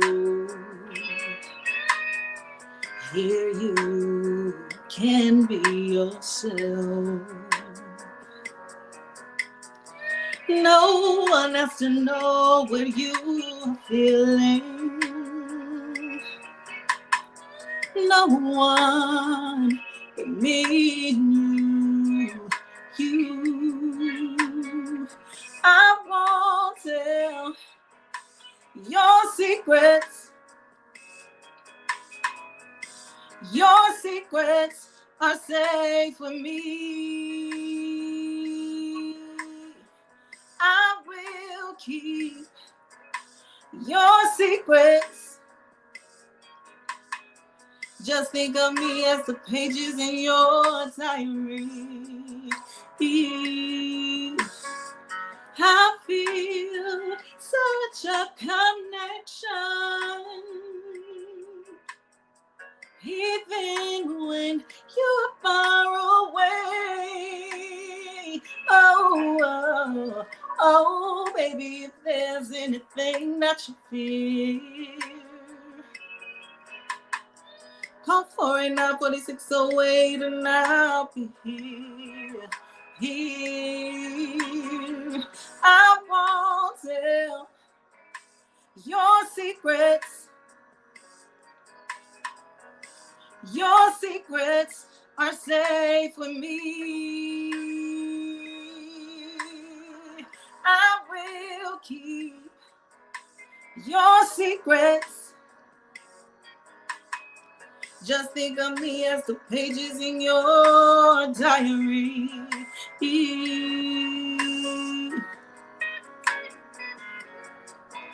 Yeah. Mhm. Yeah. Only we know what is talked about, baby. Boy. I don't know how you can be driving me so crazy, boy. Baby, when you're in town, why don't you come around, boy? I'll be the loyalty you need, you can trust me, boy. Oh, I won't tell your secrets. Your secrets are safe with me. I will keep your secrets. Just think of me as the pages in your diary. Everybody say, oh, oh, oh, oh. Let me hear you say, I won't tell. I won't tell. I won't tell your secrets, break it down.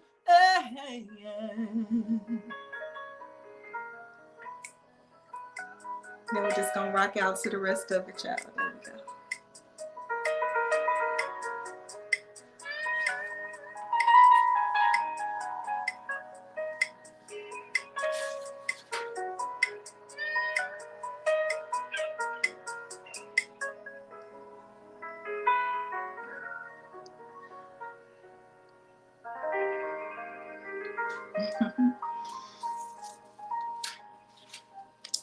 All right, so another piece I prepared for y'all for today is going to be Read All About It by Emily Sandé. You have heard me sing this. If you've been following us, I've sang it once before on our platform. So here we go. Read All About It, Part 3 by Emily Sandé. It's about speaking up for yourself, being yourself, using your voice to speak your truth. The karaoke thing, I tell you.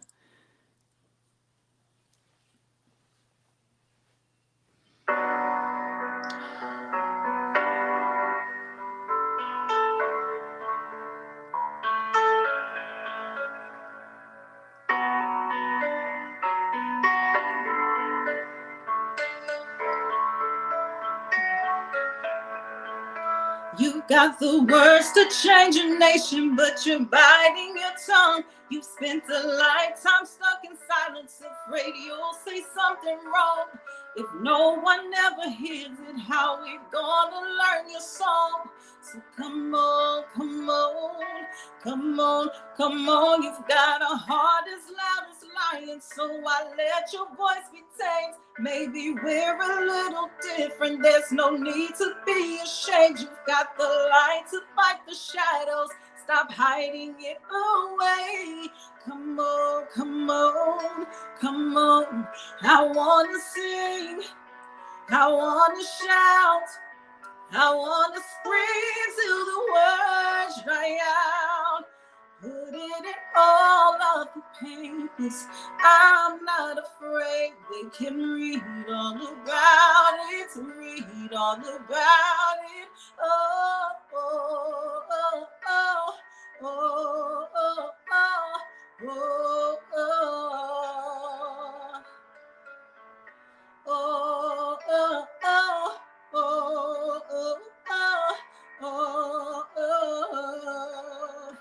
At nights we're waking up the neighbors while we sing away the blues, making sure that we're remembered, yeah, cause we all matter too.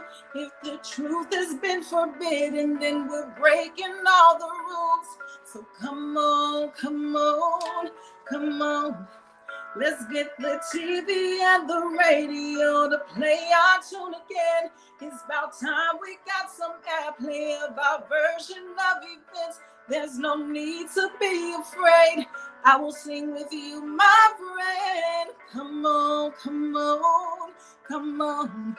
I wanna sing, I wanna shout, I wanna scream till the words dry out. So put it in all of the papers. I'm not afraid. They can read all about it. Read all about it. Oh, oh, oh, oh, oh, oh, oh, oh, oh, oh, oh, oh.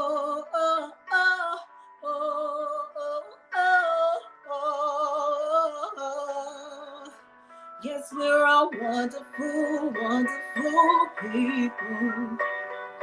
When did we all get so fearful? Now we're finally finding our voices. So take a chance, come help me sing this. Yes, we're all wonderful, wonderful people. So when did we all get so fearful? Now we're finally finding our voices. Take a chance, come help me sing this. I wanna sing, I wanna shout, I wanna scream till the words dry out. So put it in all of the papers. I'm not afraid. They can read all about it. Read all about it. Oh, oh, oh, oh, oh, oh, oh, oh,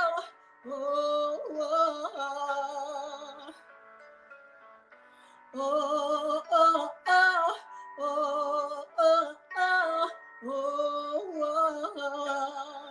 I wanna sing, I wanna shout, I wanna scream till the words dry out. Put it in all of the papers. I'm not afraid. They can read all about it. Read all about it. Oh.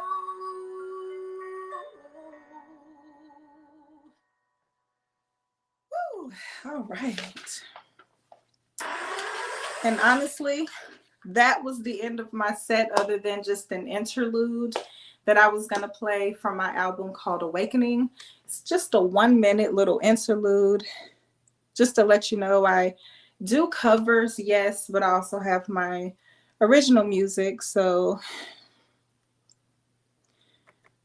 and this is the international side, so this is a reggae interlude.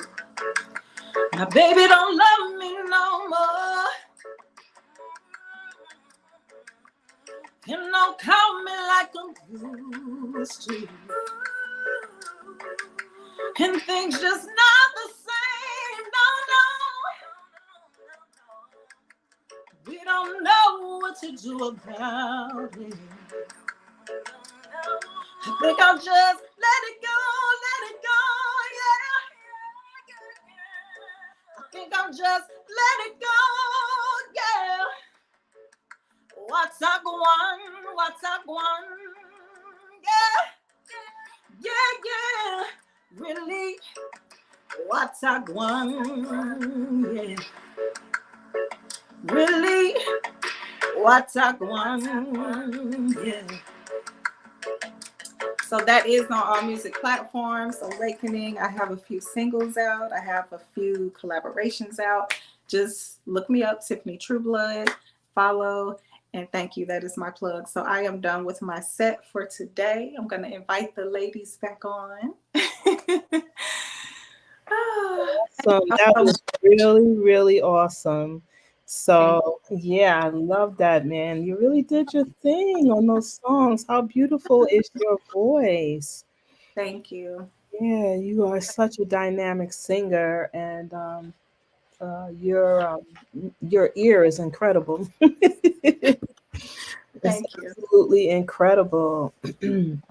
Well, guys, um, I just feel like giving Tiffany True Blood finger snaps. I appreciate the love. Oh my gosh. And the forgiveness of Oh no, no, thank you. you're good. You're good. You were wonderful. Absolutely. You don't need any us. You just did your thing, honey. Thank you. I Mhm. appreciate the love, y'all, for real. And the Yes. Coco, if you're saying something like that, you're on mute. Yeah, but I didn't know. I thought you were trying to say something. So, but Oh, yeah, no, you definitely no apologies needed. Like Vicky said, that was absolutely worth the wait. And Yes, it was. yeah, Can you hear me now? yes, we can. Yes. I saw you I doing your tell finger snaps. I said, wait a minute, I don't hear them though. right. yeah, I can only pop one. I can't snap the other one. Maybe that's why. Maybe that's why. But I'll probably have a backache tomorrow because I've been swaying so much. Absolutely, absolutely. You said let's sway. I said already, so I'm already doing Oh yeah. it. The leg got into his house, as they say. Yes, yes. Well, Fantastic job. absolutely, Yeah. absolutely. Well, Absolutely. we normally we close out the festival with the Malcolm X uh, drummers and dancers, and Doc Powell. I mean, he has just been remarkable and supporting this festival. He was a dear friend of Dr. Akila Karima's, and I am so blessed that she made it possible for me to meet this extraordinary man. So, again, because we're transitioning to our live venue for next year, we didn't bring everybody on, but we will close the hour out with a clip from the Malcolm X dancers and drummers. But before we go to that, excuse me, guys, because I am, getting over a bronchial and pneumonia and stuff like that. But I was not going to let that stop me from being here today. And I do want to, um, well, I feel a call to, right, to before I bring on the Malcolm X drummers and dancers and Doc Powell. It's really weird. I want to say more about them, but I am just speechless when I think of him, when I think of his artistry, his musicianship, and just how grounded he is spiritually and his vibrations. So I'm hoping that once I bring them on for this final hour, that you guys will get why I love the Malcolm X drummers and dancers so much and why I absolutely admire Doc Powell. But I feel a call to because and to do a little poetry, because that is my background. I hold my degrees in creative writing, in poetry, but it is my medicine that I give, to the world, and I've been doing it since a very little girl, writing and writing plays, writing poetry. Even when I couldn't write, my mom got me a tape recorder so that I can speak my plays into the tape recorder. And she said, and then you had to act out all the parts. So, so both my children get that from me, honestly. They're both writers and in the arts as well. And so Words mean a lot to me. And so I think I'll keep my sisters on, on the platform with me while I do this poetry. Um, so one of the poems I want to share is from a book that I wrote a few years back, like in maybe 2014 or something like that. It's called Boots, a selection of poems, right? I dedicated it to my grandfather. Um, and it's because he was just such a patriarch, such a strong figure in our lives. And we called him Popeye. And in our minds, as his, I'm talking about the grandkids, right? We thought he was the strongest man in the world for real, no joke. Um, and so I'm going to read a poem that I actually wrote. I think, okay, so I mixed a lot of poetry up over the years in this book. Some I did as an adult, some of them I did as an 8-year-old or an 11-year-old. And I put them all in the same book because when I did got my master's, I wanted to pay my dues. There are so many great writers and stuff. And when you have a gift, a lot of times it's easy for you just to step on stage and not think about the people that have paved the way for you. And so I wanted to pay my dues. But in going into the program, I also wanted to remember who I was. In other words, there was nobody in that program, none of my professors or anybody that was going to turn me into something, right? Because I was already a poet when I walked through the doors. Right. And so that statement and that is me putting all of this together and including poetry in there that they never knew I wrote when I was just a little kid. And so the first one, I believe I was probably about 11 years old, and it's called Oak Tree. And today I dedicate this poem to all of my indigenous brothers and sisters of Turtle Island, to all of the ancestors who survived Middle Passage. It's called Oak Tree. I am like an old oak tree. My back and arms are strong. Mother Nature often tests my robust limbs. She sways me to and fro.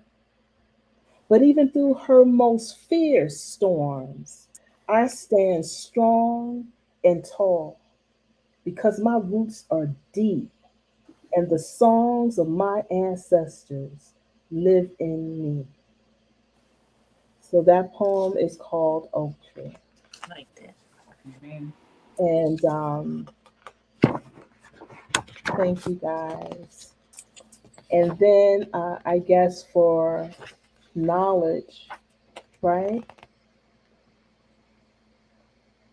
You know what? I think I'm gonna do boots. No, I'll do knowledge. But for that, sisters, I will, release you so that you guys can relax a little because this one is a little long. And then after that, the next person we will see will be Doc Powell. And that is how we will close out this festival. Once again, thank you. Thank you. And thank you for that beautiful tribute to your brother. Oh, you're welcome. Yes. Thank you. Sorry, Coco. That's okay. That was me. That was, I know. Yeah. You're good though. All right. So everyone, this poem is called Knowledge. And it is a poem that I wrote. I was asked to write a poem, um, just, like if I was something inanimate, what would I be? And I thought about it, and I decided that I would be a book. What better way to leave a positive impact on people through the words on a page, through knowledge, right? So here goes. A book has no meaning unless you open it. It has no beginning or end unless you read what's between the cover and back. A book has no purpose if no one plants in it moments of conflict, confusion, fears, concerns, love, dreams, and ambitions that are watered, nurtured, and guided to a conclusion well anticipated. If I were a book, what would I look like? What would I say? What story would I tell? What would be my purpose? My cover would be made of leather aged in brown with many long lifelines, which represent an odyssey through countries across seas from tongue to hand. I'd have a latch and lock along my foredge. Only those who carried the key of David would part my pages. Ink papyrus, where fragile truths would seduce minds. My title, Jember, and written by Cain, would stretch across my weathered face. I speak of a holy people, a dark people, who live by more than just 10 commandments, and whose love and respect for others was simply not things one had to earn, but already created in the design of things, not to be disengaged from, upsetting the balance of life. Black ink would run up and down my pages, singing of rivers and lakes that witnessed the births of the great emperors of the Aksum and Zagwe dynasties. I speak about myrrh trees, elephant tongues, incense, gold, and exotic animals, and Greek philosophers clothed in fine garments, marching in pilgrimage to hear ancient tales of the beginning, seeking righteousness and spiritual and intellectual elevation before the revelation. I teach others to be a light to darkness through stories which would weave dark tales into spirits that rise into the air like exotic birds. I take people on a journey of empowerment that will become etched on our souls, forming a fine metal armor, bendable but not breakable. I teach others to dance until black smoke rose from their feet and the earth shook from the rhythm of unity. I be written in an old language, a tongue that Yah placed on the breastplate of man, the one true language of angels, where songs of praise are drowned out by political drama. I be read by orators like Paul Robeson, James Earl Jones, and Martin Luther King Jr., whose voices could crumble cities fortified by marble. Spiritual leaders, Gandhi, Mother Teresa, the Dalai Lama, and Pope John Paul II will refer to me in their teachings. I'll be carried by intellectuals like Einstein, Malcolm X, Ben Franklin, George Washington Carver Jr., and Steve Jobs. Harriet Tubman, a woman who stole freedom, who would steal me. And one day, when the need for me died, Israel would bury me with the bones of Joseph. All right, everybody. So that is a poem called Knowledge, and it's from my book called Boots. So just in case anybody wants to check it out, you can visit our website, www.wape hyphen inc.org. So that's www.waip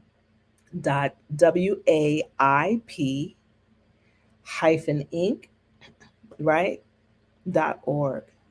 And you can learn more about us there too. And if you want to find out ways how you can join our effort to raise the voices of indigenous peoples, so that people can get a better understanding of our concerns, of our issues, of our successes. You can also go there and find out more about how to become a volunteer, our upcoming events. If you want to support our causes financially and donate, you can also do that there. It's up to you. All are welcome, definitely. All right, so this next, I guess, group, right, that I want to bring on are the Malcolm X drummers and dancers, and they are absolutely phenomenal. They've clothed, um, they're clothed in their African gear. They have their drums in front of them. Just this positive energy. And when they go to the parks, like Malcolm X Park in DC, where they started, people are drawn to that. They're drawn to their look, they're drawn to their energy, and they're drawn to their music. So I hope you guys enjoy them. They have closed out the festival, as stated before, every year.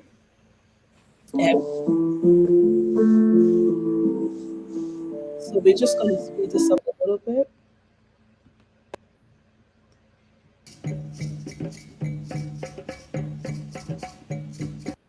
Trying to accept the fact that hold on for 1 second. Where for over 50 years, drummers of all persuasions.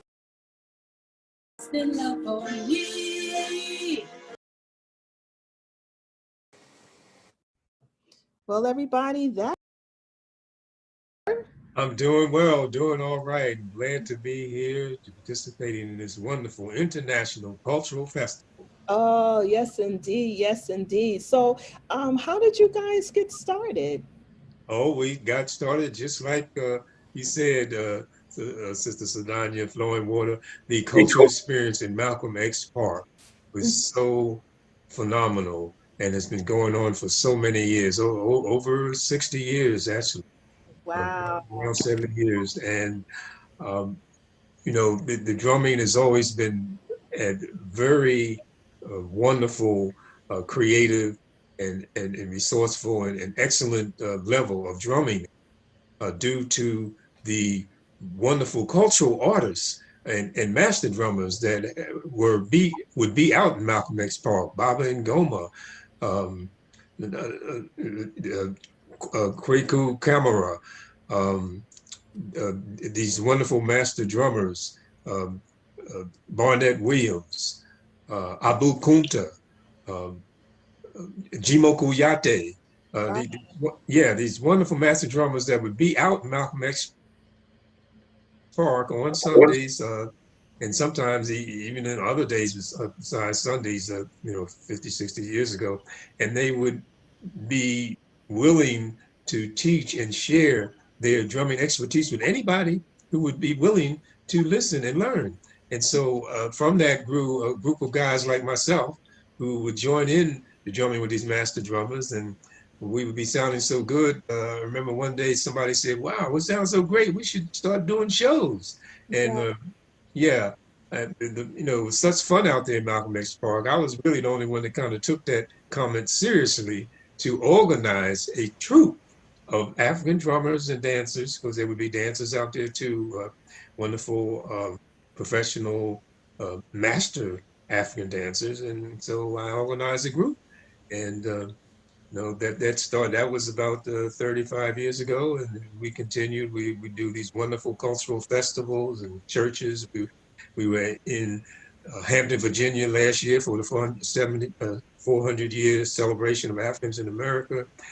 We've been at the John, we do the John Coltrane tribute, but John F. Kennedy, cultural event and place here in Washington. We've been there about 3 or 4 times. And we do a lot of children's workshops and a lot of weddings and funerals and celebrations of life. And we just continued from that wonderful origin right in Malcolm X Park. Well, I'm going to tell you something. I mean, I think it's like absolutely fantastic. And you guys blew me away. So when I was, I guess, strangely enough, how we all came together was because of our dear sister Akila's passing away, transitioning. That's right, Akila Karima. Yes, Akila Karima. Yes, and so when she had begun transferring everything over to me, of course, I was not trying to accept the fact that she was dying from cancer. So I was like, yeah, whatever, you'll be here to host this event yourself. And so I didn't really read the emails, right?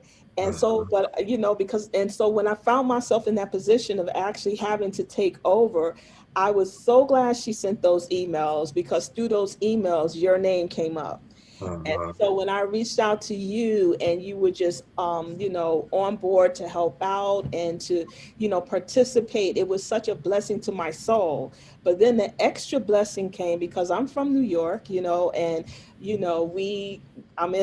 go from Long Island to the city, but I had never seen anything like a drummer circle or the Malcolm X drummers. So, and, looking up your information and face stalking you a little bit, right? I came across videos of you guys performing at Malcolm X Park. And the beautiful part about it was the amount of people out there with their drums of all ages, all colors, people that were just out there dancing, whether they had rhythm or they didn't, they were finding a beat to dance on. And so you guys are what the Native American community would say, good medicine. Good medicine, because you bring people together in a way that I just haven't seen too often. And so, it's been a pleasure getting to know you and getting acquainted with your talent and with your expertise. And I am just absolutely grateful.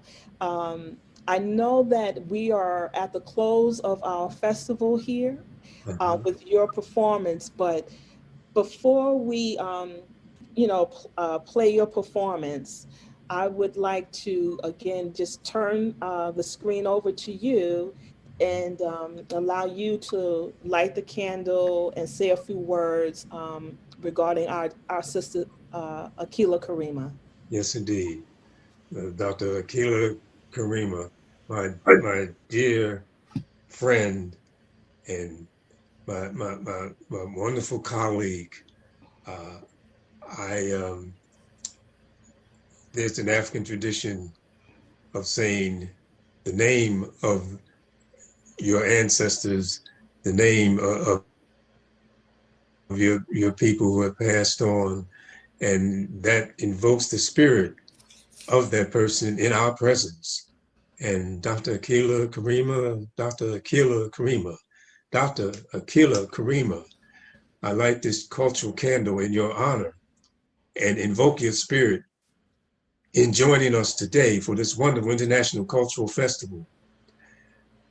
We were there through all your journey from the time that you received your cultural name of Dr. Akila Karima from the wonderful Nana Kwabena, who gave you that cultural name in a beautiful ceremony when we, the Malcolm X drummers, were there celebrating with you, drumming and dancing at your naming ceremony. And you and I, we've always been close in spirit and in our work. And we celebrate you. We celebrate you today, your honor, your work, your cultural contributions, and the love of that you've expressed for our people. Dr. Akila Karima, Dr. Akila Karima, Dr. Akila Karima, you are in our presence. Your spirit is here with us, and may you always be a part of whatever we do. The Malcolm X drummers and dancers. We celebrate you. I'm sorry, Sister Sajanya, you're muted. I can't hear you. Oh, thank you. Yes, no, I was just amen and in agreeing with you. We are definitely celebrating, yes, Dr. Akila Karima today. And thank you for that wonderful lighting of the candle and reflection on our dear sister, the founder of this festival, and the person who placed this festival in the care and watch of the World Alliance of Indigenous People. It is an honor to take over the festival and to work with all of the beautiful souls that I am now connected with, and that is the Malcolm X, one of the souls, or your group of souls, the Malcolm X dancers and drummers and dancers. So thank you so much. We're going to actually go to your performance now. Okay. And we're going to ask Brother Abeku if he can get that ready for us. And what I will do is I will release you for the evening. All right. Brother, and I hope to speak with you soon. All right, blessings to you. Blessings, blessings.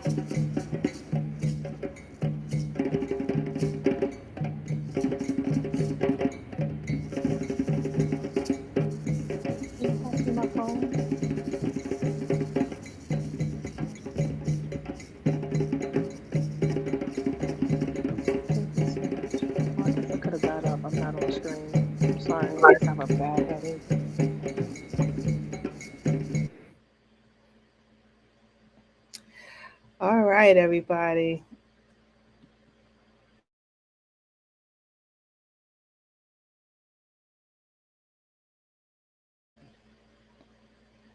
So that was the Malcolm X Dancers and Drummers, and just a taste. And and so we are so grateful to them, and we look forward to they should reaching out to them and seeing if they can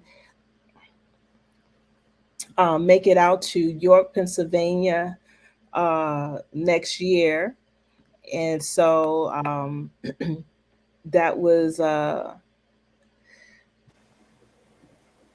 dynamic Doc Powell.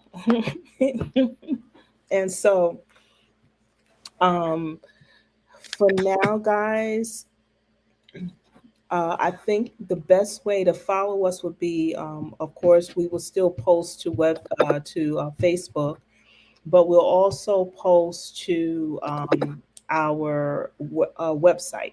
So that's www.waip-inc.org. I guess I'm going to ask each of you if you would like to make any parting comments to our viewing audience. You guys did so beautiful today, and so I'm so extremely proud of everyone. And for the most part, everything was great, and I think we got through the rainstorms and the technical issues. But yeah, so I just wanted to play a portion of that clip from Dr. Howell lighting the candle for Dr. Akila Karima. And I think, their connection was so strong that he did it in a way that was just absolutely phenomenal. And you could feel their closeness and what she meant to the community of York. So, Dr. Akila Karima, we are so grateful for this opportunity to carry your work forward. And we look forward to bringing this festival back to York, Pennsylvania, Kiwanis Lake Park, where you wanted it to remain. Anyone else? I just want to thank you for this awesome day and this awesome platform. Thank you for finding it, because I just feel so close to you. Even though we're in different parts, I feel a closeness on this platform that I haven't felt before. And I thank you for the audience. Give a shout out to Reverend Diaz. She patched in and gave us some wonderful compliments for this program. And Sedania, you just doing your thing, honey, and I'm so proud to be part of it. I thank you so much. Thank you. Thank you. All right. Well, listen, with that said, guys. Oh, Coco, I see you back there. I too am proud of you. Oh, thank you. Tiffany, Vicky, I too feel that closeness, and I can't wait till we're all together in the same place one day. But I thank you, Sidonia, for this experience. This is a first for me, and I like it. That's good. Awesome. Well, listen, Coco back there that was just speaking, she'll be joining us tomorrow as well and performing because she's Cherokee. Right. So the Three Sisters Native American Festival is, it's going to deal with, our things that are concerning us, like our Three Sisters, the Three Sisters, how we named the festival, which Tiffany Trueblood is going to lead that panel discussion. And then also the language revitalization by David Hughes. And so Coco will sing tomorrow, just to let you know what it's like, to be a contemporary Indigenous artist, right? That's right. And Tiffany Trueblood will be performing again. She'll probably perform, if I know her, she probably will perform a different set than today. Yes. So you definitely want to tune in for that. And today is Saturday. So Miss Vicky Lee Greg Bulem probably will be in church. I'm hoping that she'll come over. Gonna miss my girls with the golden voices. Ooh. You're gonna be missed too. Yeah. I'm hoping she'll pop over when she finishes with church, guys. Yeah, Got you. hopefully. Yeah, so but thank you to everyone that's going to view this.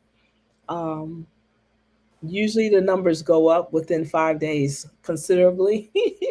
And so I have to say thank you to you guys in advance, if that makes any sense. Yeah, because So your numbers are going to go up. yeah, well, they always do. And so even though we don't see you here today, we know you're going to be there. So I'm talking to you. And I just want to say thank you. And if you're a second time or third time patron of the virtual World Alliance of Indigenous Peoples platform, we are so grateful. We are so grateful. Mhm. We want to say peace and blessings always. And stay tuned because we're going to bring a lot more exciting stuff. In the meantime, I'm Sedania Flowing Water, and this is the World Alliance of Indigenous Peoples. And so we have Tiffany Trueblood, our vice president. We have Coco, who also sits on the board of directors for the World Alliance of Indigenous Peoples. And we have Vicky Iregbulem, who has helped me in a lot of ways to put together our live venues, our live gospel venues, and has been connected to us as a dear sister, a dear friend, and someone who shares her gifts and talents with us always. So I thank her. We sing in the Book of Ruth together, all four of us, including Miss Vicky Lee.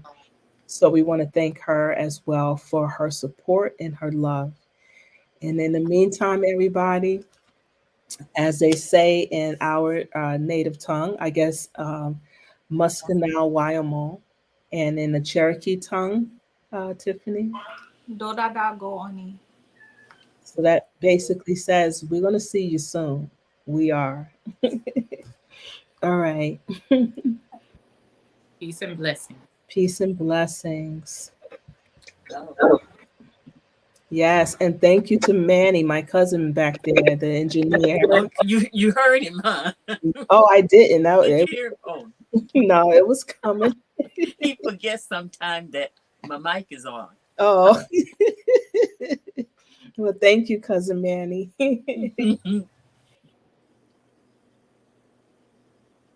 All right.